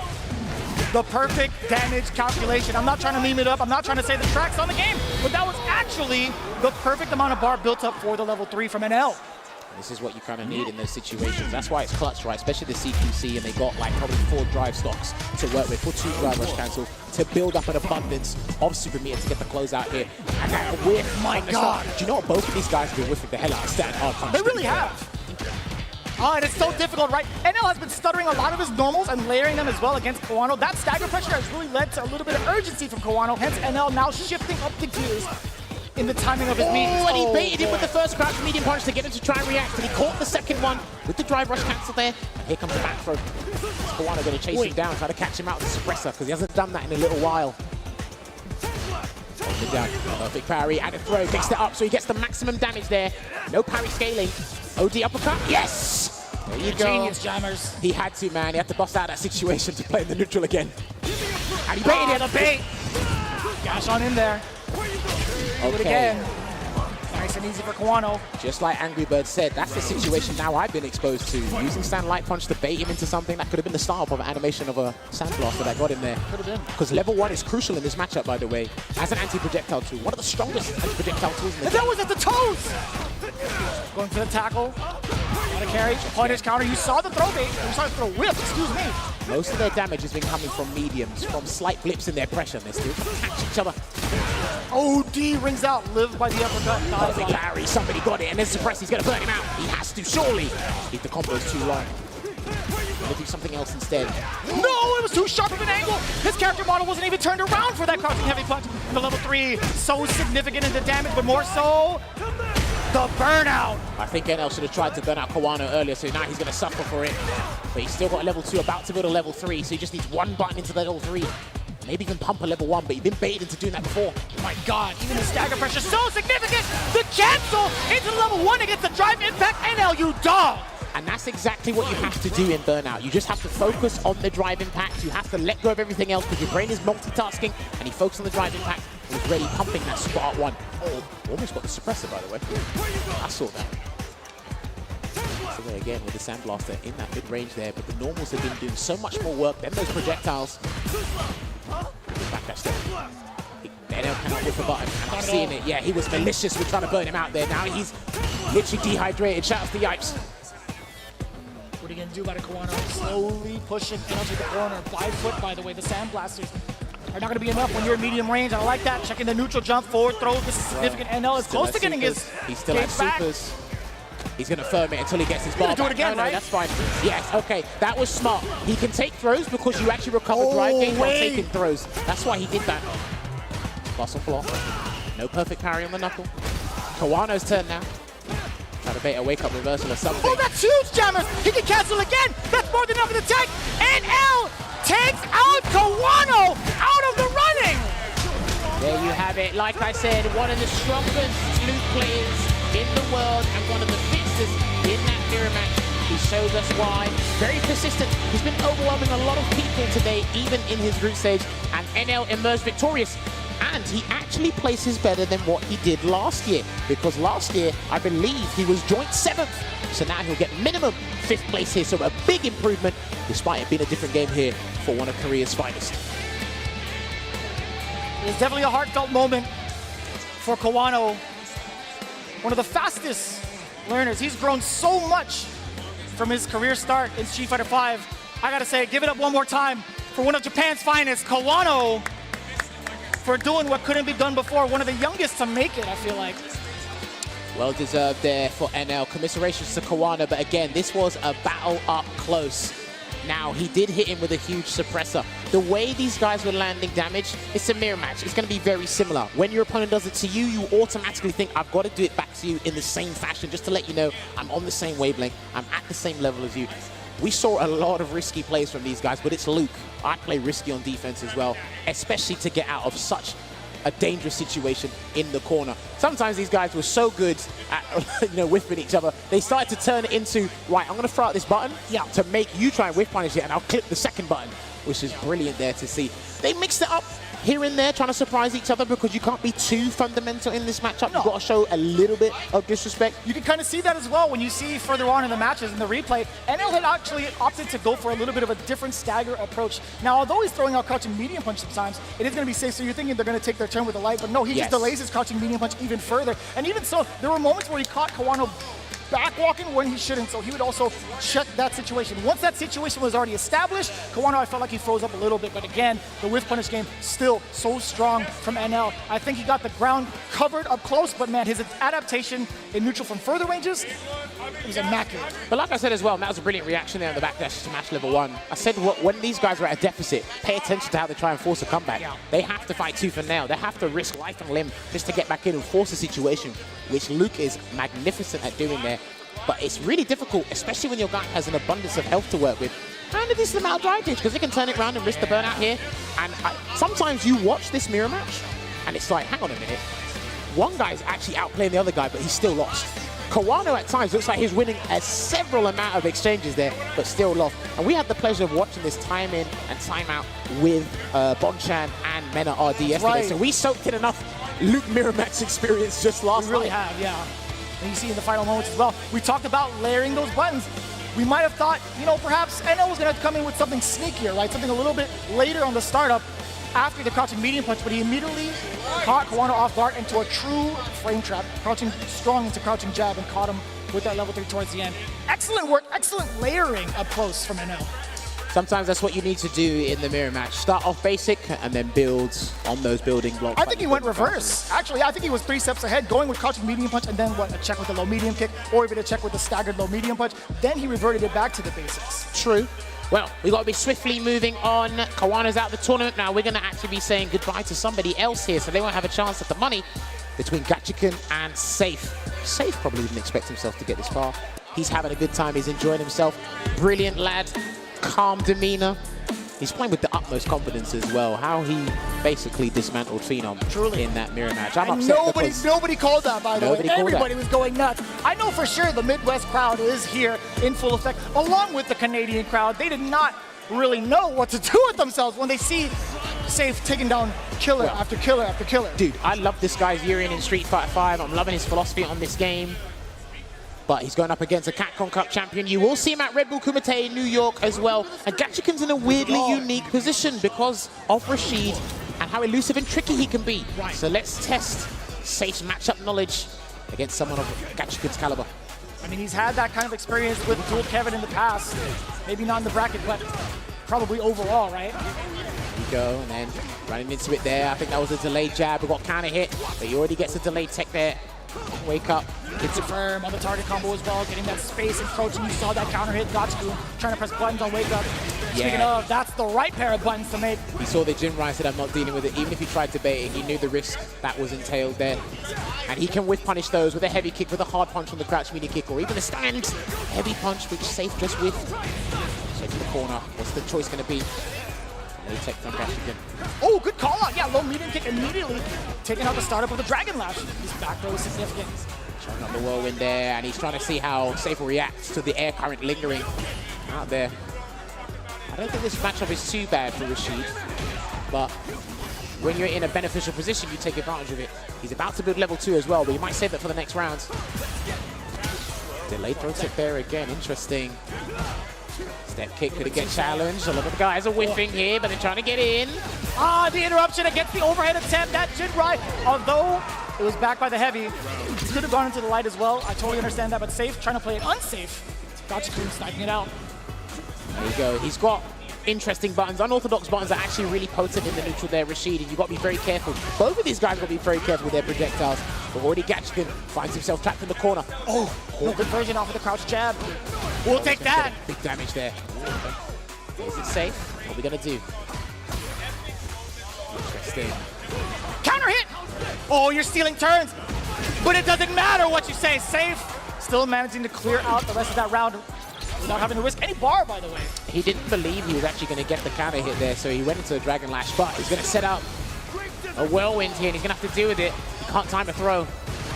That's going to be block stun. Oh, Now he can. Oh, boy. Still have to deal with it. The air current from Yasar lingers longer than the other two moves it does, and here comes the safe jump, but he might do an empty one first. Oh, there you go. We both guessed wrong. Here we go. Set it up. Good damage coming in. That's going to be the Super Art 1. Super Rashid King. To close it out. At game one there, and this is it. I like that he tests the waters because he wanted to see if you do an empty jump and go low and catch it there, but you still hold down back in that scenario as a Rashid player, and he gets in with the punish counter DI. He'll take him straight to the corner with that amplified Shoryuken. Plenty of damage on that counter hit again, but too far for the light kick. I understand Safe trying to walk up to take his turn back, but Gachikun ready with the button. He tried to bait a throw there with the front flip. And I love Safe's responses to a block roundhouse, by the way. That could have been punished there, that hard kick. That looks poorly spaced. The stand light kick probably could have clipped it there. And a perfect parry on the Dragon Lash. And he's just going to go for the heavy Eagle Spike. Oki instead. It was a bait. This is going to be huge for Gachikun. There you go. Inside, what a backdash! But that was the counter hit. He couldn't get a conversion. He thought he said punish counter, that's why. Right. There's a throw. And then a perfect parry on the overhead. And it looks like he's going to go for the side swap here. He's got to be very careful what he does. No delay tech there from Gachikun. He's got to hold this onslaught, but he decides not to. You're taking the risk, you're throwing the dice like that. Gachikun, the audacity to give out that OD spinning mixer. Well, the further away he runs in this set, the more risks he can take. That would be completely fine for his mental state. Oh my God! This is the shin kick from the Jinrai. It's a grab to make amends. He's going to be huge here for Gachikun if he can get out of this. He's looking for the side swap as well, and that's why he tried to go for a back throw. Jesus! All right, what we got? Level 2. Shippuden Raikar. Just enough? No, not just yet. Okay, still holding it out here. He thought Gachikun would wake up with an option, and that's what he's looking for. Yasar's coming. No, he's going to charge this up instead. That's how you feel? Okay. I was surprised that he charged up a whirlwind shot instead of used Yasar, but I guess he was preserving it for the final round in case things went south, which that's exactly how it's panned out here. Overhead worked out. I'm not sure if that's what he wanted. Either way, it was a little sneaky. Safe wasn't ready for it, and you got to be ready for this. He's just going to walk up. Overhead. Going to hold it there. He's going to wait for it to come close to make it a true block string. You've got to deal with this, and he doesn't deal with it. So here comes some Oki. That's plus. Oh, that works out, actually, because the Arabian Cyclone is a physical hit. It's not a projectile. Good awareness from Safe to let that super art ring again, covering the aerial space. Jump medium punch. The moment he sees the flip, he just back jumps. Yasar here again. Oh, you got to deal with this twice in one round. He's going to push him out of the whirlwind. No throw tech. Oh, you literally said it. You literally just said, don't throw tech. And what it happened. You are actually on demon time. Dude, I've watched this guy. I played a little bit Rashid, but the way he set up that tornado, he's going to push him out of it and then try and force that throw while it's slowly encroaching on you. It's uncomfortable, man. And I'm not even going to tell you pay attention to the whirlwind because Rashid is absolutely problematic. Another fine start here for Safe. Nix, but Gachikun, immaculate defense. I'm telling you, when we highlight Gachikun, we always talk about his movement and his defensive decision making. All right, there we go. Low on drive gauge. He can't parry unless it's a perfect parry, and he tried. This is big here for Gachikun. Try to get a throw tech there, and that was accidental, so he's going to get punished. He can make amends with a choice, but he's worried about the EX spinning mixer. There's a throw. Can he dash in? No. Hard kick there. If that jump will... You already know he's trying to set up for the Isar. He does so successfully after the OD tornado. Now, category 5. Shout out to the BFFs, man. Got to deal with it. Throw tech again. Lovely stuff there from Safe. And again, what a defensive sequence there from Safe. He's got to take the round after that. It's a tall order. It's almost insurmountable. He's got the bar to do it. Oh, man! He's conditioned him, especially with all the whirlwinds are coming out. Even his conditioning has been conditioned, man. Gachikun is just all over the place. He's looking to run rampant in this set there. That was negative on block, but it was safe. There you go, cancelling it there. He doesn't want Safe getting any momentum, any pressure going there, and that block, this is huge. He's burnt out as well. Charge the whirlwind shot, get the pressure. He's got to deal with that. Good chip damage as well. Of course, covering the options of the jump out, heavy spinning mixer, applying all the plus frames as well. Just the sequence alone does so much damage. And of course... And I think he's done. If he does this whole thing correctly, He's going to build the bar, medium spinning mixer. Not even, he's going for the different version, and Super Rashid kick will close this out. Oh my God! How much damage was that? That was enough. Thank you very much, Capcom, for putting this crazy character in the game, because it remains, and the Rashid specialist advances deeper into the bracket. Andy Bird said, look, here's my hot take. He may take the tournament. Well, he's off to a fine start here in this top 8. He fell to DCQ earlier, and he's still got a chance. Like I said, he's in a weirdly unique position with the character, the trickery, and again, this is the person you don't want to bump into in bracket. Oh, definitely not. Yeah, former Capcom Cup champion. He's gone through a significant struggle trying to pick a character. As soon as Rashid came out, he adapted perfectly. The most dominant force that we could ask for with this character. And just taking a look at Soap, I will say this though, Safe had such a fantastic start on offense. You know, some of the conversions he had missed from the counter hit, still being able to recover afterwards, sign of an extravagant player. But overall, some of the decisions from Gachikun on defense is what really took out Safe. Is brilliant from start to finish there from Gachikun. Got a couple of perfects there. All the optimal Rashid combos. He showed him so many different safe jumps. His neutral game was pretty on point.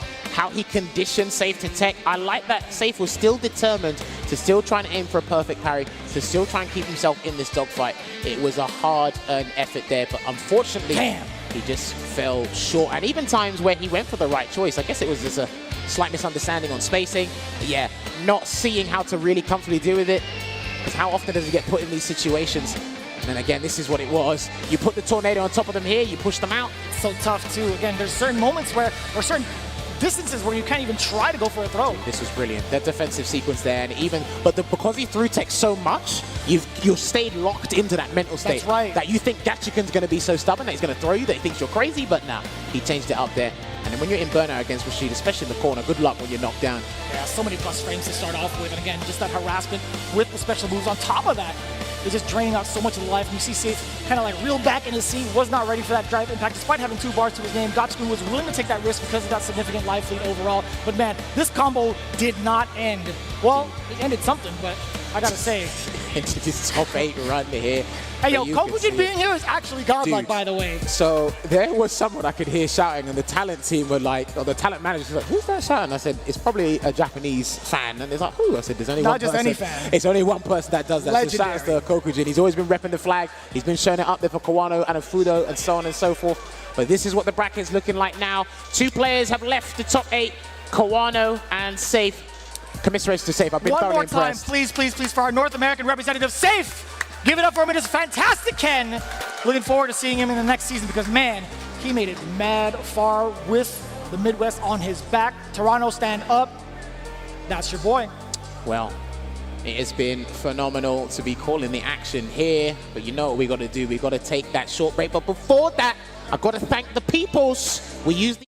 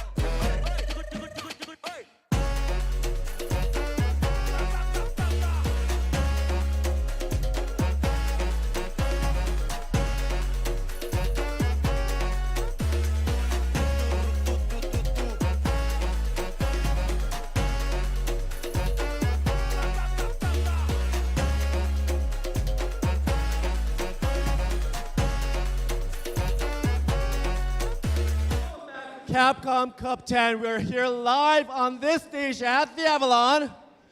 Yes, indeed. Yes, indeed. Yes, indeed. And of course, if you are lucky enough to have gotten a ticket to this sold-out crowd, you have been in for an amazing show. You've got all kind of prizes. Speaking of prizes, can we get some more talent out here right now, please, for all of our people? My man's James Sheen. Please make some noise for everybody.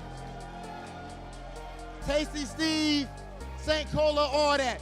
Ladies and gentlemen, it is absolutely a celebration. And at this point, we are down to our final 6 competitors. One more time, can we please make some noise for your Capcom 10 Poppin'! Next year, man, y'all gotta make sure you get your tickets as soon as they drop. The sold-out crowd is crazy. Please make sure we throw out these t-shirts right now. The people want them. The people want them. Shoot the cannon. Shoot the cannon, shoot the cannon. Ready, whoa! Oh! Wins. First group F. First group F, and now the cannon. Look at my man David. Look at my man David. Do we have the cannon? Come Yes, on, we do. we need Yes, the we cannon before we go. We need the cannon. They gave me an unloaded cannon, Rob. Let's right the wrong right now. Where are we going with it? Yes, sir. Ladies and that's the first one. Ladies and gentlemen, it is time to get back to our matches. Let's send things up to our commentators, Vicious and Jammer.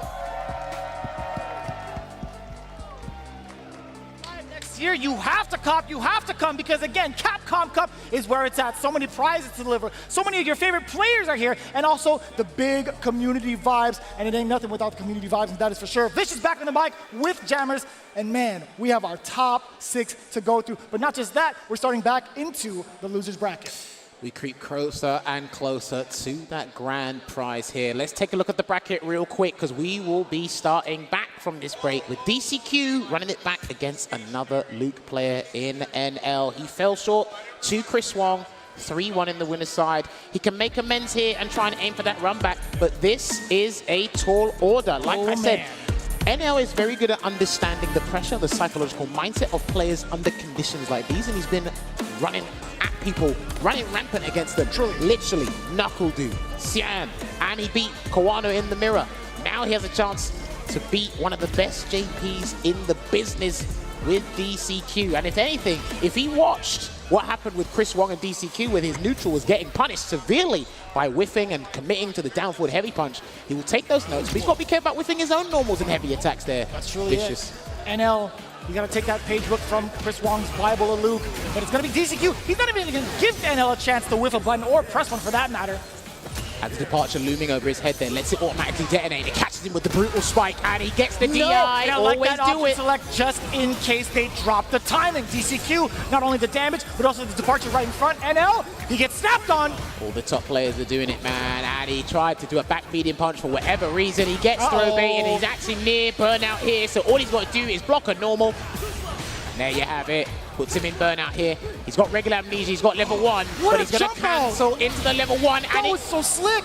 Even after the launch of the target combo, DCQ was caught mid-air, hence the air reset, and was able to land in time to punish successfully. that was lucky for him. A happy accident, as we like to call them there. And he has to be very careful. Hopefully he hasn't got PTSD in that mid-range because of what Chris Wong did to him. Oh, definitely not. Well, actually, maybe. NL, striking first already. Dash up. Chicken with a low medium punch. Again, the stop sign of a medium kick. And I like the interruption against stiff forwards. Heavy punch. Could have been a frame trap there if he committed to the target combo, but he didn't want to do that. Gets a back throw. He's about to build Super Art 2 as well. Good exchange there with the departure. And here you go. Good conversion. He looks like he's going to go for the full thing. You gotta set it for level 2. No, you have level enough 1 damage. can do it. Level 1 fine, should do it. Not enough. Don't let it happen like this. Oh, don't let it happen like this. What did I just say? Does he build enough? No, he dropped the timing. But still, NL on offense. That's going to level 2. punish. That's going to punish it indeed. Here we go. And of course, the riskiest thing you could ask for, the sweep. Dude, if that was blocked, that was -10. That could still be caught by a level 1. I'm not sure level 2 would have worked because basically... No. I don't think the hurt box lingers enough for you to get that really, really close. Well, I mean, even level 2 basically goes nowhere. It was basically like the CA in Street Fighter 5, and that went nowhere anyway, so it had to be guaranteed punish. But DCQ gets the first game. This is what happened against Chris Wong. So let's see how NL adapts. He's still whiffing that crouching medium kick in the mid-range. How many times has NL dropped the important flash knuckle sequences? That's twice over. One was for the game, or the round, no, game winner, excuse me. But this time, starting these off, he had already missed the timing. Try to feint there, and he gets the parry bait with the back throw and sets up. Nice departure, and will let it loom over his head. I like that NL stopped throwing sandblasters because of the automatic detonation. You saw movement as the option from DCQ. He tried to jump out of the way, but the free jump frames does get clipped, and NL firing away with the sandblaster, a little bit of the stop sign from medium kick, trying to find his way in DCQ. No Phenoms inbound just yet. Outside of certain buttons, DCQ's not prioritizing with punishing Luke's buttons. He's looking for something else. Some arbitrary knockdown or something there, and he beat him to the punch. No drive rush cancel, but there it is on block. Resets things to neutral again. He's got to capitalize. Ooh, that was huge! You're talking about capitalize? Again, what is happening? Oh, this is huge. This is even bigger.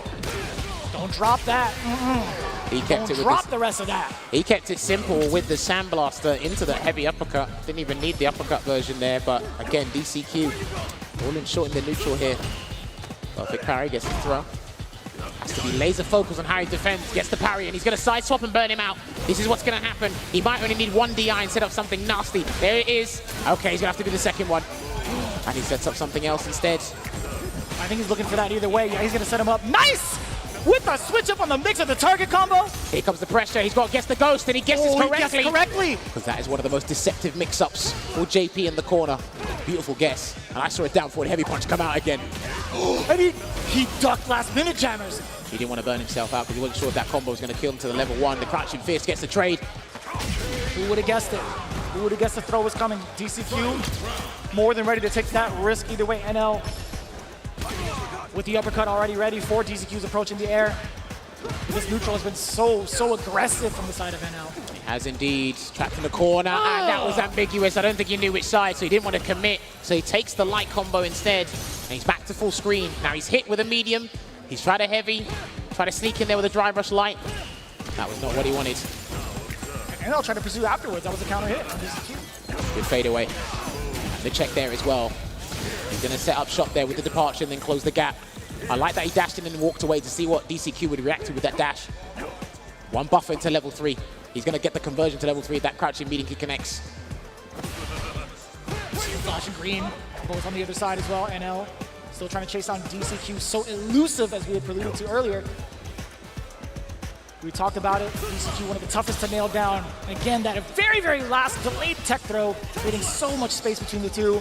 Good resilience on defense here. Takes the grab this time around. He can afford that. He's got a colossal life. Oh my! What was that? He's being patient about it. And NL needs some drive gauge to work before he commits to a drive rush cancel again. He needs a bit. And he's going to have to deal with this. What's the commitment going to be? Jumps away. The defense! Beautiful. So important to get out of that situation. It could have caused him a burnout. Heck, he could have gotten opened up. That was a masterclass, which means if DCQ gets a conversion, he can't actually get the rounds because he hasn't got level 3 available. Not even trying to anti-air. He's focused on something else. Oh boy. He's focusing on something else for sure. Still got the level 3, 10 seconds on the clock here. He needs to make a big commitment. And That is a huge punish counter. What?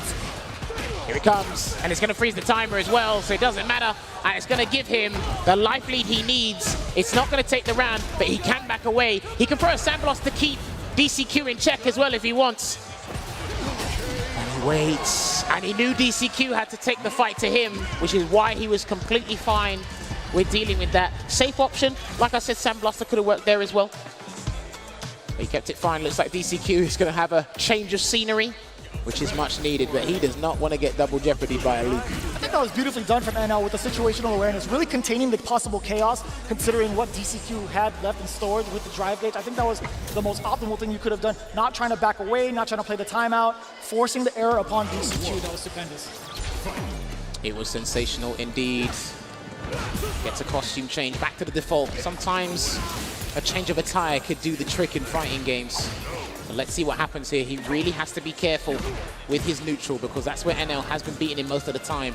You can't rest on your laurels in the neutral game either with your zoning game because NL's actually been getting through that. That's something we haven't seen ring out ever from NL, at least thus far in top 8.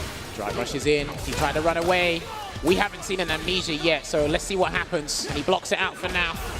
The third one, a little bit too far, a little overzealous on that one. NL trying to reach down below, but DCQ having the whip punish ready. Walks away. He's trying to wait for some drive gauge to come back while anticipating a perfect parry as well. Word. He's going to have to make sure that departure stays on screen. He's only going to get one to connect because the other one disappeared. Chases him down, tries to bait something here. Almost trying to get a throw tech there, but good fade away again. these perfect parries there from DCQ. About to get Lavushka ready. Just weighing it down. Here it comes. You just called it out. What's the defensive choice? No, he got hit this time. It's going to be a full conversion into the OD stalagmites, because at some point you're going to capitulate and try and force yourself out of the situation, but sometimes doing nothing is the best option you can do. Throw attack there from DCQ. I've got to say, dealing with the strike throw situation, especially after a drive rush cancel block, he's played much better, much more comfortable as opposed to when he was fighting Chris Wong. Maybe it was that first set jitters because they were to kick things off in this top 8. Man, what a delay on that crouching medium punch after the drive rush. DCQ not even trying to press the button after that, but speaking up, does get the counter hit, full conversion off of the standing light. I love it. Always dashing forward, perfect parry, and he gets the full conversion. It's too far out. It's way too far out. It's so troublesome for Luke players to get that exact punish counter into a crouching heavy punch because of the pushback on it. Has no horizontal range, or a lack of horizontal range as well, that button there, the crouching hard punch. It compensates with all the verticals. You know? Blaster again, no big risk here from DCQ. He's just waiting to try and respond to what NL does. Takes a grab. He can't take another one. That's why he's fighting back. Yeah. Bang, bang. Yeah, that will be the round here. NL does have a fully locked and loaded level 3. DCQ needs that level 2 to be ready and available himself to change things around. Again, he's always been jumping away. You can chase that down with level 1 and level 3. We saw Luke players do that earlier today, but I guess he's picking... Yeah, I guess he's picking the opportune moment to do so. So again, he's got to make a choice now, DCQ. That was a reversal. The reversal what? Parry. He said parry. Had to be parry, okay. Okay. Here comes Lavushka. I think he's going to go for the damage. Looks like it. Yep, he's going to keep it clean. Set up a departure as well. What's the choice from NL? Jumps away. The defensive decision making from NL, sniping him out of the way. Another level 3 incoming. You already know what it is. That's game 2 in the pocket of NL. It's going to be 6 punches that takes him into the lead in this set. Remember, loser goes home. NL is 2-1 up here. Could this be his time? We're trying to see and find the adaptation coming in from DCQ as we take our time out into the character selection screen. Now, there are some things that NL hasn't really shown us up until this point in terms of his offense. I feel like, again, him prioritizing some of the light pressure, some of the safer pressure, getting some of the real frame traps going and forcing DCQ to make those errors. I feel like he hasn't gone to that as often up until this point. Because his match presence is so strong, it's overwhelming. So DCQ really doesn't want to afford to do an amnesia and have it not work out in his favor, because it'll make him detrimental position. And he's trying to keep it neutral as well. And NL's actually been phenomenal at handling the level 2 super art as well, by the way. Checks it out here. Knocking on the door, does a departure setup. Yes, sir. Ah, okay, so he looks like he was going to vacate into the Doctor Strange universe, but he came back and joined us. Forgot his keys. Forgot his gate. Oh, that was so delayed. DCQ, I can't even imagine what that anti-air attempt was. Hit him with the hammer of justice there and gets the forward throw. Hits him down with the forward throw again, and he might try to sneak in a third one if he has to, and he tried. He tried to tech. It doesn't matter, though. He manages to get the third spine buster. After what could have been kind of disastrous, he did get the appropriate throw bait. The jumping heavy punch just not quick enough. He seems very scared in the neutral, the mid-range here. What in the world? Yeah, being stubborn enough and gets his conversion. Builds up another super art here as well. Still no amnesia. He has to jump out. He's being very safe with his defensive choices here, DCQ. He's doing things in trepidation at this point. Suppressor blocks it out. He does not know what to do. He doesn't know how to counter this. The stagger as well. NL is looking for DCQ to walk back. He does. That micro step backwards opened up everything for DCQ now. Level 3, yes he does. And this is not going to put him full screen. This is going to put him at a decent range here. Can set up a departure, but I don't think he wants to splurge that meter. Not there. That's why he went for a throw instead. That medium punch on the counter hit. Doesn't get anything. Charges up. I don't know what he did. Dude, you do not want this to turn into a calamitous situation. He's overwhelming him. I think it has been. Away, overhead, blocked. Yes. He can mash out a super at some point if you're not careful. He's going to bait him into doing a phantom or something so he can catch it. Oh, no whip punish! Whip punish! Did he build level 1 in time? No. Just holding it down here. NL just needs one drive rush opening if he gets it, but no, he can actually chip him instead, and that's what he was looking for. What was that? What was that? You saw the attempt at the reversal from NL. He had other ideas. He was mashing after 2 OD moves were unsuccessful here. And it puts DCQ with a little bit of a lifeline. Throw him a bone and he'll take it. Try to check with each other with the crouching medium punches. Not quite working out here. DCQ's been on the back foot for the most part, but he's managed to turn things around from a dangerous scenario. Looks away as well.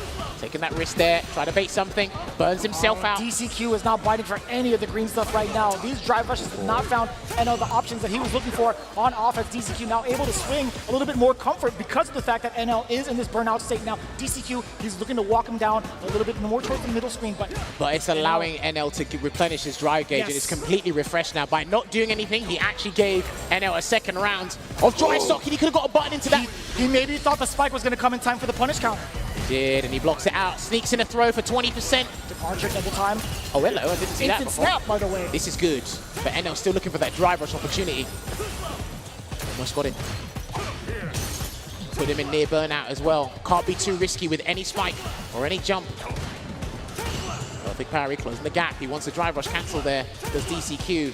He doesn't want to take a fat combo into CA. He really doesn't want this. That was such a sneaky dash. Well-timed dash as well. That could have been huge. Oh, he's not biting. He's not biting. He's not biting. Not now, because he'll lose the game if he does it. He's out. Yeah, he's just trying to clear the distance. Dude, he is shook right now. He is so shook right now. His micro walk back again saves the day. DCQ still in the game, 2 apiece. What a decision to micro walk back. The determination. After having throws blown up earlier in the set, he said, I am not doing this. I will be tenacious in this regard. And again, because if he makes that mistake, he's out of the tournament. And we saw NL try and take advantage of that with those arbitrary dashes, catching that grab, and he thought he could condition him into doing something else. But he said, I am not biting. Not at all, by the way. There were so many moments where I was so certain DCQ is like, you gotta throw out a normal there, brother. You gotta throw. You gotta do something. No. Even maybe movement. Too but much the right movement that he did pick was that micro step back in that mid-range. Beautiful duck from DCQ. Dude, got a good head on his shoulders, man. That's why these players at the highest level have to make these chief executive officer decisions. And there's our first amnesia, but he's gonna successfully deal with it. Walks away. Low on drive gauge here, and I saw a down forward heavy punch. Gonna come out once again. Oh, checking in with that medium kick. The aggression. Yeah, he made it a true frame trap, as we were talking about, after the brutal spike. Snaps his fingers, and NL's always dashing after the departure's placed above his head, just to remove that factor just for a split second before he goes back to see how DCQ reacts. Throwing out that crouching medium punch with malicious intent. Not before DCQ gets his conversion. He's low on drive gauge here. And he needs to play a zoning game while NL is actually trying. Oh, what an empty jump that could have been so severe against NL. No counter hit there, has to take the grab. What's the choice? DCQ wakes up with a button. He tried to get a stride bulk, but it didn't come out. Don't bait anything. Whoa. I think he caught him walking forward just for a pixel. I think he caught him walking forward. That's the second time we've seen DCQ try to walk down NL being in burnout, and he was just a little bit too antsy. But he couldn't walk away either because there was nowhere to go to because he was trapped in the corner. So he's gonna get the conversion into the stalagmite, and then another forward dash there, and then he decides to make an action on wake up. A slight hezzy, getting a full dump out of damage. The Oki's there, spine buster, that's one. Dash up normally. Nah, he's not taking, mate. He tried to get out, and he anticipated the jump out there, and he's still firm in his ground. He's gonna try and escape a different way. Oh, and that is gonna close it out. Conversion into the level 3. He tried to get escape time and time again, but he got swatted by the newspaper. And that is gonna be NL advancing deeper into the bracket and closer to the grand prize. It's so tough to see it go down the way it does because they are teammates after all in Street Fighter League. For the amount of practice that they've had, the growth they've had with each other league after league, it's insurmountable, man. This experience to have to face off against each other in the single stage is one for the ages. NL making a deep run on the loser side. It looked extremely shaky. But when you're playing as JP and you have such phenomenal tools, an abundance of tools to work with in that toolbox, it's hard to pick the right one against the Hammer of Justice sometimes because he's just that strong and he's just that aggressive with his damage output. So again, we saw things. He seemed a bit more confident as opposed to when he was fighting Chris Wong, but even then, I sensed hesitation, I sensed reluctance in that gameplay. But he found his confidence back and he was slowly clawing his way back in. But still, he was fighting from the corner the vast majority of the time. He really was, and to be honest, NL was tightening up the screws, right? How often do we see a heavy normal with or whiffed punish, to be fair. But yeah, he hasn't whiffed any of those big, heavy normals that we were used to seeing him do. Kind of maybe try to go for a counter poke. He's kept it nice and tight majority of the times, especially after the strings of lights. And if he gets the stagger, he's looking for majority of the time DCQ to flinch. But we didn't really get to see that flinch towards the end of the set. What I found interesting... Oh, the Hammer of Justice. That's got to be renamed, right? It has to be. Shout out to Ending Walker. He told me that name. But what I noticed as well is when DCQ was trapped in the corner, it was much more difficult. It was such a Herculean task to get out of the corner as opposed to when NL was getting out of the corner, because you just weren't sure and you were so frightened about his damage output converting from anything and anywhere. Remember, his crouching medium punch and crouching medium kick are drive rush cancelable. Your crouching medium kick isn't. It can pester the opponent, it can badger them, but it doesn't get you the full conversion you want. And sometimes when he did get the counter hit, the punish counter, he didn't get the knockdown. And that was the most important thing he needed. And then again, so you see it right here. Wasn't biting. That looked like a delayed backdash or jump. Something happened there. Right. But NL was ready for that. And boy, is he feeling proud. He's had a very difficult run today when you look at all the names he's been fighting. And boy, does the momentum continue. Because one thing these top players will always tell to each other and us as talent is it's hard for certain players to keep that momentum when they've created it, when they've gathered it. That's what's difficult. But it looks like NL finds himself in the losers semi-final, the final 4 players here, Vicious. That is a big chunk of change. Speaking of which, now we got to change it up to Lashar versus Gachikun. All right, all right. Okay, Chun-Li versus Rashid. Lashar still doing the business. And Gachikun, now he's got a wealth of experience in this matchup. No doubt. Okay. Sakonoko as well, but yeah, Moke has been like the #1 target for Japan. Yeah, so they've played various others as well. I think there's a guy called CPU level 5 or something on CFN. I've seen them play. And now, I personally don't like this matchup on paper because, again, Rashid's mid-screen game, it's decent, but it's not his forte. He's supposed to whiff punish and counter poke you and send you straight to the corner with an eagle spike. Chun-Li, she dictates the neutral because her buttons do half the work for her. Once you're in the corner, it's a little bit of a different story. Lashar has got enough experience in this matchup facing Gachikun himself and other Rashids. We'll see how it goes. He had enough space to actually get the slide. It was like 20 frames first, right? Well, because Kikoken's slow, you can get the run start up and then dash up under it. I was just very surprised because of the spacing involved. I want to see how Gachikun forces Lashar to try and parry or even try and force... Word, he does it a punch. He's always struggling. He's always trying to react to an airborne movement, not checking what it is. I feel like you could kind of treat that as like a delayed jury dive kick, which is what Uma had been doing to Lashar to catch a Tensho kick. Yeah, that's what I was going to mention as well, but good call on that. And he's going to burn himself here. Set up a safe jump. And a perfect parry stays in front. Yeah, someone did a tech video on that, and he's going to interrupt with a level 2. And that could be the round. More than enough damage to continue on Lashar. And even if it didn't kill, he still had a safe jump in the pocket. Drive rush is in, round start, but then a drive rush cancel as a rebuttal there from Rashid. And here comes Hurricane Rashid. Block. Good defense. He's just going to punish you or bait you with a medium. Look at that drive gauge damage there, Vicious. That could have been disastrous. Oh, either way, that round was clipped as a punish counter. I think that's the first heavy kick I've seen from Lashar in a little while. I agree, that's not in a combo, by the way. Gets a forward throw. And that almost got him. He could have actually punished that, I think, Gachikun, or like tried to challenge it with a DI or something. Challenge it, yes, with a DI. Punish it, I don't think so. Okay, just holding the parry there as well. Probably waiting for a jump, but a drive rush cancels to force the scenario. Takes the grab because he gets some drive gauge back as he's knocked down. But what a check from one of the best light punches in the game. Another throw tick there. He's out. Yeah, he tried to see the Tensho kick. Oh, that was such an interesting trade. If that didn't trade, Lashar would have won the game. Oh! It didn't matter. Still found the opening with a low medium kick, one of the strongest tools in Chun-Li's arsenal. And this is the interesting thing about this matchup. Rashid has crouching medium kick drive rush cancel. Right. Again, it's got decent range, but you're going up against one of the longest reaching crouching medium no kicks doubt. in the game. That is an historic normal that blows up everybody. If anything, Rashid might be contender #2 for really, really long meetings. Maybe jury. Maybe jury. But the no, not listen, all right. Listen, he Pretty has good. to be meticulous with his spacing. If he's fixated on trying to whiff punish that button, I don't agree with it, but he can do, but he's got to use other normals instead. Maybe Actually, it's, what is it, like 7 frames? No, it's like 8. It's 8? Okay. I was going to say, if anything, it compensates with like the startup being a little bit quicker, but I guess I was wrong. Gets a drive rush cancel there, and he's going to set up an overhead maybe? No, he's going to dash and try and get a throw bait instead. Oof. This is what I mean. You can't keep trying to resort to that. All right, the button challenge there. The amber on the drive gauge. Hasn't risked the jump yet either, because Lashar's been throwing out some dangerous Kokokens, but people haven't been jumping them. He's probably... Oh! Wow! I think What was it, the crouching heavy punch? it's a very good button in neutral, by the way. This is 5. He tried to jump. Again! Oh, back-to-back Tencho decisions. I think that's fine, at least for the life advantage that he had up He until still this got point. his supers to defend him, and that was a frame trap there. It might have been a true block string, and there's the stun. He didn't get his level, he didn't get any of his supers out, and that's going to be the round.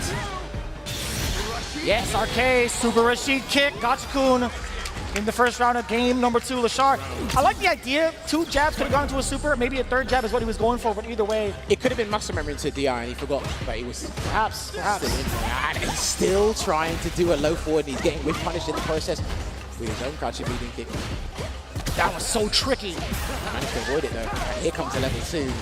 Not quite just yet. Protect there from Lashar. I thought it would be from here. Now, he needs the space, but Lashar's not going to give it to him because he's going to push him right back where he came from. Set up something nasty. 2 dash over. Counter hit! Here we go. Is he going to spin a mixer or leave it? He wakes up with a level 1 instead, and it hits, and he gets the pose for the camera. And he still gets that low BD kick as well. Not going to be overzealous, but yes, sir, gets a full-on conversion. Good choice because it Yes. makes enough space instead of pursuing the knockdown. Instead, that was the wrong choice. That was the wrong choice. There was not enough space and there was not enough time. So the whirlwind counters the Hazanshu, and it actually makes it 1 apiece here. Tantamount is the scoreline. Ooh, it's on the play, Lashar. Actually beating out Gachikun 2 times over already. Nearly 50% gone. Gotta firm it. In the throw range. Does get the throw. You see the counter hit. Counter hit again. No conversion. The handshake of doom. Again, how often has he been clipped trying to anti-air Gachikun? I think he might have to let a jump go at some point, but Gachikun doesn't have to change from gear 1. Gets the conversion into the light eagle spike. That is perfect parry. It's fine. All It's right. fine for Gachikun. Yeah, he recovered in time. That was hella active for a little while. Escapes. Almost got trade. He used to do an SF5 a lot. Super successful at doing that. Is he going to build level 2 in time? No. Gotta get throw bait. Hold it down here. He's about to build a hurricane, but not unless the Shah takes it from him, and that was negative. What was that? That was light, was it not? Yeah. Shouldn't that have worked anyway? He could lose the round from this. He's got to do the full thing. Can he get the Arabian sky high, and it should get the kick? And there you have it. There he is. There's your guy. Takes the round. You called and he delivered. Hey, listen, man, he's optimal. I'm just the backup dancer. Light eagle spike into the overhead conversion. Takes it straight to the corner. Is he going to set up an overhead this time round? No, that looks nasty, but there was an overhead. I was trying to look at the frame data from Chun-Li. I could have sworn that was a standing jab. I'm pretty sure it What was, a and he got whiff punish, dear God. Is he going to side switch for the mix-up though, or take the spacing? He's going to take the corner carry with the heavy spinning bird kick. What a bait. This is huge. Will Gachi confirm it or try and escape after this Tencho kicks? He will firm it. Man, the Serenity stream is so tough to even try to play defense again because Lashar is just given so many different types of looks. But Gachikun, we talk about his impeccable defense, not quite in level 2 territory. He could set it up. He's got to back away. Yeah, he's fine. From here, he's fine. And he's just going to walk into it. Good choice there. He's still got 1 more hit of that, I think. No, He disappeared. still found a way to sneak in the standing jab, getting the full conversion into the handshake. Sometimes you have to be obstinate and take the fight to Rashid and surprise him, even if it costs you. But he gets that conversion. Overheads, trying to run away, didn't quite work out, so a safe jump setup is coming. Is he going to keep it an empty one, or is he going to go? He keeps it empty. It's away. I'm waiting there. He's lower drive gauge, so he can't afford to do a drive rush cancel at the moment. He needs to do another conversion. Wow. Yeah, he couldn't get a sweep from there. He definitely could have done the roundhouse. Protect. As well. He needs a level 2 to surefire this victory. Lashar, not going to go down without a fight. OD Tencho. This is good. Way to make Gachikun honest off of that drive rush. You already know what time it is. So Ten Ranka, the damage, significant. Gachikun sitting on 2 bars as well. What's going to be the situation? If he sacrifices level 1, he's not going to get level 2. He wants level 2 in some space. I don't think Lashar's going to give it to him. I don't think Lashar's going to give it to him. This Not is it. at all. To me, it looked like he prioritized saving Yasar to turn this around, because if he gave up with Super Rashid kick, it would have been much more difficult to come back in this round. But it's 2-1 hit to Lashar. Whoever leaves this or loses this, they go home, man. You don't think it would have hit for too much damage to possibly kill Lashar in that moment? Nah, he probably still would have been alive, but he needs it to get the round, and he does get an OD spinning mixer instead. There you go. What a time to counter hit, too. Low forward, no, yeah, but he didn't want to drive rush cancel. You don't want to commit to an eagle spike if it's not going to hit. It's fair. Nice. I forget that special cancelable her touching short. But he's still getting a lovely conversion here, and he should set up a safe jump. That's so deep. Still front. Excellent decision. Yo, Gachikun, a slight delay on the back throw. Now forward throw, moving on in there. He is in the green still, so he can kind of pretty much prioritize that. He's got the meter. Oh, and that's going to be the round. What a timely choice with the crouching medium kick. And he's going to play level 2 to not mess around and put himself at set point here, Lashar. The Dark Horse continuing his reign, whether it was on the winner's side, now on the loser's side. The former Capcom Cup champ in peril. Quick up buttons, and he's going to go for an eagle spike. Not set up anything, try to get a mix up there. You do go behind the opponent if it's on quick rise with that flip. 3-piece, he's got to set up a whirlwind. He's got to push him to the corner as well, he has to. And he's got to use it. He's got to use it now. Oh my! And he gets the full hits as well because there's still one hit lingering, and he should be able to take this round as well. He's got to do the whole thing, and he missed it. Dropped it. It's so difficult to get at the last second. But the saving grace of the throw, even after the scramble, Gachikun with the full composure and the presence of mind to get the throw against Lashar. That was very difficult there to get that tight link with the air down medium punch, but another whiff punish. I've been talking about this the whole time. You can't try and contest with the first lady of fighting games of footsies. Trade.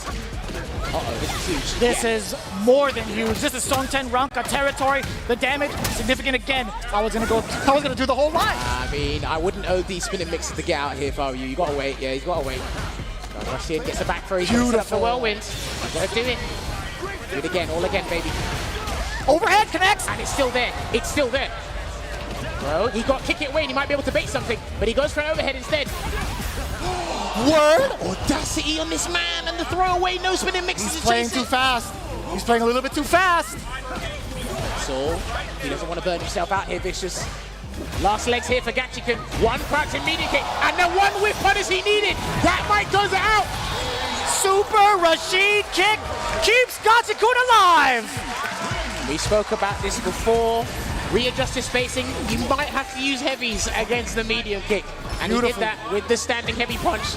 Now he's shown a different button to whiff punish that crouching medium kick. It's everything to play for in this final game in this set. What a call.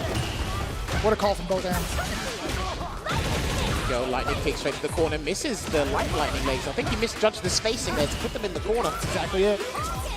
Looking again, no arbitrary jump. There it was. Man, so susceptible to that. He's still trying. He hasn't let any jump go. Tempest Moon was blocked, but that is safe on block there. It is, yeah.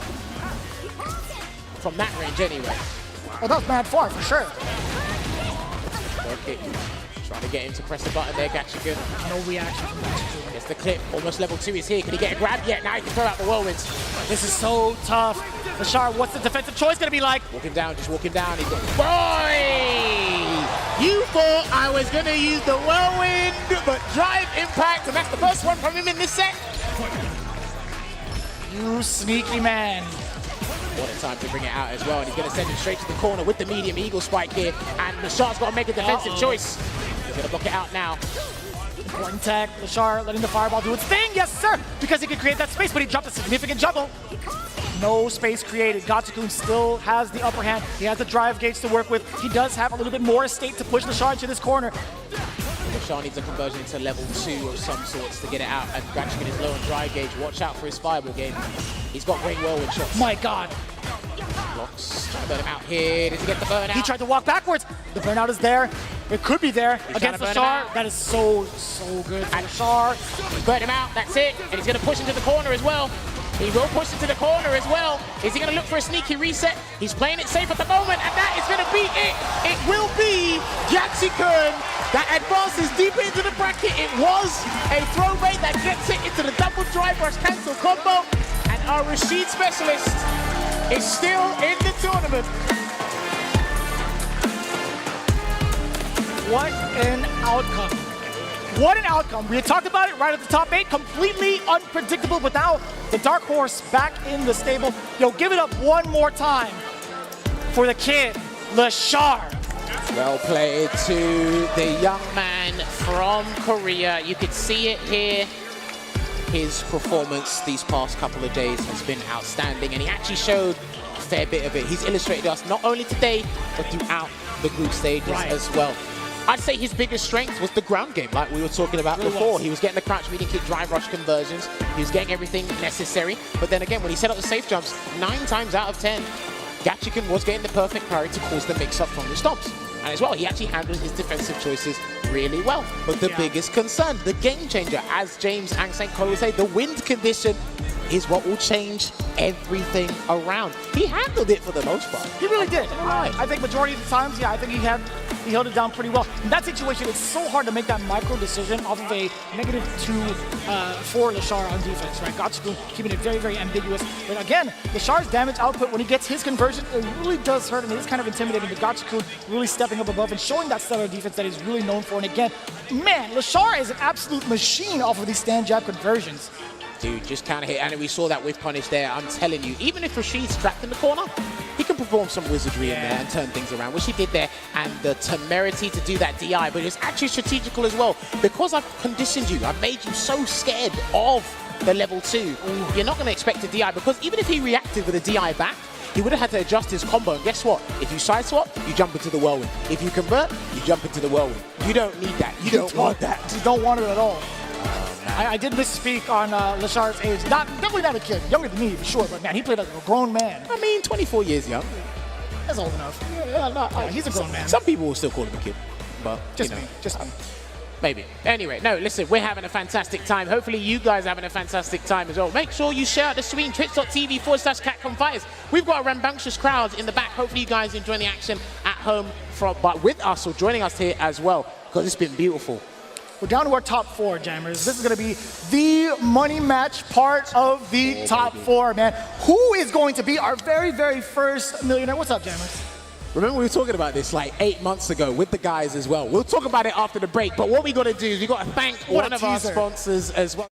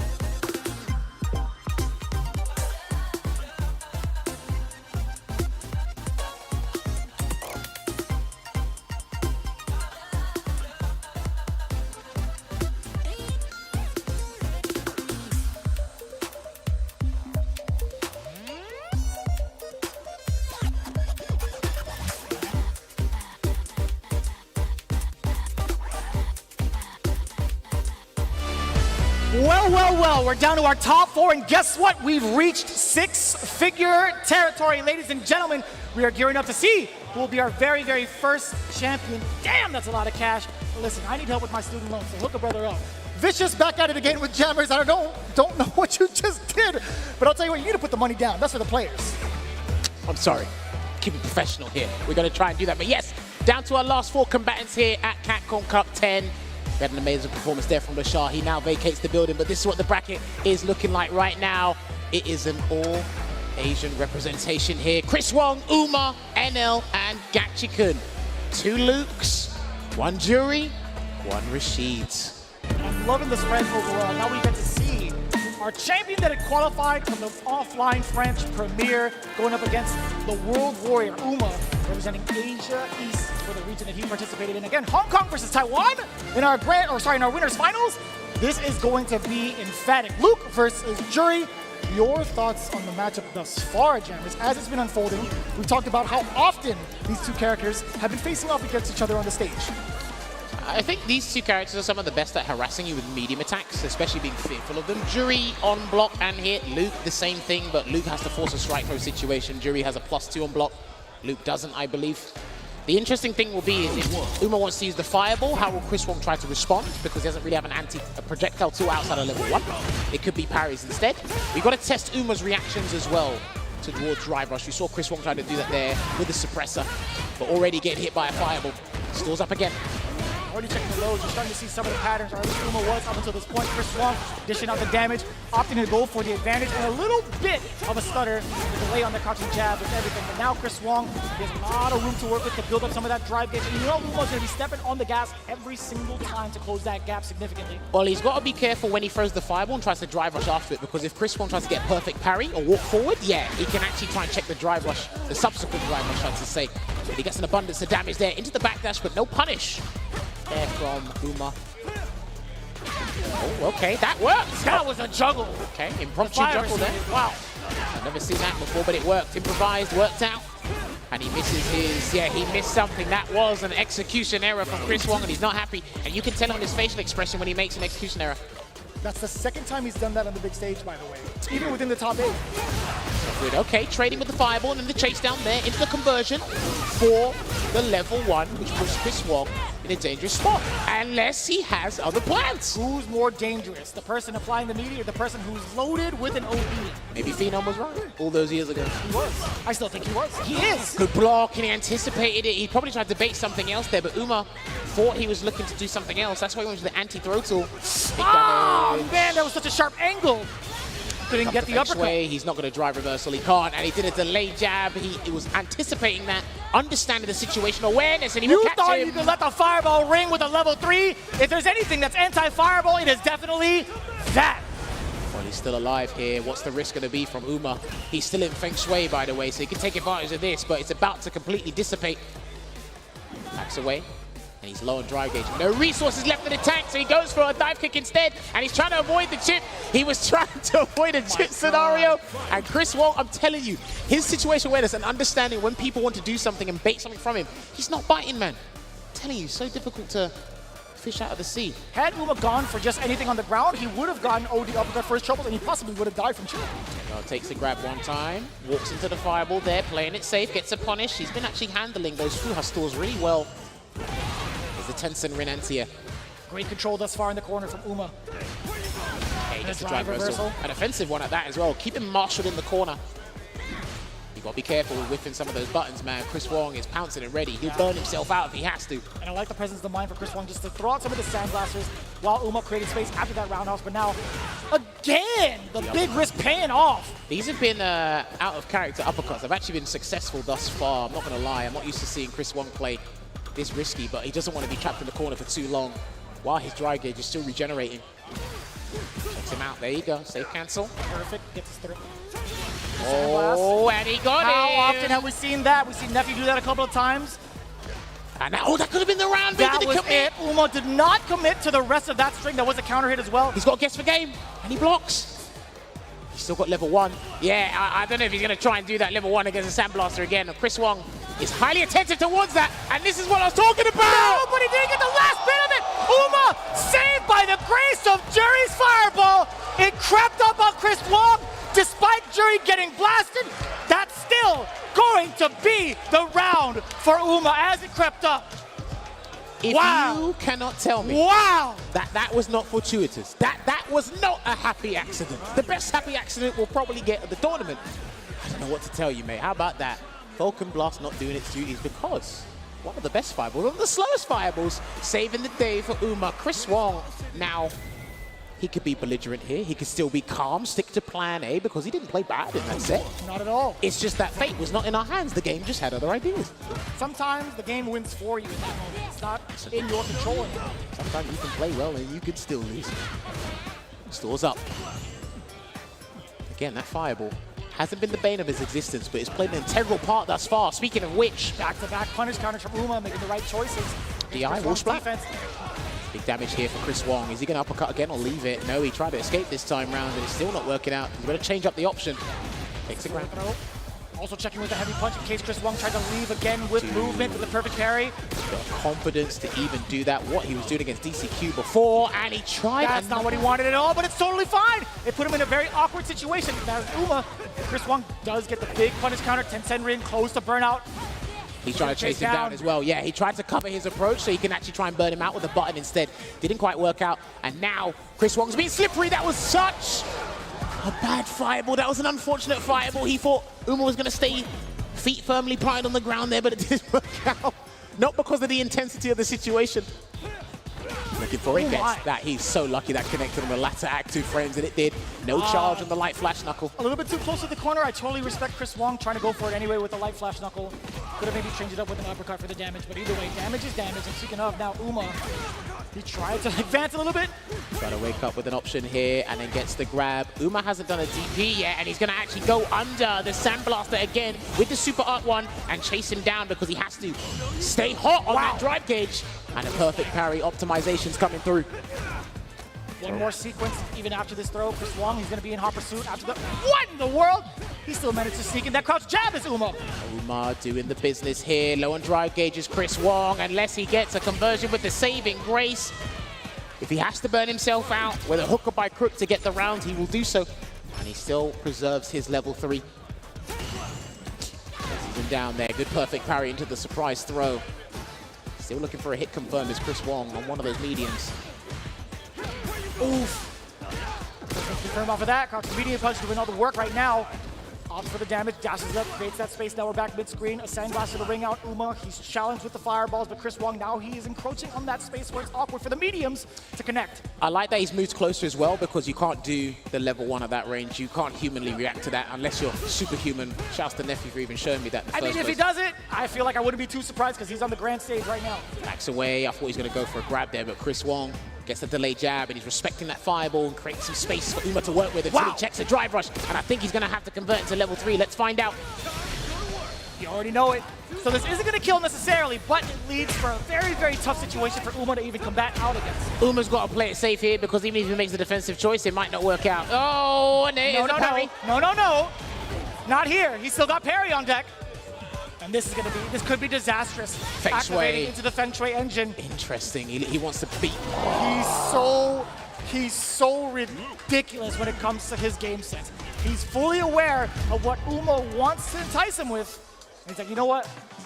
No buy. I don't blame him for that Feng Shui because Chris Wong was in the ambit as a drive gauge, and we talked about how brilliant Jury is at harassing you and inflicting that drive gauge damage, really fussed you to making a choice.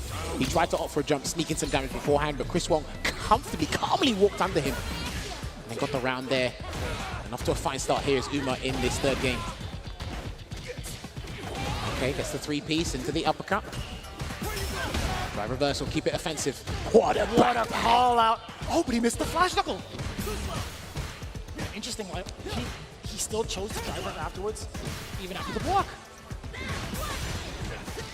All right, gets the fireball pressure here, and Chris Wong tried to steal a turn there, but didn't quite work out still. Gets a 2-piece, and then the DI, and he's gonna keep it meterless here because he wants to regenerate as much drive gauge as possible, and it finally... God, Uma calling it right. He's been going for the anti-throw tech plenty of times over throughout the set. The one time Chris Wong had that intuition to maybe neutral jump, gets blown up for it. But I think he was actually still looking for a throw stubbornly. Yeah. But it just worked out for him, and he gets a drive impact against Chris Wong's sequence. And here comes the Feng Shui engine. He can look to burn him out here. And there it is. Chris Wong still has a level 1 if he doesn't get this wrong. Good block on the overhead. Tried to steal his turn back though. That was a counter hit. Still threatens the stun because he's in level 2 and it's about to completely evaporate that bar. That's the 3rd time over. Uma's lock control in the corner. He recovers so well. What was that noise? Yo, that was sick. Try to bait a throw, not doing it. Be careful. How many times? When have we ever seen that from Chris Wong? The whiffed fierce. Uma keeping it calm, getting the light. Remember, he's feeling the pressure here. They're playing for a better position to earn themselves a boatload of cash. So even then, multiple boats. Multiple boats. Multiple warehouses, maybe. I don't know. If anything. There's a plethora of options. Maybe a treasure trove. Who knows? Maybe not in California. I know the rent's high here, but... We can talk about that median later. Anyways. Backs away, and then a perfect parry there, and gets a delayed crouching medium punch, and he will flash knuckle his way to the corner. Oof. I respect that he didn't try and check that there, but he gets the snapback target combo into a delayed jab, OD flash knuckle. Light uppercut still gets the advantage. 10-cent Rin, OD from Uma. Is that the first one? I don't think it's the first one. My recollection, it could have been, but these matches happen so fast, and he gets the drive rush cancel off the first hit, the stand medium kick, because if that was the second hit, I don't think he would have been able to special cancel. So he got that. Fireball away, keeps him in block stun for a little amount of time with that OD Sandblaster. So intimidating from this space, right under the timer, right? That's exactly where you want to be to keep that control against the opponent. Oh no. He blocked it out. He's still got, they've both still got supers. Please do not be, please don't leave with your fireballs. Please, oh my word. Please, I'm scared. I'm scared for you. You're freaking me out, man. One wrong fireball and you guys are done. He's gonna chip him out. To be fair, dude, how many times did Chris Wong throw out that fireball? He was showing he was gonna have the courage to intimidate Uma with that. He had level 2 loaded. He had 2 level 1s loaded, I should say. Intimidation was the correct word for that scenario here, and he beats him to the punch with the crouching medium punch over Jury's standing hard punch. Just within the range to get the perfect sequence. Ooh, he got a crouching medium kick. He got the right read on wake up, but didn't commit to the cancel. So Chris Wong is going to punish him for his troubles. Empty jump. You saw the awareness too, the parry, just in case the safe jump scenario off of the jump fierce. I love he backed away out of respect for that fireball. Still could do something here. One check, one crouch medium punch. We'll close out this round. Ah, there it is. You are truly Nostradamus, I gotta say. That was actually beautifully placed for Chris Wong. The timing immaculate yet again in terms of the placement of the crouch medium. It's the patience Chris Wong exudes in general, but because the fireball's there, it's like he's comfortable with the timing, waiting for it to evaporate right in his face, and he knows that Uma is in a position where he wants to throw out buttons. So you try and challenge that, and as Rins would like to say, the money button is doing its work. It's getting paid overtime with this money in front of us here, but I'm telling you. So what happens now? We're stuck at 2-2 between Chris Wong and Uma. Do you think there's going to be a little bit of a change of aggression at the start of the round? It could be, but it's harder to read Chris Wong's wake up. Ah, you know, wait! What had happened? Oh, well, okay, here comes the perfect parry party game. Here we go. He got him catching the delayed buttons there instead of delayed throw tech. Either way, it works out. I love that he throws out the OD Sandblaster to stop the fireball. He parries in there. Staggered pressure here. Chris Wong, make your choice. And he's still blocking it out here before he has to take a risk. Perfect parry. Side switch? No. No, he's going to go for the damage. He usually does when you watch his YouTube clips. Well, now we're in Capcom Cup. There's a lot of money on the line. Wow. Oh, is that? That's -3 on block, so he's fine at that range there. Luckily, he didn't go for an immediate tap parry after that block roundhouse. And that was the beginning of it too, so it is cancelable. He should have burnt himself out and gone for the level 1. I hope he doesn't rue that decision. Oh boy. Chris isn't flinching. Oh boy. Still low on drive gauge. Here's Chris. He's chilling. He's looking for a moment to cancel. He's Uma super building chilling. his gauge right back up. The dash! She moves so quickly that if you blink, it's pretty much over and done with. For one of the fastest dash speeds in the game, taking full advantage of that. I don't think we've seen that option up until this point. Boy, it's good. Ultra David talks about all the time. Glad that the high-level players do not get caught by suppressing that fashion anyway. Well, it changed my thought process. Wake up delayed jab. Nice recovery. And then no Feng Shui, but he's going to use the OD projectile as a barrier to close the gap. But Chris Wong needs some space, and he jumps away with the jump medium punch this time. How's he going to activate Feng Shui Engine? Gotta be after the next block string, perhaps. He might be looking for, but he wants to burn out first. There, he wants to burn out. Now he might try and go for it, unless Chris Wong wants to burn him out. This is a tough spot. Even for Uma, I think it's gonna be just fine if he gets that Feng Shui first. Just out of range. The perfect punish counter cross medium punch ringing out. It's time to take him down to Memphis. That was precise spacing on point, and his reward is his drive gauge was completely refreshed to allow him to get the conversion necessary to put him in the driving seat, to put him in grand finals winner's side. And he starts off firing on all cylinders. Oh, he dropped it. Final game, Uma. final round for both. The pressure is No, on. that Uma. was too expensive. That was such an extortionate amount of meter, and he's going to activate the Feng Shui to make amends.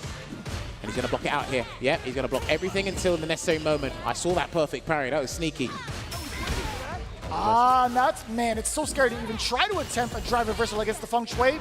Punish counter. Feng Shui no longer a factor. The backdash read. He dropped the flash knuckle again. That was huge because Uma has actually got him in a conducive spot here. He can just take some big risk. Tried to take the big risk with the jump. Didn't quite work out there, and that could have been, oh, that didn't look punishable. But the back throw here, Chris just needs one buffer into level 1. And you saw him buffering away already. Let's throw. He needs to close. He needs to keep him close. He can't throw him again unless it's in the corner. It's that medium punch, no super.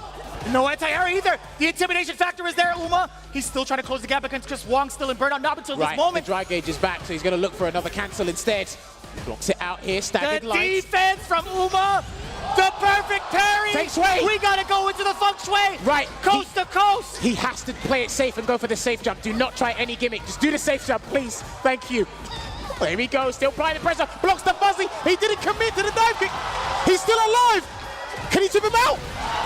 And there you have it.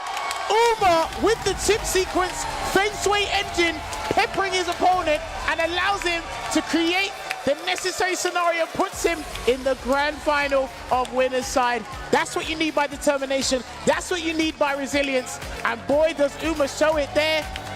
That is a deadly piece of play. I'm loving that. Him making that executive decision to keep it nice and clean when it came to the Feng Shui engine. That is pure knowledge of self-determination.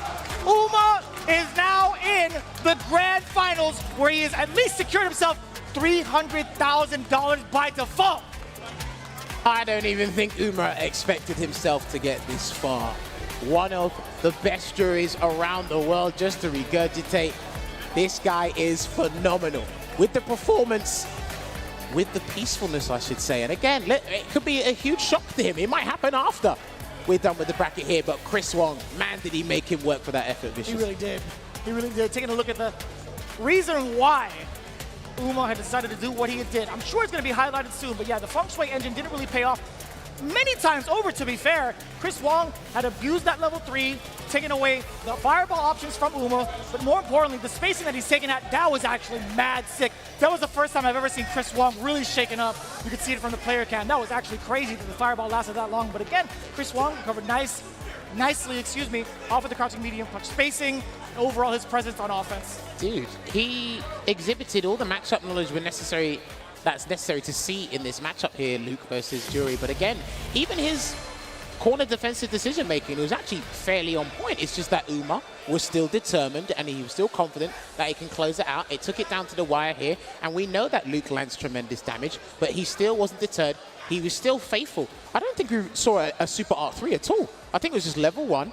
From Uma? Yeah, from Uma. I think it was just level 1 and Feng Shui engine. That's correct. I don't think there's anything else here. And man, did things get nitty and gritty in this part. God, what a beautiful punish counter as well. Yeah, look, he just Off of the closed it standing down medium here. kick, and that was the cancelable part of it too.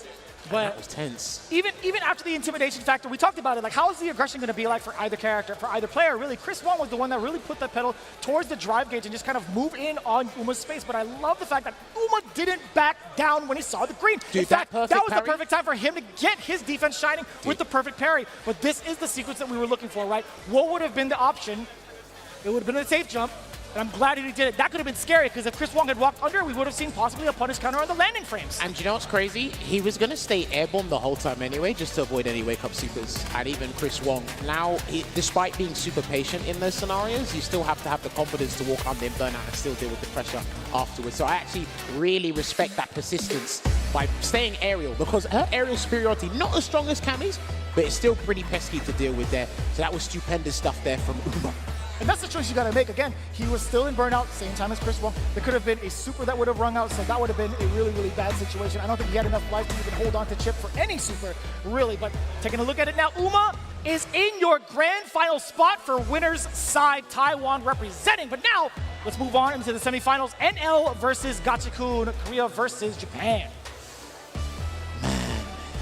Whoever wins this, they gotta fight. Oh, do you know what? Chris Wong will get his run back. Oh, that's because the person, for those of you who don't know, I was speaking about this F word time and time again. NL stopped Chris Wong from qualifying through the CPT Online in East Asia. Oh, yeah? Then Gachikun stopped him from qualifying at Singapore offline. That's when he came over to France and won it there. So Chris Wong will get his run back in a tournament for higher stakes. That's But right. first, we gotta go through this matchup first. Now, I remember I spoke to Big Bird about this as well. Shout out to Big Bird. Rashid is a strong character, but he struggles really hard, depending on who you ask, against the top 5. But the easiest top 5 character he has, or like he can fight against, apparently is Luke. Okay. Right? You can exchange both to blows in the buttons. I wouldn't recommend it, right? Again, you can be super elusive. You can try other things as well to keep Luke on his toes. Don't be too predictable, because again, one mistake is much more fearsome than Chun-Li's Right. in terms of the damage output. And you had mentioned this earlier when we played our own sets at the hotel. You were talking about the omnidirectional presence that Rashid can have to enforce some of the mix-ups if the ground game isn't something that you're suited for. Granted, Gachikun just so happens to be the man who is already suited for every type of situation. NL, let's see if he can handle the turbulent winds. Let's see, indeed. He's overwhelmed his opponents massively with his presence and his determination to get closer and closer to the grand finals. But he already opens things up with a forward medium punch conversion into Eagle Spike, and that doesn't work. A couple of reversals that will work against and make him whiff, but not against Luke. I think he's expecting the back recovery on that Eagle Spike knockdown there. Gachikun. Perfect parry is going to be huge here for Gachikun as well if he can get the perfect parry into the drive rush. You can already see a little bit of the struggle. The Sandblast has been such a pivotal part right now for NL. And speaking of which, when you see Gachikun committing to the fireball game, NL 2 steps ahead, already airborne. The counter hit is there for a medium punch. Again, punish counter, but no spinach of the bar, surprisingly. Well, turn around there, and The then that's dunk! when he spends the bar. He heard your cries, he heard your pleads, Vicious, and he said, listen, let me slam dunk and get that round. Taking him there with the Eagle Spike, and then a back jump there, but gets caught with the heavy spinning mixer. Now he tries to bait something else, but great patience there from NL. That's one angle. NL is already stuffed out. Let's see if he can continue on doing so. Gachikun breaking away from the pressure, but still getting clipped by a single Sandblaster. He didn't think that was going to hit, and he misses a chance to activate Yasar, so now he's got to be on the back foot just for a little bit. And you get a standing medium punch after that. Here he comes. Let's see if he pushes him out. I hope NL is not going to try and look to throw tech either. Oh, and he did a delayed button, and he still gets the pickup. Whirlwind's there. Oh, What he's a done. delay. That's it. Yeah, he's done. Enhanced Whirlwind, more than enough damage. Gachikun tying it up. Expensive at that, but he's more than willing to spend those 2 bars every single time. Shout outs to the lingering winds. We don't need no Sylphid here. We've got Yasar to do the work. Right, rushes in again. It looks like that's going to be the way he's going to approach. Yeah, that looks like, because it's interesting. If you're going to play traditional footsies with Luke in this battle, you might as well integrate the drive rush footsies as well. And it's not too bad. It's not too expensive to even try out that strategy. Going to the low 2 times over and forcing them to react to it. Yeah, which means he'll change up his button timings and he'll just be comfortably walking forward and whatnot. So Exactly that. You got away with it twice, maybe 3 times. Now you're looking for that counter poke. But speaking of counter pokes, NL successfully gets one, at least the important throw tech for Gachikun to be in hot pursuit of NL. He's backing away. He's looking for anything he can react to. yeah, he needs to try and keep his dry gauge low, and then he's going to do the Yasar to help close the gap. Just walk in on it. No drive reversal, because the drive reversal will be bad at this point. Gets the overhead. This is going to be a fat amount of damage. Is he going to go for the tight link? I think he will. There it is. Beautiful. And the safe jump setup as well. Great defense thus far. NL gets 2 crouching mediums. Light Knuckle into the level 3. Now this is going to be some really, really big damage. But Man, it's what you do with it afterwards. You ain't doing reversal from this wake up. Go He's away. gonna do it. Nah, Okay. he's not. If it was green, then for sure, right? Never. Not there. Because there was a safer way to do it. He knew a throw wasn't going to close it out. Too far anyway. Way too far. He's not that impatient in scenarios like that, Gachikun. So he takes 1 game up in this loser semi-final, and that was unfortunate because that is Strictly vertical. Oh, hey, but not too bad for Gachikun. He didn't get the rest of that damage because NL had dropped that light knuckle combo again. I mean, listen, what that does to his mental fatigue, that's annoying for any Rashid player. Backing away at the moment here, waiting for a button to whip, but uses What that a medium kick conversion neutral. of that, too. Hey, listen, man, that's a good footsie tool. Converts away. Safe drop there with the jumping medium kick as well. Goes back to the neutral here, so he needs NL to whiff a button. What will he whiff though? Even if he gets the chance. Oh man, not a single one. NL was the one looking for the whiff against Gachikun. All right, I like his whirlwind shot because he throws a light one and sees you try to jump the next one because he's actually been hit by a jump already, so he's trying to get the juggle from the heavy whirlwind shot. That's if you try to anticipate with a hard read.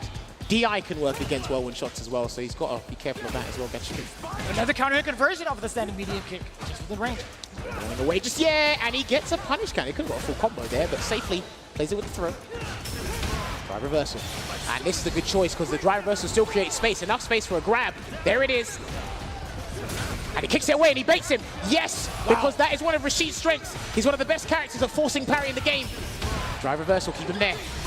Level 2 against the overhead. The reaction from NL. And he needs Bang! this. He needs the full screen because he'll just wait. Just keep it there. Please be careful of a perfect parry because he's being a hunting hawk right now. And that's an answer. That's a clean answer. Still And he garnering gets that his drive space. gauge back as well. This is so good for NL. Gachikun still has a slight life lead. You saw the attempt at the suppressor. You saw exactly what NL was looking for, but Gachikun, the low medium kick from Rashid, it's just so active and it's so far reaching. An excellent counterplay from Gachikun. Well timed. Luckily it connected. Got that conversion here because he needs to get that 2-0 buffer. Try to get the forward medium punch to connect on the first hit, but still the drive rush approach has been such a nuisance for NL. It's been a Mickey hesitated. Listen, what happened before? To He's be not gonna do fair, that. that jumping fierce could have come out and it could have stuffed him out. But That was rude. The perfect parry into the heavy kick. backdash again. All right, here we go. Here comes the safe jump. Will he go for the proper safe jump this time? He did. Hook, line, and sinker. Goes Gachikun. low, and that's going to be the round. More than enough damage as well to build up into the level 3 if need be. Yes, sir. That's going to be it. 2 games in the pocket of Gachikun. And we're going to make it 2-0. Picture perfect. Literally ending with the perfect KO. Red Bull's Gachikun closer to the grand prize here. I love the animation of Altair. Both the regular version and the critical CA, art. yeah. Man, really beautiful stuff. Well, at least Gachikun remembers the input. I had to Google it. What? I had to Google it. Why? Because I couldn't remember. I don't use it. Gotcha. Oh, that's fair. I Okay, never okay, use okay, it. okay, okay. I see where you're coming at. All right, my I had to bad. Google it. I forgot what it was. I don't use it. I feel like only level 2 really exists. Yeah, that's true. Fair.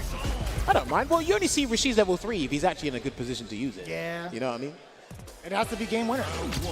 But I think, you get that win condition more often than not. Wink, wink. Oh, the whiff punish there. Rashid actually has some buns that can do that. And Luke is a character he can do that against. And the perfect parry to keep him locked in the corner. What's the Oki going to be? Oh, the hammer of justice! You got literally hit like a whack-a-mole game. And it's falling apart. He be whacking jammers, that is for sure. Look at the damage. Yeah, okay. I like that too. Now recognizing the space away from the corner. Out of the Level frying 2, pan. no, level 1, excuse me. Yeah, out of the frying pan and into the fire. Sometimes rounds just do not go your way. And that didn't go Gachikun's way, but that's fine. He's 2 games up. That's what really matters. Forward medium punch to the special cancel. Utilize it the same way that Jury does her forward heavy punch, or even a stand medium kick first hit. Deliberation from the normals. NL taking his time to get that throw. Gachikun, speaking of deliberation, he was looking for the fireballs, and I like that idea for the DI. It's not the same as when you do it against Ken or Rashid himself, but you really have to catch the timing, literally the same frame as when they throw out the projectile there. I feel like it is anyway. Gets a throw. Man, forward throw. Pile him on. I like the patience from NL also. He saw the backdash as well, and a lot of guys are being super patient with their delayed buttons to catch backdash and delayed tech as well. But let's see if we see a whirlwind. Not yet. Now we might see it. Here we go. Because you need to be close to the corner so you can actually set up that true block string. Take away drive gauge. He is persistent as hell. And that's going to get the second eagle spike. Pick it up. And he's not going for the kill because it won't kill. Yes. He dropped it again. It's hard to do, It is man. very difficult. I understand. It's very inconsistent sometimes. Oh, wow. All right, that got him Not here. dead. Can he burn him out? Drive reversal, he definitely does. Chip is imminent. Oh my word, and he's gonna catch him. Yes, he catched him because it looks like Gachikun committed to a button. It looked like crouching medium kick. I'm not even sure if he could have challenged with his own level 1 just to escape the scenario. And then I he's don't full think so. screen. Maybe not. I would love to see that interaction. If someone on Twitter could work that out and let us know, because I would love to see whether or not there was enough invincibility frames on the level 1 to get past the level 3. Well, But that's one game on the board for NL. dude, he's been playing out of his mind. Such a marvelous performance here. A huge improvement from his results in SF5, the Capcom Cup Finals there, where he bowed out against Ending Walker. Oh, he gets the drive rush check Counter. again. You saw the startup with the suppressor. From Yes. NL, I love the medium usage from Gachikun as soon as he sees green. And like I said before, notice how when NL lands an OD uppercut, he will always try and chase it down in some way, shape, or form. You block on the overhead. Low slow, didn't drive rush cancel because he didn't want to burn himself out. Not worth it in that scenario. Drive gauge management is integral at this level. It's a back throw. Taken away. Perfect parry. This is what he's looking for. If he's not going to take the risk with the jump, he needs the perfect parry and close the gap. That's why he's keeping the game close. And that is not the mixer he wanted. Oh, Has to be the heavy. It had to be an attempt for OD. Maybe. Even then.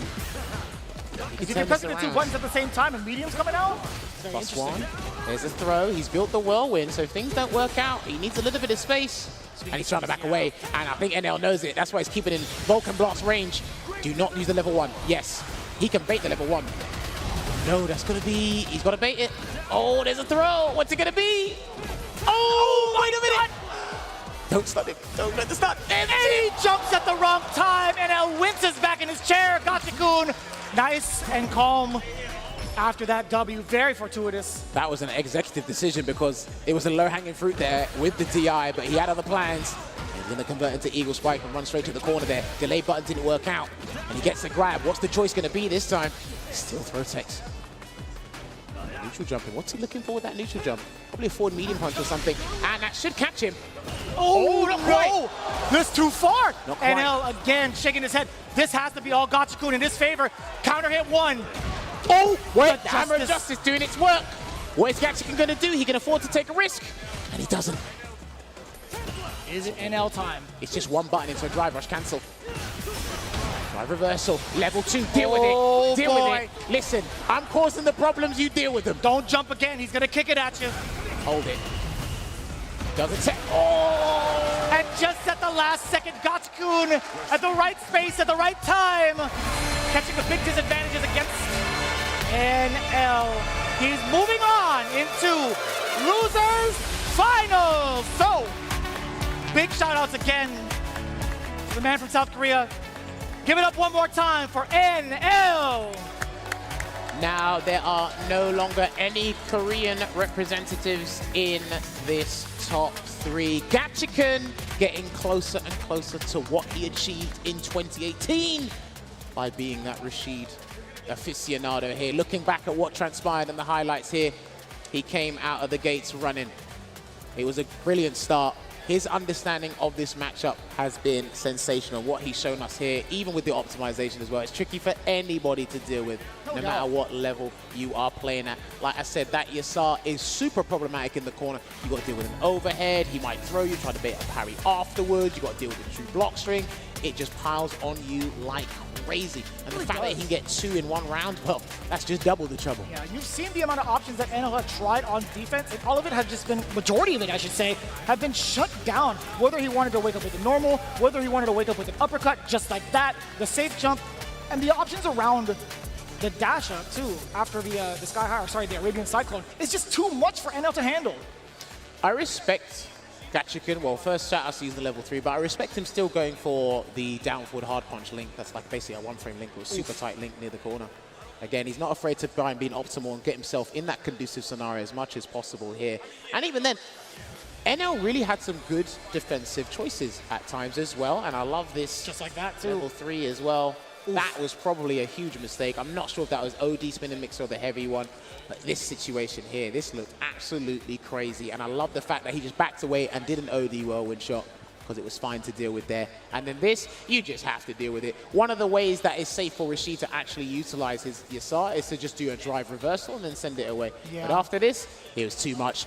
And even then, you do these slight walkaways to bait a throw, but you have a specific timing that catches delayed throw and delayed button as well. We see it happen time and time again at any sort of level there. Really? And sometimes you're like, damn, if I just press that button 1 frame later or 1 frame earlier, something like that, you could avoid that scenario. Even before that, when you're looking at the situation at hand, NL had the opportunity of a lifetime to use that level 3 past the fireball. He was just misjudging the spacing of it all. And then immediately after that, made a rash decision to kind of reclaim his space, or at least reclaim offense against Gachikun. But again, in those pivotal moments, he could not reclaim his mental. And that's got to be the green light for Gachikun. And you saw it. You saw how it turned out. 3-1 in his favor. So now, Gachikun, man, seeing him again, maybe potentially getting into the grand final seat, but he has to go through Chris Wong, and they've had quite the history in all of the offline premieres. They have indeed, but this is what the bracket is looking like. It will be a Singapore offline run back here with Chris Wong and Gachikun. Could he do it? Could he take the man of the turbulent winds to get the championship? Listen, they were in the money anyway. That was a lot of money they were playing for fourth place anyway, right? That's I what was believe, huge. if I'm not mistaken, this is like what, 300,000 to 200,000? No, I'm sorry, 200,000 to 100,000. This is actually kind of nuts. Dude, well, I mean, it's nuts from here on out because the disparity between 4th place and 5th place and after that is different. But listen, this is going to be huge. But hey, we got to give special thanks to the sponsors.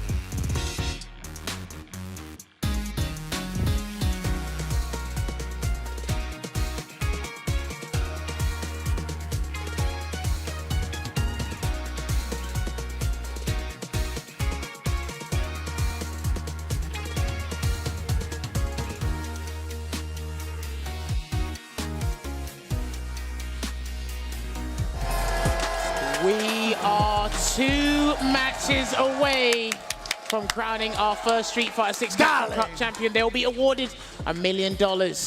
Myself, Jammers, and Vicious have been taking you along for the ride. 2 more matches to go. Hang in there, my European viewers. I know you guys are wanting to go to sleep and go to work in the morning. I need you for 2 more matches. You can't sleep. You cannot sleep with this much tension and this much on the line. You really cannot. It is absolutely electric. And this is the moment of a lifetime, as we had alluded to. Again, this right here, Chris Wong versus Gachikun, a lot of history in multiple offline premieres. Like we said before, just to reiterate, these 2 faced at the Singapore offline where Gachikun, it was a tall order and he was still learning Rashid at the time because the character came out in July. I believe it did happen in October, the Singapore offline. So he didn't have that much experience, but his high-level understanding and being in the scenario as a tournament player, that persevered and got him here. Now it's going to be an even more in-depth, a more intricate run back because they have much more knowledge, and these 2 play each other online a fair bit. They sure do. But now we've actually slapped an odd $200,000 to $300,000 on the table. So it's a little bit different this time. This is the money match right here for sure. Within the top 3, no doubt. Here we go. It's losers finals. Chris Wong versus Gachikun, game 1. Chris Wong might play this a little bit different as opposed to what NL was doing there. He might walk in that medium range and then get the cancel.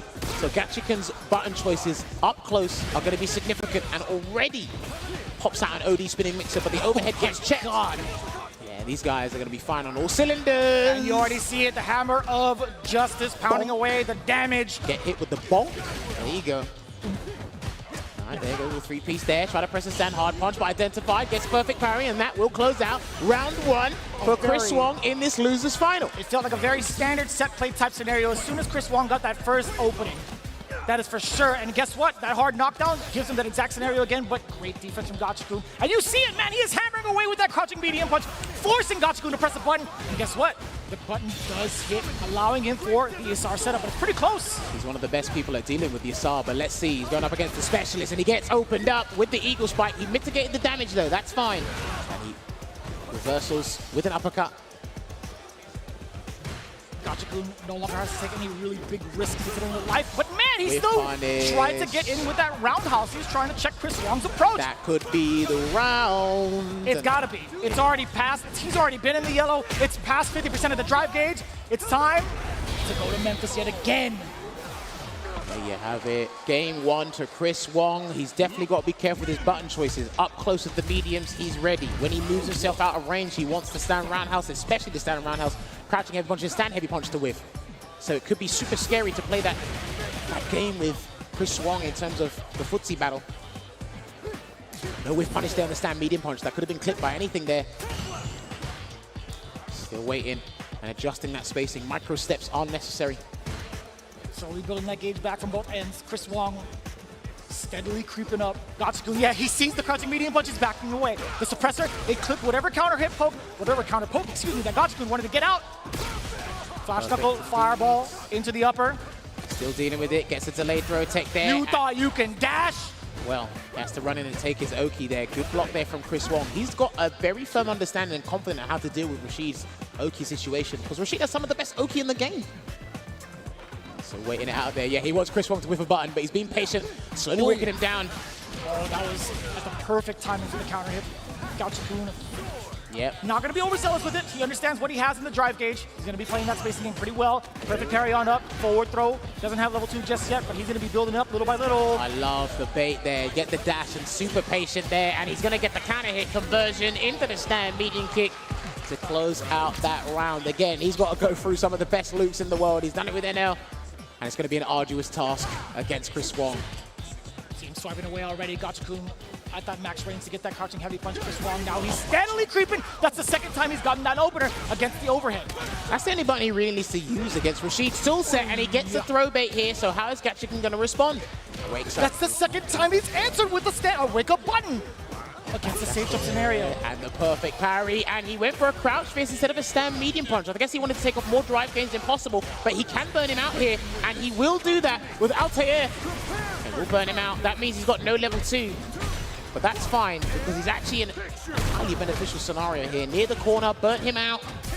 Gets the stun. So sneaky. Now, can he get the round is the question. He's going to have to do the sky high, and he's going to burn it out. Heavy spinning mixer should do it.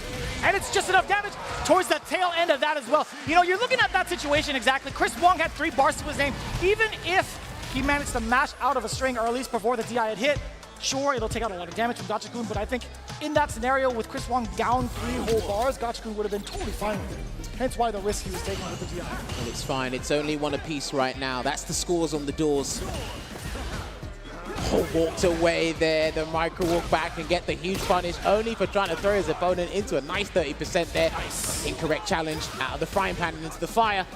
And he waits for the delayed back throw. He thought he was going to tech Chris or throw Chris Wong, so. Ooh, did he get it? Oh, no! Oh dear, he's going to go for a tricky setup. He can DI after this, so he's going to be tricky with it. He's going to do Arabian Cyclone instead because he doesn't want to go for the early stun. He will threaten the stun. There's a throw. Tried to press the button afterwards. You saw the counter hit. Still gets him grounded. More than enough in the tank. Gachikun securing the first round of game 3. And when he does the dash up stand medium kick, he's like +1 or +2 in burnout. That's why it's actually legitimate pressure to deal with. And here comes the Yasar. Double back dash just for reassurance, just in case. And a little bit more space to work with. I'm so scared to even see anybody try to jump out of there. But the defense, let's see it. Early drive reversal against the enhanced mixer. Well, he forced him to spend his drive gauge because now he's near burnout, so he's going to have to cancel him to the level 3. Yes. So, depending on how this round goes, what Gachikun did there to force you to spend your drive gauge, only to make you spend resources or expend them elsewhere, was pretty smart. Still got him low on drive gauge. Perfect parry. The big drop, a very significant drop. Punish counter against the flash knuckle. Gachikun actually in a very, very good space to get this level 2 yet again. The back dash. He's looking for the knockdown. He didn't spin a mixer. He hesitated, and I think it was a good decision. And a it's second so Yasar. close. Good Chris lord, Wong. where did he conjure that up from? True block string. He's got all the sand in the world around him. Kick it away. That could have been around if he committed to 2 jabs, Vicious. Oh, No dear. way! No way is enough damage! And it just is Chris Wong surviving for the rest of this game, tying up 1 round apiece, 1 game apiece, and there it is. The magic button. Watch medium punch getting the big punish counter. In the corner you go. Gachikun, what's the answer? Wake up button yet again, stand jab. Not intimidated by Chris Wong's presence in the corner. He was staggering it, hoping Chris Wong would block and then try to open him up with something later, but Chris Wong just got hit by them. Tenuous damage, not a problem. Still trying to click that overhead with the crouching medium punch because he doesn't go airborne until later in the animation, so still being persistent with that crouch medium. 1 more medium attack cancel should do the trick. See the stagger. Gachikun backing away. Don't whiff a button, Gachikun. Oh, He literally just did. For who now, jammers? For whose sake? I bit my tongue because know. I was about to get sacked on camera. Oh. You know, you're just fine. Good recovery. And good recovery from Chris Wong as well, making it hurt against Gachikun. You had just said it. You are not allowed to whiff a button against the man who has some of the best whiff punish normals in the game. That was rough, but he's still in this dogfight here. He can smell it. He can smell it. Too wild for me right now, jammers. I need you to tone it down. Chris Wong up 1 game against Gachikun. See if he starts here again. Hopefully he's not super deterred by what's happened in the neutral when he's with buttons and so on and so forth. He's tried overheads as well, but Chris Wong just being resilient and checking everything. Laser focused on point with that stuff in the neutral. That mid-range game. Jesus. I'm telling you, he has such a great understanding. Good confidence and matchup knowledge.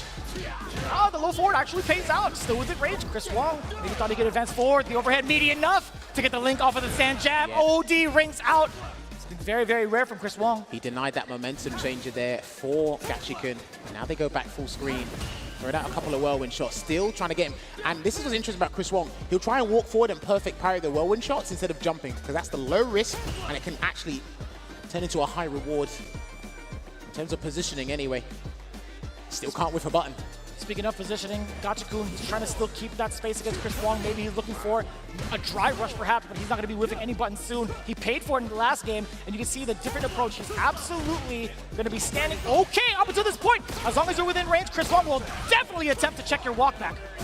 And there's a spinning mixer, but there's no Yasar to cover the tracks, and he's going to take the round. He has to take the round from this. Tempest Moon into the Rashid kick. He didn't need to do that, but that was fine. I will take that. I don't know if he could have got the pickup from the medium spinning mixer, but just for reassurance, he spent the bar. Wow. And I'm only talking about that because he's given up Yasar momentarily. But he gets the anti-air and he flips out. I just heard someone scream in the crowd after that whiff. Jesus. There you go, backs away, gets the back throw here, does Chris Wong, and he'll chase him down. Just by being The perfect parry too into the roundhouse. I didn't even know he had enough time for that. Jeez. Trying to perfect parry the overhead. Still trying to get in that range to stop Gachikun from doing anything with a medium attack. Oh, And you saw it, yeah, Gachikun tried to press the button on the way down. Chris Wong letting the ring with the fierce, no stagger. He's walking biting. back and Yeah, forth. he's not Gachikun biting. is absolutely not biting. That's the second time, the second instance he's caught Chris Wong trying to here walk comes the back and whirlwind. tease. He's got to summon the whirlwind shortly. There he goes. It's gonna be here. Isar time. The turbulent winds are coming. Don't go forward. Don't Better be, seek shelter. be Category crazy. 5. Block it out. True block string. Good patience there from Chris Wong. And that could be blocked. No, it wasn't. It wasn't. He took the gamble and we saw the note of approval in the player cam from Gachikun. And he said, all right, I see you. And again, that's not a crazy choice because that propels him to match point. That's going to put him in grand finals. Gachikun's got 1 bar to his name. A little bit closer to that possible win condition. If he can land a proper sequence, he's already got the punish counter. He got to throw. Back dashes again. His defensive choices and knowing what high-level players want to do at specific situations has been phenomenal there. And he dashes it right after that throw tech. Commit to the eagle spike. He's got to do the whirlwinds. He's got to do it. This could put Gachikun over the edge against Chris Wong. Still has a little bit left. He's got to get another one. Yeah, he's just going to let it linger there. It's going to linger for a little bit longer, and he gets hit with the Gatling gun. Whirlwind shot to close the gap. That was the OD version as well, with the projectile priority. We're going to a final game, ladies and gentlemen. Gachikun riding all of the momentum of the wind, establishing that dominance with the life lead, getting himself another lifeline and a shot into the grand final seat with Chris Wong. He's got some time to adjust. Ruminating as much as possible, taking that breather. You know what's amazing about this tournament? This is the most I've seen players just not hit the rematch button. I wonder why. It's strange, isn't it? With this much on the line, I really don't blame them. Interesting. From earlier on in top 16, there was plenty of rematches instantly, but They know what they're doing. Oh boy, that's a huge damaging combo there for Chris Wong, and he will flash knuckle his way to the corner once again, and he beat a delayed button. Jumps away. yeah, not his turn anymore, so he has to back off, but still the counter hit. You saw Chris Wong in an attempt to possibly press a medium punch. Gachikun get into the punch, safe jump into the throw. The defensive choices from Chris Wong have been so on point, at least for this round. And look at how much of the life lead he has. He could take risks if he wanted to and throw out a normal, but it's going to be Sandblast. That's still a risk in and of itself at that range, and it's going to be totally fine as he puts himself in match point again. Chris Wong, one round away from being in the grand final, but what a check there on the drive rush once again. Stays in front. It looked like that was a backdash he tried to run away from. And he's taking the damage each and every time. And a check. And he knows that distance where people just want to do an arbitrary drive rush to change up things in the neutral. And he will save himself from being burnt out. It's not going to get confiscated yet, but Gachikun can't say the same. Overhead, that's not what he wanted. There is a moment for Gachikun to get... Oh, no! That's it!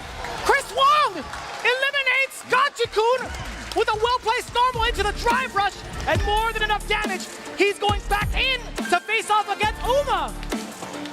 Numerous times in that set, and even throughout the day, he's managed to avoid some throws and punish them accordingly.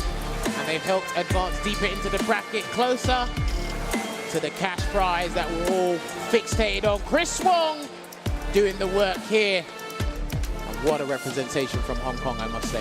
Listen, it doesn't ring the same as saying you are the champion, but Gachikun, again, former Capcom Cup champion, walking away with $200,000 is still a very impressive amount of money, but also just as impressive his performance thus far. There's a lot of fatigue that really settles in, and these guys are playing at maximum capacity at this point. And let's not forget as well, he had to do Luke matchups back to back. And there is a fundamental difficulty for Rashid in this matchup. I'm wincing as you say that because you are so right. Well, he tried and he actually kept it super entertaining as well, but we gotta give his flowers, Chris Wong. He actually dealt with the Yasar beautifully the majority of the time there, and was still able to keep resilient because, again, Rashid has a very complex toolset that you have to unpack. We talk about this time and time again.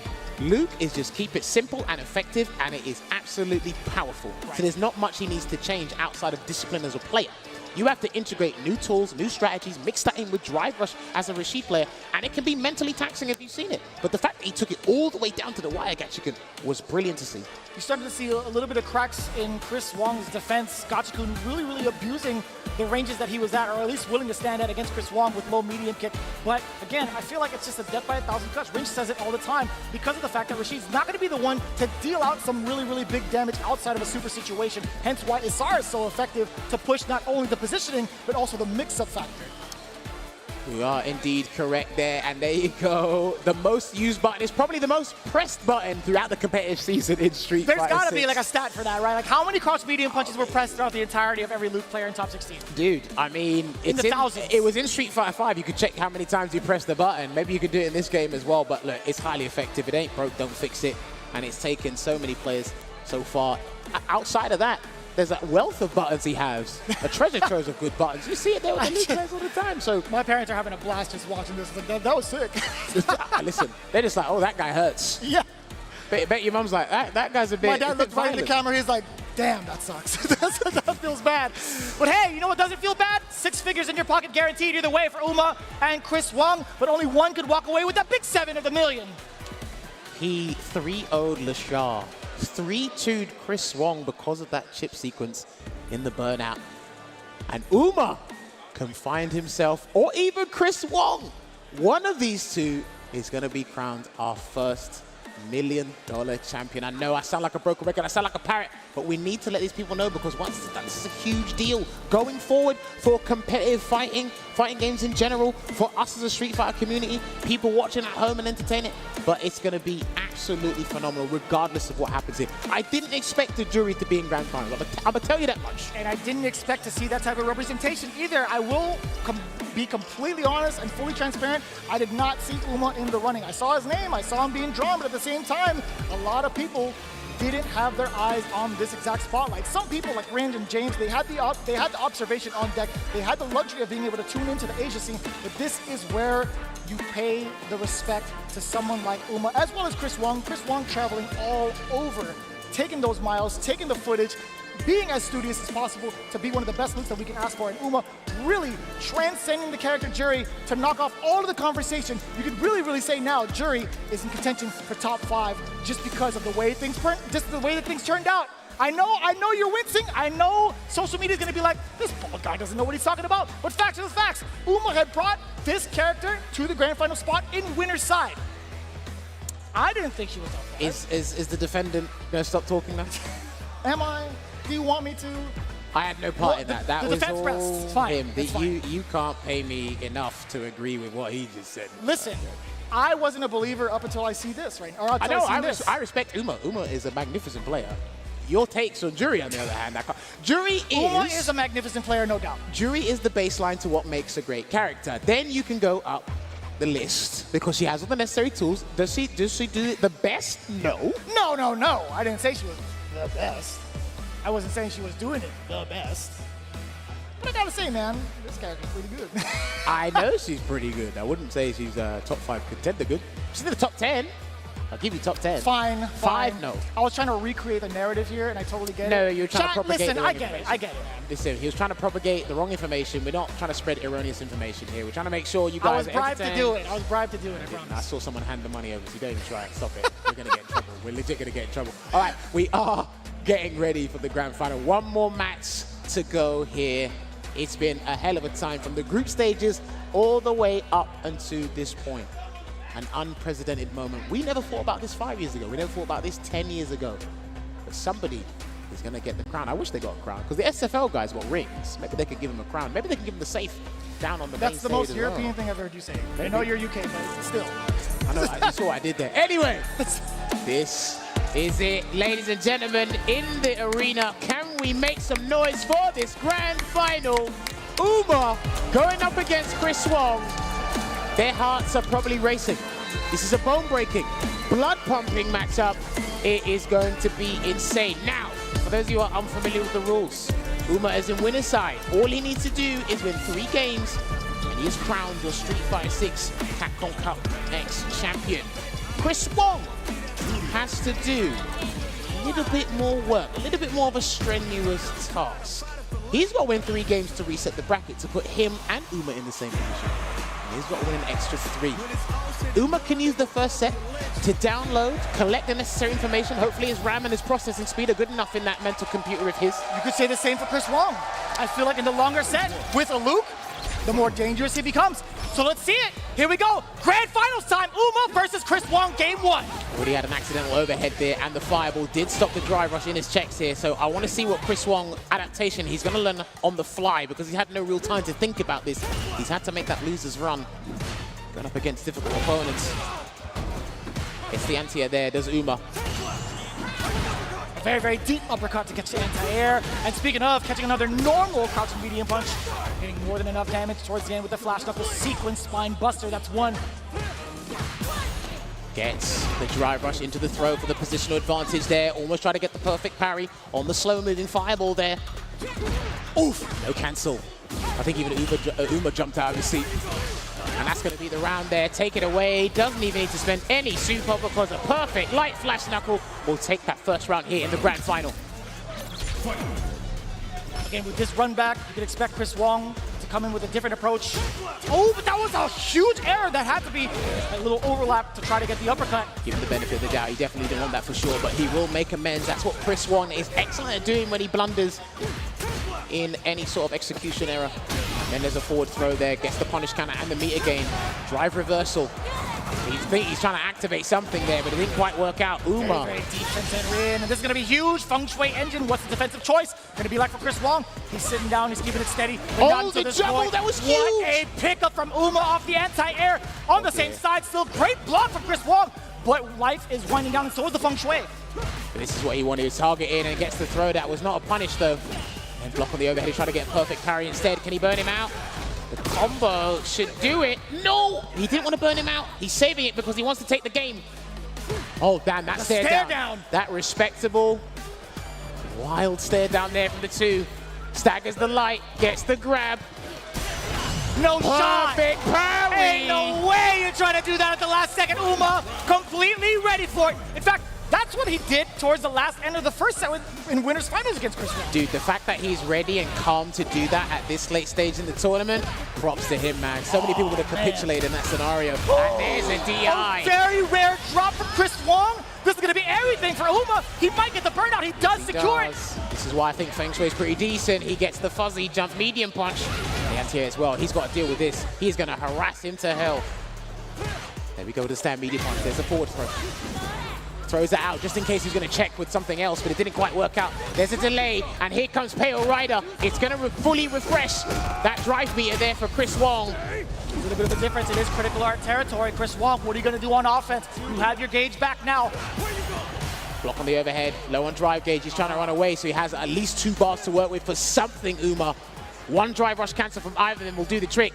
You see the patience from both ends. That was a little scary. And a little bit of the stutter step too. Chris Wong, immaculate spacing to get the stutter against Uma. And that was off of a crouching light kick. Well, this is the big thing, especially at this late stage and high level of the game. Your drive rush cancels from lights are such a turnaround. They are such a pivotal thing to use because it can go into heavies because of the extra frame advantage you can work with. And that's what's been saving Chris Wong time and time again. There's a drive impact there, and he's going to go for the jump conversion instead. This is a pretty decent damaging conversion there from Uma. Oh, that was slightly delayed. You did see the counter hit as well. Uma is to dash up again, enforcing the point with those lights, or excuse me, with the pressure instead. Forward throw on his counter. Uppercut. No, well, okay. He still got it. That was actually so slick for Uma to go for the crouching heavy punch anti-air. Nothing too committal with Tencent Rin, right? Because Chris Wong had the option to go for the air flash knuckle. Slowing it down there, throws out an OD fireball in the neutral. Chris Wong still trying to do it, and that looked like crouch fierce drive rush cancel. I think that was the button I saw. There's a delay, blocking it out here is Uma, trying to get out of the corner here. There's a neutral jump. He's got to be careful as well. Still holding it down, trying to find a drive rush cancel in some way, and luckily the store stopped that. But Chris Wong capitalized on the whole scramble. Very deep in that safe jump with the hammer. At the same time, so deadly. Trying to guess. Respects. And the counter DI for the round. That's going to be brilliant, and we've got to give props because the prior sequence, he actually allowed Uma to get a regular jump, but he thought he was going to do something else like the Shah was doing earlier today, and he was able to block it out and get punished before he had to do that counter DI interaction. Very high-end risk from above. Let's see if Uma ever goes to that tactic again. In the meantime, let's take a look at Chris Wong and the way he's controlling the... Oh, what in the world? You react to the flash knuckle? Oh, that was beautiful. That was actually beautiful. That logic was beautiful, for Also sure. was that. Perfect parry, puts him in the corner, can burn him out. And that's why he's trying to avoid getting burnt out. You're gonna have to make a choice, do it on your own volition.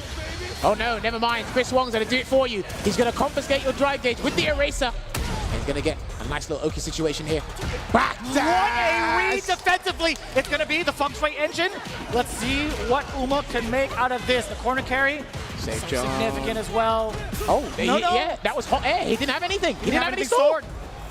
Zero Fukaji to the tank, and also 0 life left. Chris Wong with a dominating 2-0 thus far. Well, I wouldn't say dominating. That was actually pretty close in rounds as well. But 2-0 nonetheless for the side of Chris Wong. One more win for him will reset the bracket, but we'll see if Uma has something to say about it. But what does he do at this point? He's actually done all he can, but again, the damage disparity between these two characters, it's not night and day, but it's something close.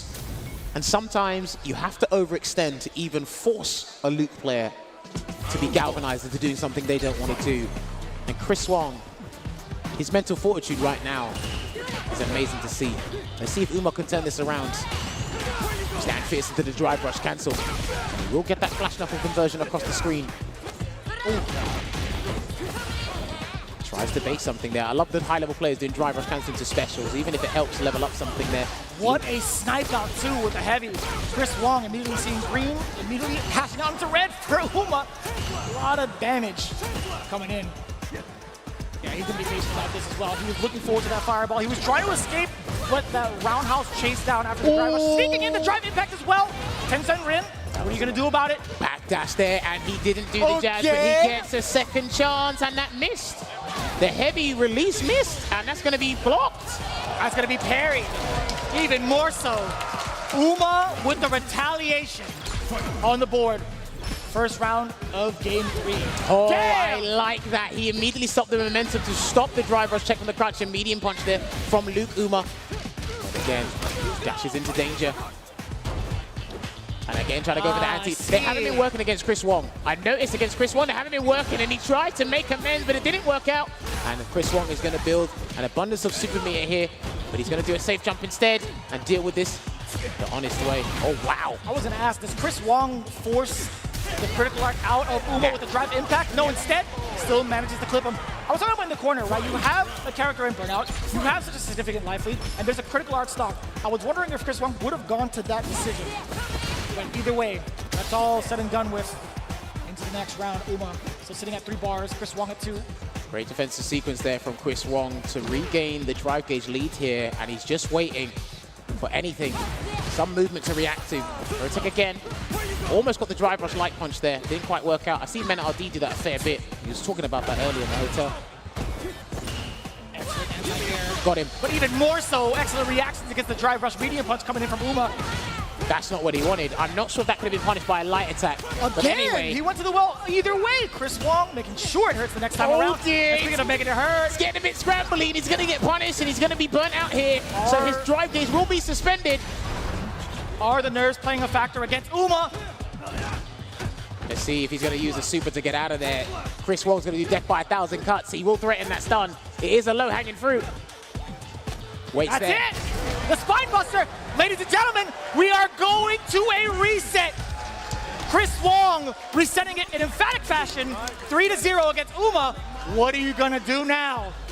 That's the question here. Taking a sip of the water, staying hydrated. Stay hydrated, gamers at home. That is super important here.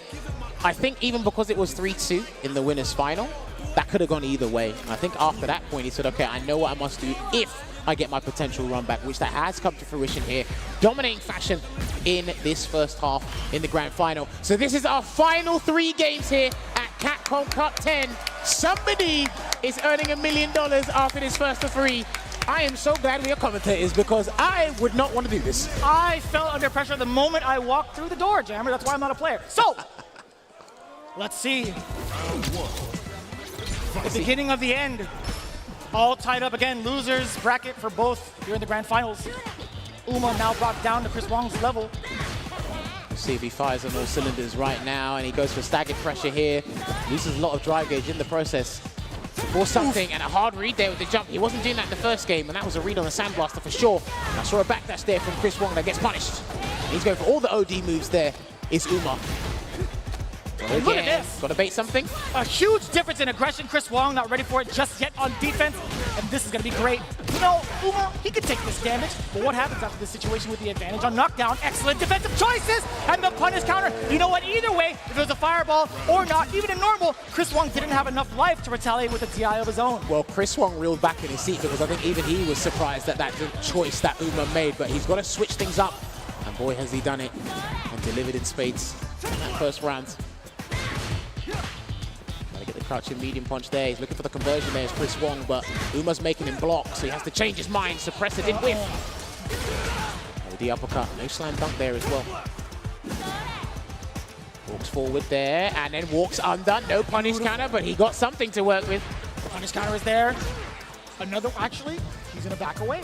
No big conversions. Thankfully for Uma's sake, to walk out of the corner well, without any big damage. You get all the real estate to work with, so I think it's the safest and most conservative choice. And here comes the Feng Shui engine again, and he lets it rock. The delayed hit. Oh, that was a counter hit. Was that delayed from the side of Uma, or was Chris Wong just really adamant about pressing the button? Let's go for a safe jump there, either with the jump medium kick. Throws in the fireball to cover the entry. Still not throw teching there as Chris Wong. He's not panicked yet. When he starts throw teching, he'll panic. He's holding it down here. Uma can't take an action just yet. Chris Wong knew that. That's why he's trying to make sure he does as much drive gauge damage as possible to keep him in the amber.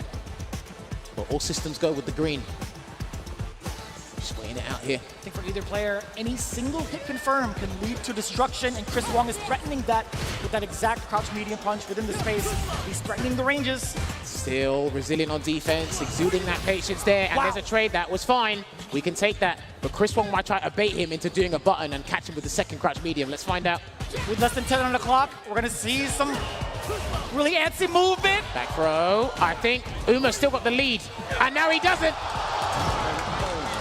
Yeah, he parried with 2 seconds on the clock. That was a very interesting decision. I'm surprised about that. Got Chris Wong the round. Good pressure there. Almost in burnout in 90 seconds here is Chris Wong. I know he's got 2 bars, but he's got to be very careful. He's got to make sure some sort of attack connects. No anti-air. I totally understand that because how Uma had delayed his dive kicks. I totally respect that decision from Chris Wong. And even more so, the buttons from Uma on the way out. On wake up, now we got the low forward. It's time for the Feng Shui. Let's play indeed. Here comes the safe jump. Oh no, he goes for an empty jump instead. The super gauge is actually depleting rapidly here. Gets the overhead into a store, and he didn't believe in it, but it wasn't the juggle version of the Fuha store. Man, he's gotten so much damage after, what, 2.5 sequences? Still not going for the rising uppercut anti-air there, and he's just going to hold it down here, Uma. He's got to be very careful. Ooh, that could have been whiff punish from Chris Wong.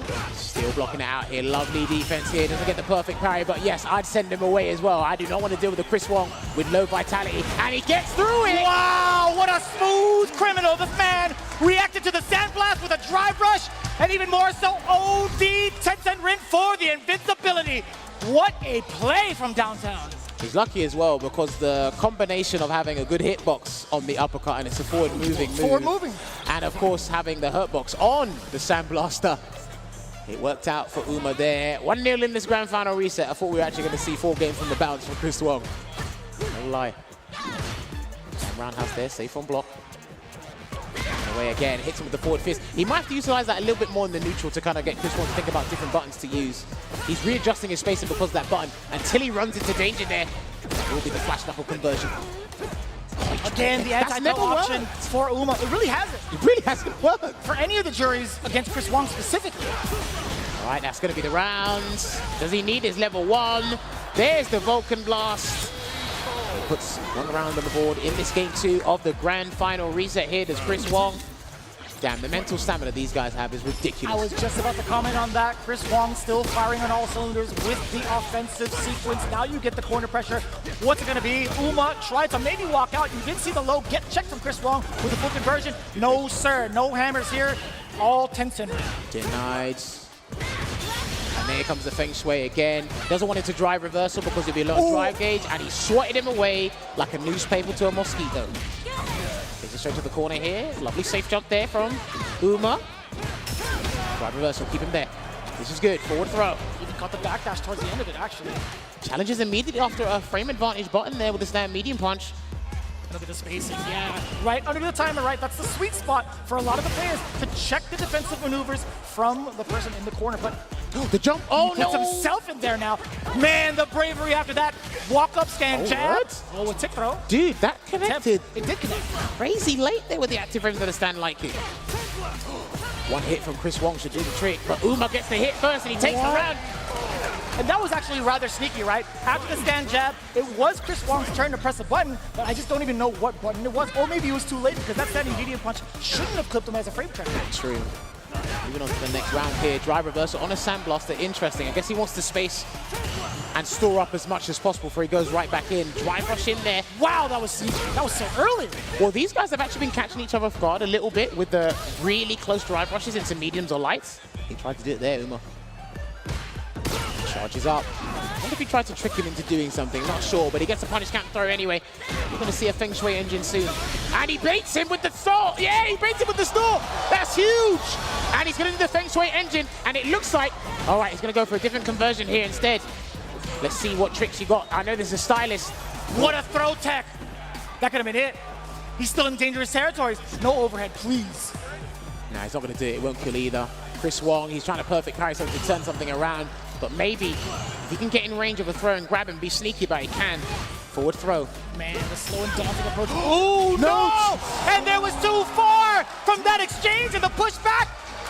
Chris Wong thought he could get the punish off of a -8 situation. It was too far. I have to give credit to some of these plays because they're doing certain projectiles or certain attacks from a very range where drive reversal, remember, there's still pushback on it, right?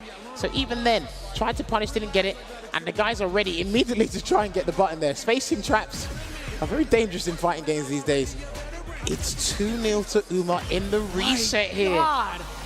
Is the download complete? Will he have enough in the tank mentally to secure the $1 million, or will Chris Wong have the answer?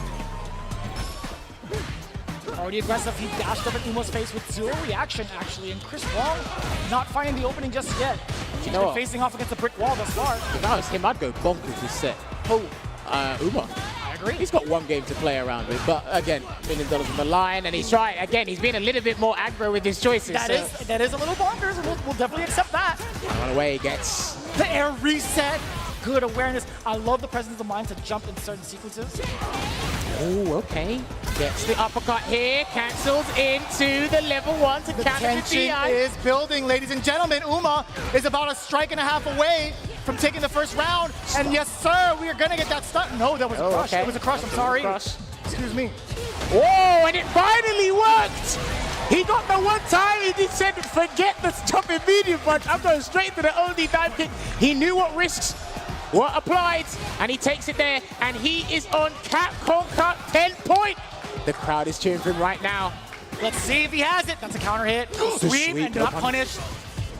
Chris Wong sweating. Sweating indeed, sweating buckets when he gets the conversion into the flash knuckle. Chase him down for some Oki here. I wouldn't be surprised if we see an uppercut from Uma soon to even risk it, but hey, I think he knows what position he's in. Puts him down, jumps away, and then gets grabbed for his troubles. Chris Wong with a hefty amount of life to take certain risks, but something again. Speaking of risks, Uma was trying to bait out something, but guess what? Chris Wong was still within range to get the big damage conversion, burning himself out. He's been doing the Fu Thought after the drive rush on several different ranges, but I think Chris Wong's clocked onto where he's doing it from up close. Far away is a little bit different. He's definitely identifying things as we go along. Whiff punish there with the forward hard punch. And it's so difficult to whiff punish that because of the startup and the spacing that he needs to take. Okay. okay, splurged a bit too much meat and he will get punished for his troubles here, Uma. And it will be a level 3. And this is what's very good in the game. If somebody doesn't make use of their 2 bars they spent, you punish it and take as much drive gauge away as possible. Let's see what the choice is from Uma. Perfect parry! Takes away! Look at the setup for the feng shui engine! The corner carry is going to be so significant, and so is the burnout. He's got no resources, so he's going to play with the stun. He's going to set him up for a stun scenario. Let's see what he does. This full conversion. This is the game. He's done. I think he's done. That's it. It will be the stun. He's going to store up. He's going to finish the combo. And ladies and gentlemen, $1 million is going to be awarded to Uma. Nobody had him on the cards to take the cup. He's represented with jury. He's representing Taiwan. And he will be your first $1 million champion for Street Fighter 6 here at Capcom Cup 10. Immaculate from start to finish. Making waves outside of the pools in the group stage, making his name known amongst the crowd. Ladies and gentlemen, your Capcom Cup 10 champion, Uma, one more time. Well played there indeed, but we got to hand it over. We see our hosts on the stage right now. Let's hand it over to them to properly congratulate our Street Fighter 6 champion. Ladies and gentlemen, can we please make some noise for our Capcom Cup 10 runner-up and winner of $300,000, Chris Wong!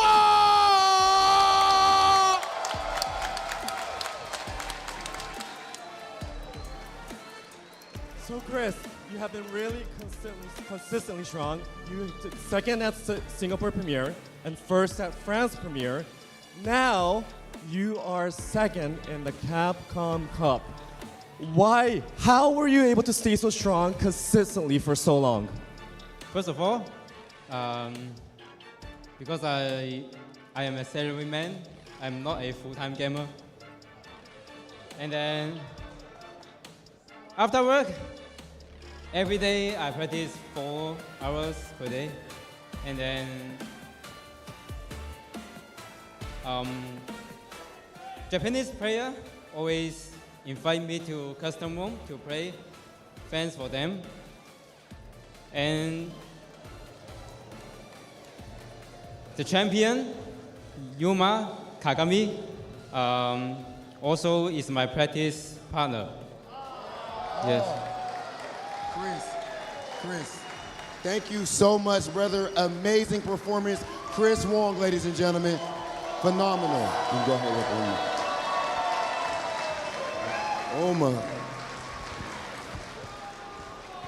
Ladies and gentlemen, it's been a long time coming. From the beginning, Street Fighter has been building up to this moment. And now we have our Capcom Cup 10 champion, Uma!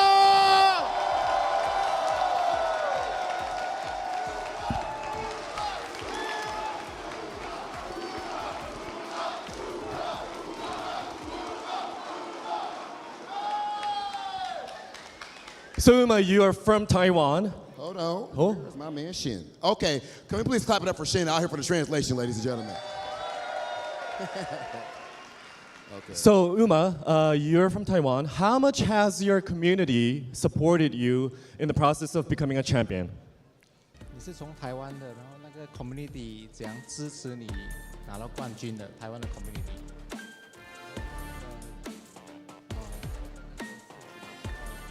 我很感谢台湾的社群还有我的家人，一直很支持我参加这个格斗比赛，所以我今天才有机会拿到这个冠军。You want to say thanks to the whole Taiwan fighting game community and his family and friends. That's why he has a chance.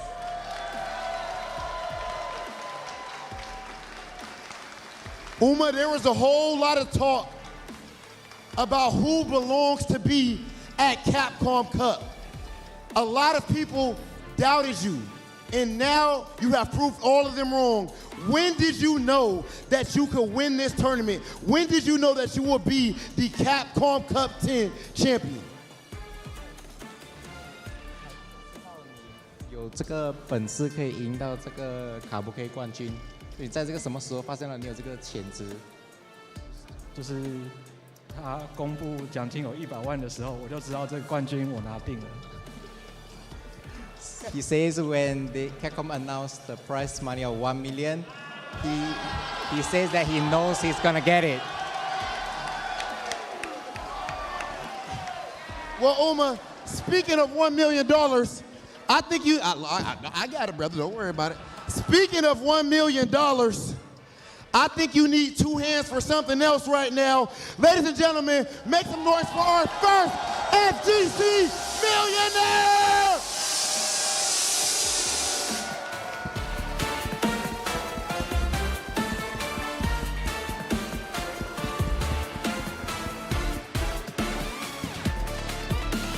Ladies and gentlemen, as amazing as the event has been, as phenomenal as Uma has been, we also need to let you guys know that next year we have some phenomenal things planned.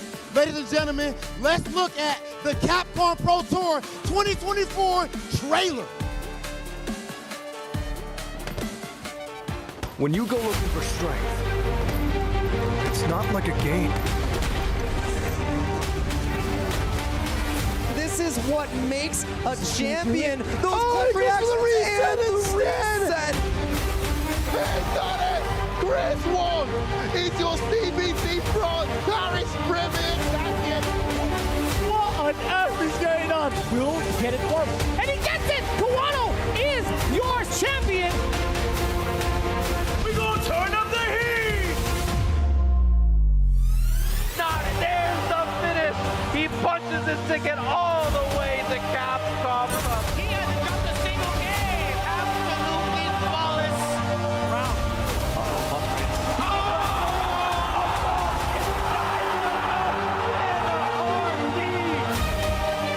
We're not finished! Be so careful to get the jump back. He doesn't even need the level 1. What's happening?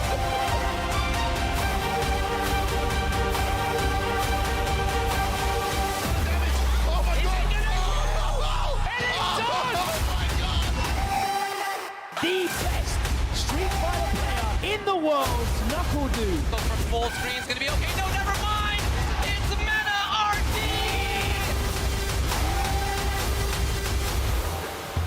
It's all about taking that first step.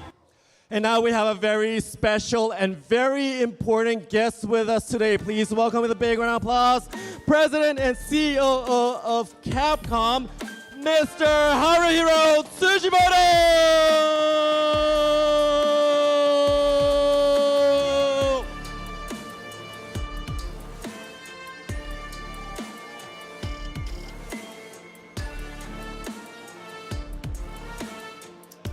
まずは馬選手優勝おめでとうございます。 First of all, congratulations Uma for winning Capcom Cup.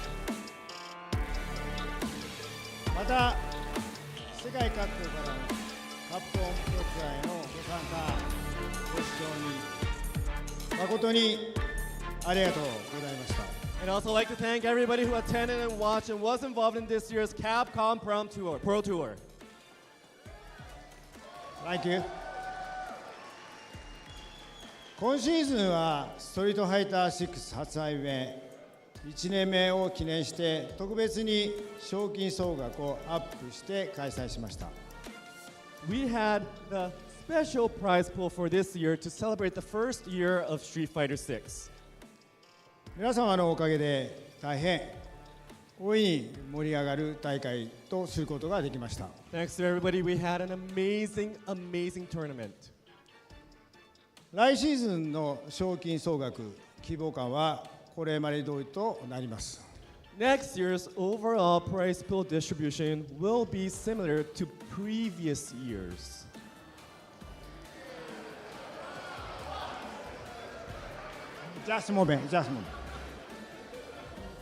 しかしカプコンはこのストリートファイター6における世界大会イノメントなるシーズンにつきましても最大限に盛り上がりたいとの思いから However, Capcom is looking forward to the second season of Street Fighter 6 tournament, and we want to make the most of this opportunity. 次回のカプコンカップ1位賞金については So, next year's first place prize money for Capcom Cup will be 引き続き100万ドルと決定しました。 $1 million!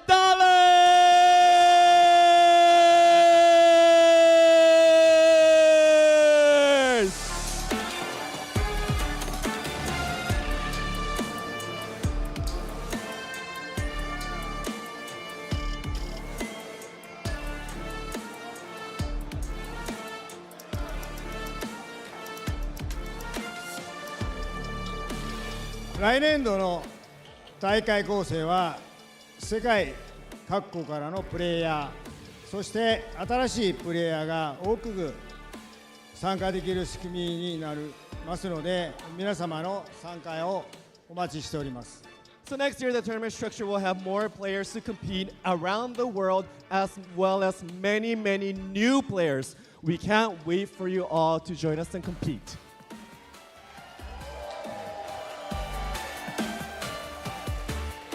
来シーズンのカプコンプロツアーは6月スタートに予定しております。さらなる情報にご期待ください。 The Pro Tour will be back in June 2024, so stay tuned for more information. ありがとうございました。 Thank you very much.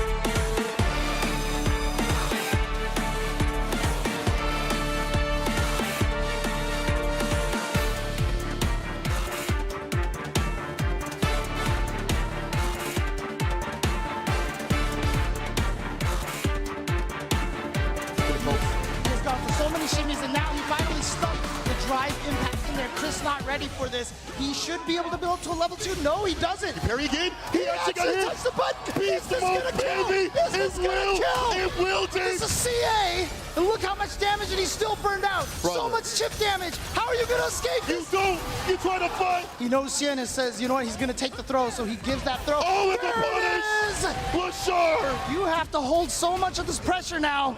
What's that drive impact finish? And the fault right after. Yeah, you see right there. Now you can actually challenge a lot more. Uma's gonna take it. And Nephew is out of the corner. This is big, but the Gachikun punch is gonna connect. He's gonna be able to finish it off. Just built the level 3, but the eraser would have did it anyway. Where we going, people? To Memphis. But he burned himself out. He burned himself out. And I can chip him out. Oh, And what? I can be a bear to burn on an empty jump super. Inhale with the super to seal the deal. Empty jump super. He's gonna go for that chip no dip either way. But what a play from Inhale. So he needs to find a way out, but he's not gonna have any meter for the comeback this time. Perfect The perfect parry. He's got the level 3. Weekend pleasure is not gonna be scaled enough. This is it. Fudo is going to eliminate Mena RD, and Mena RD will go out tied here in 13th place. Now we said that DR was showing out, so did Japan. Try to do something. Only walk up to what the about backdash, dash? and that's gonna be level Side 3. switch. Yeah. Yes, sirree. Safe moves on in the bracket over Dual Kevin. Dual Kevin is gonna go out as the last US player is now eliminated. Safe from Canada continues forward here with the Ken. Congratulations to Safe. Ain't a buffer, he's got the bar at the bottom. He's buffer for damn dear life. There it is, level 2. Beast mode, baby, NL, never lose. Gachikun does have the lead though. Stand fierce. Oh boy. Oh. Baits out the ODDP. Perfectly done from Gachikun, he's won. Dash up, jab, DP ender, safe not spinning any bar, gets the drive impact, and that's that. Safe stays down with a perfect KO, takes down Phenom, and moves on to top 8. The Canadian hope, the Canadian killer, Safe. The last thing anybody was thinking of at that moment was a drive. Reed, there's a check. He's got 8 level 2. seconds, by the way. He's going to activate level 2. Level Yes, 2. that's going to hit him. That will hit. And he's going to get the No full conversion. way. That's fine. Oh no. He's going to hold this. That's going to be it. Oh my God! What happened with DCQ? He done the drive gauge. Has literally been attacked. Harassed. This drive gauge damage. Good block. Is nuts. Block. That's punished. It's too far. He even tried to do the handshake of death. Try to bait a wake up reversal or something. Oh, that's huge, Jammers. He can cancel again. That's more than enough of the tank. And L takes out Kawano out of the running. There you have it. Like I said, one of the strongest Luke players in the world and one of the fixers in that mirror match. He shows us why he's done. If he does this whole thing correctly, he's going to build the bar, medium spinning mixer. Not even. He's going for the different version, and Super Rashid kick will close this out. Oh my. Firm in his ground. He's going to try and escape a different way.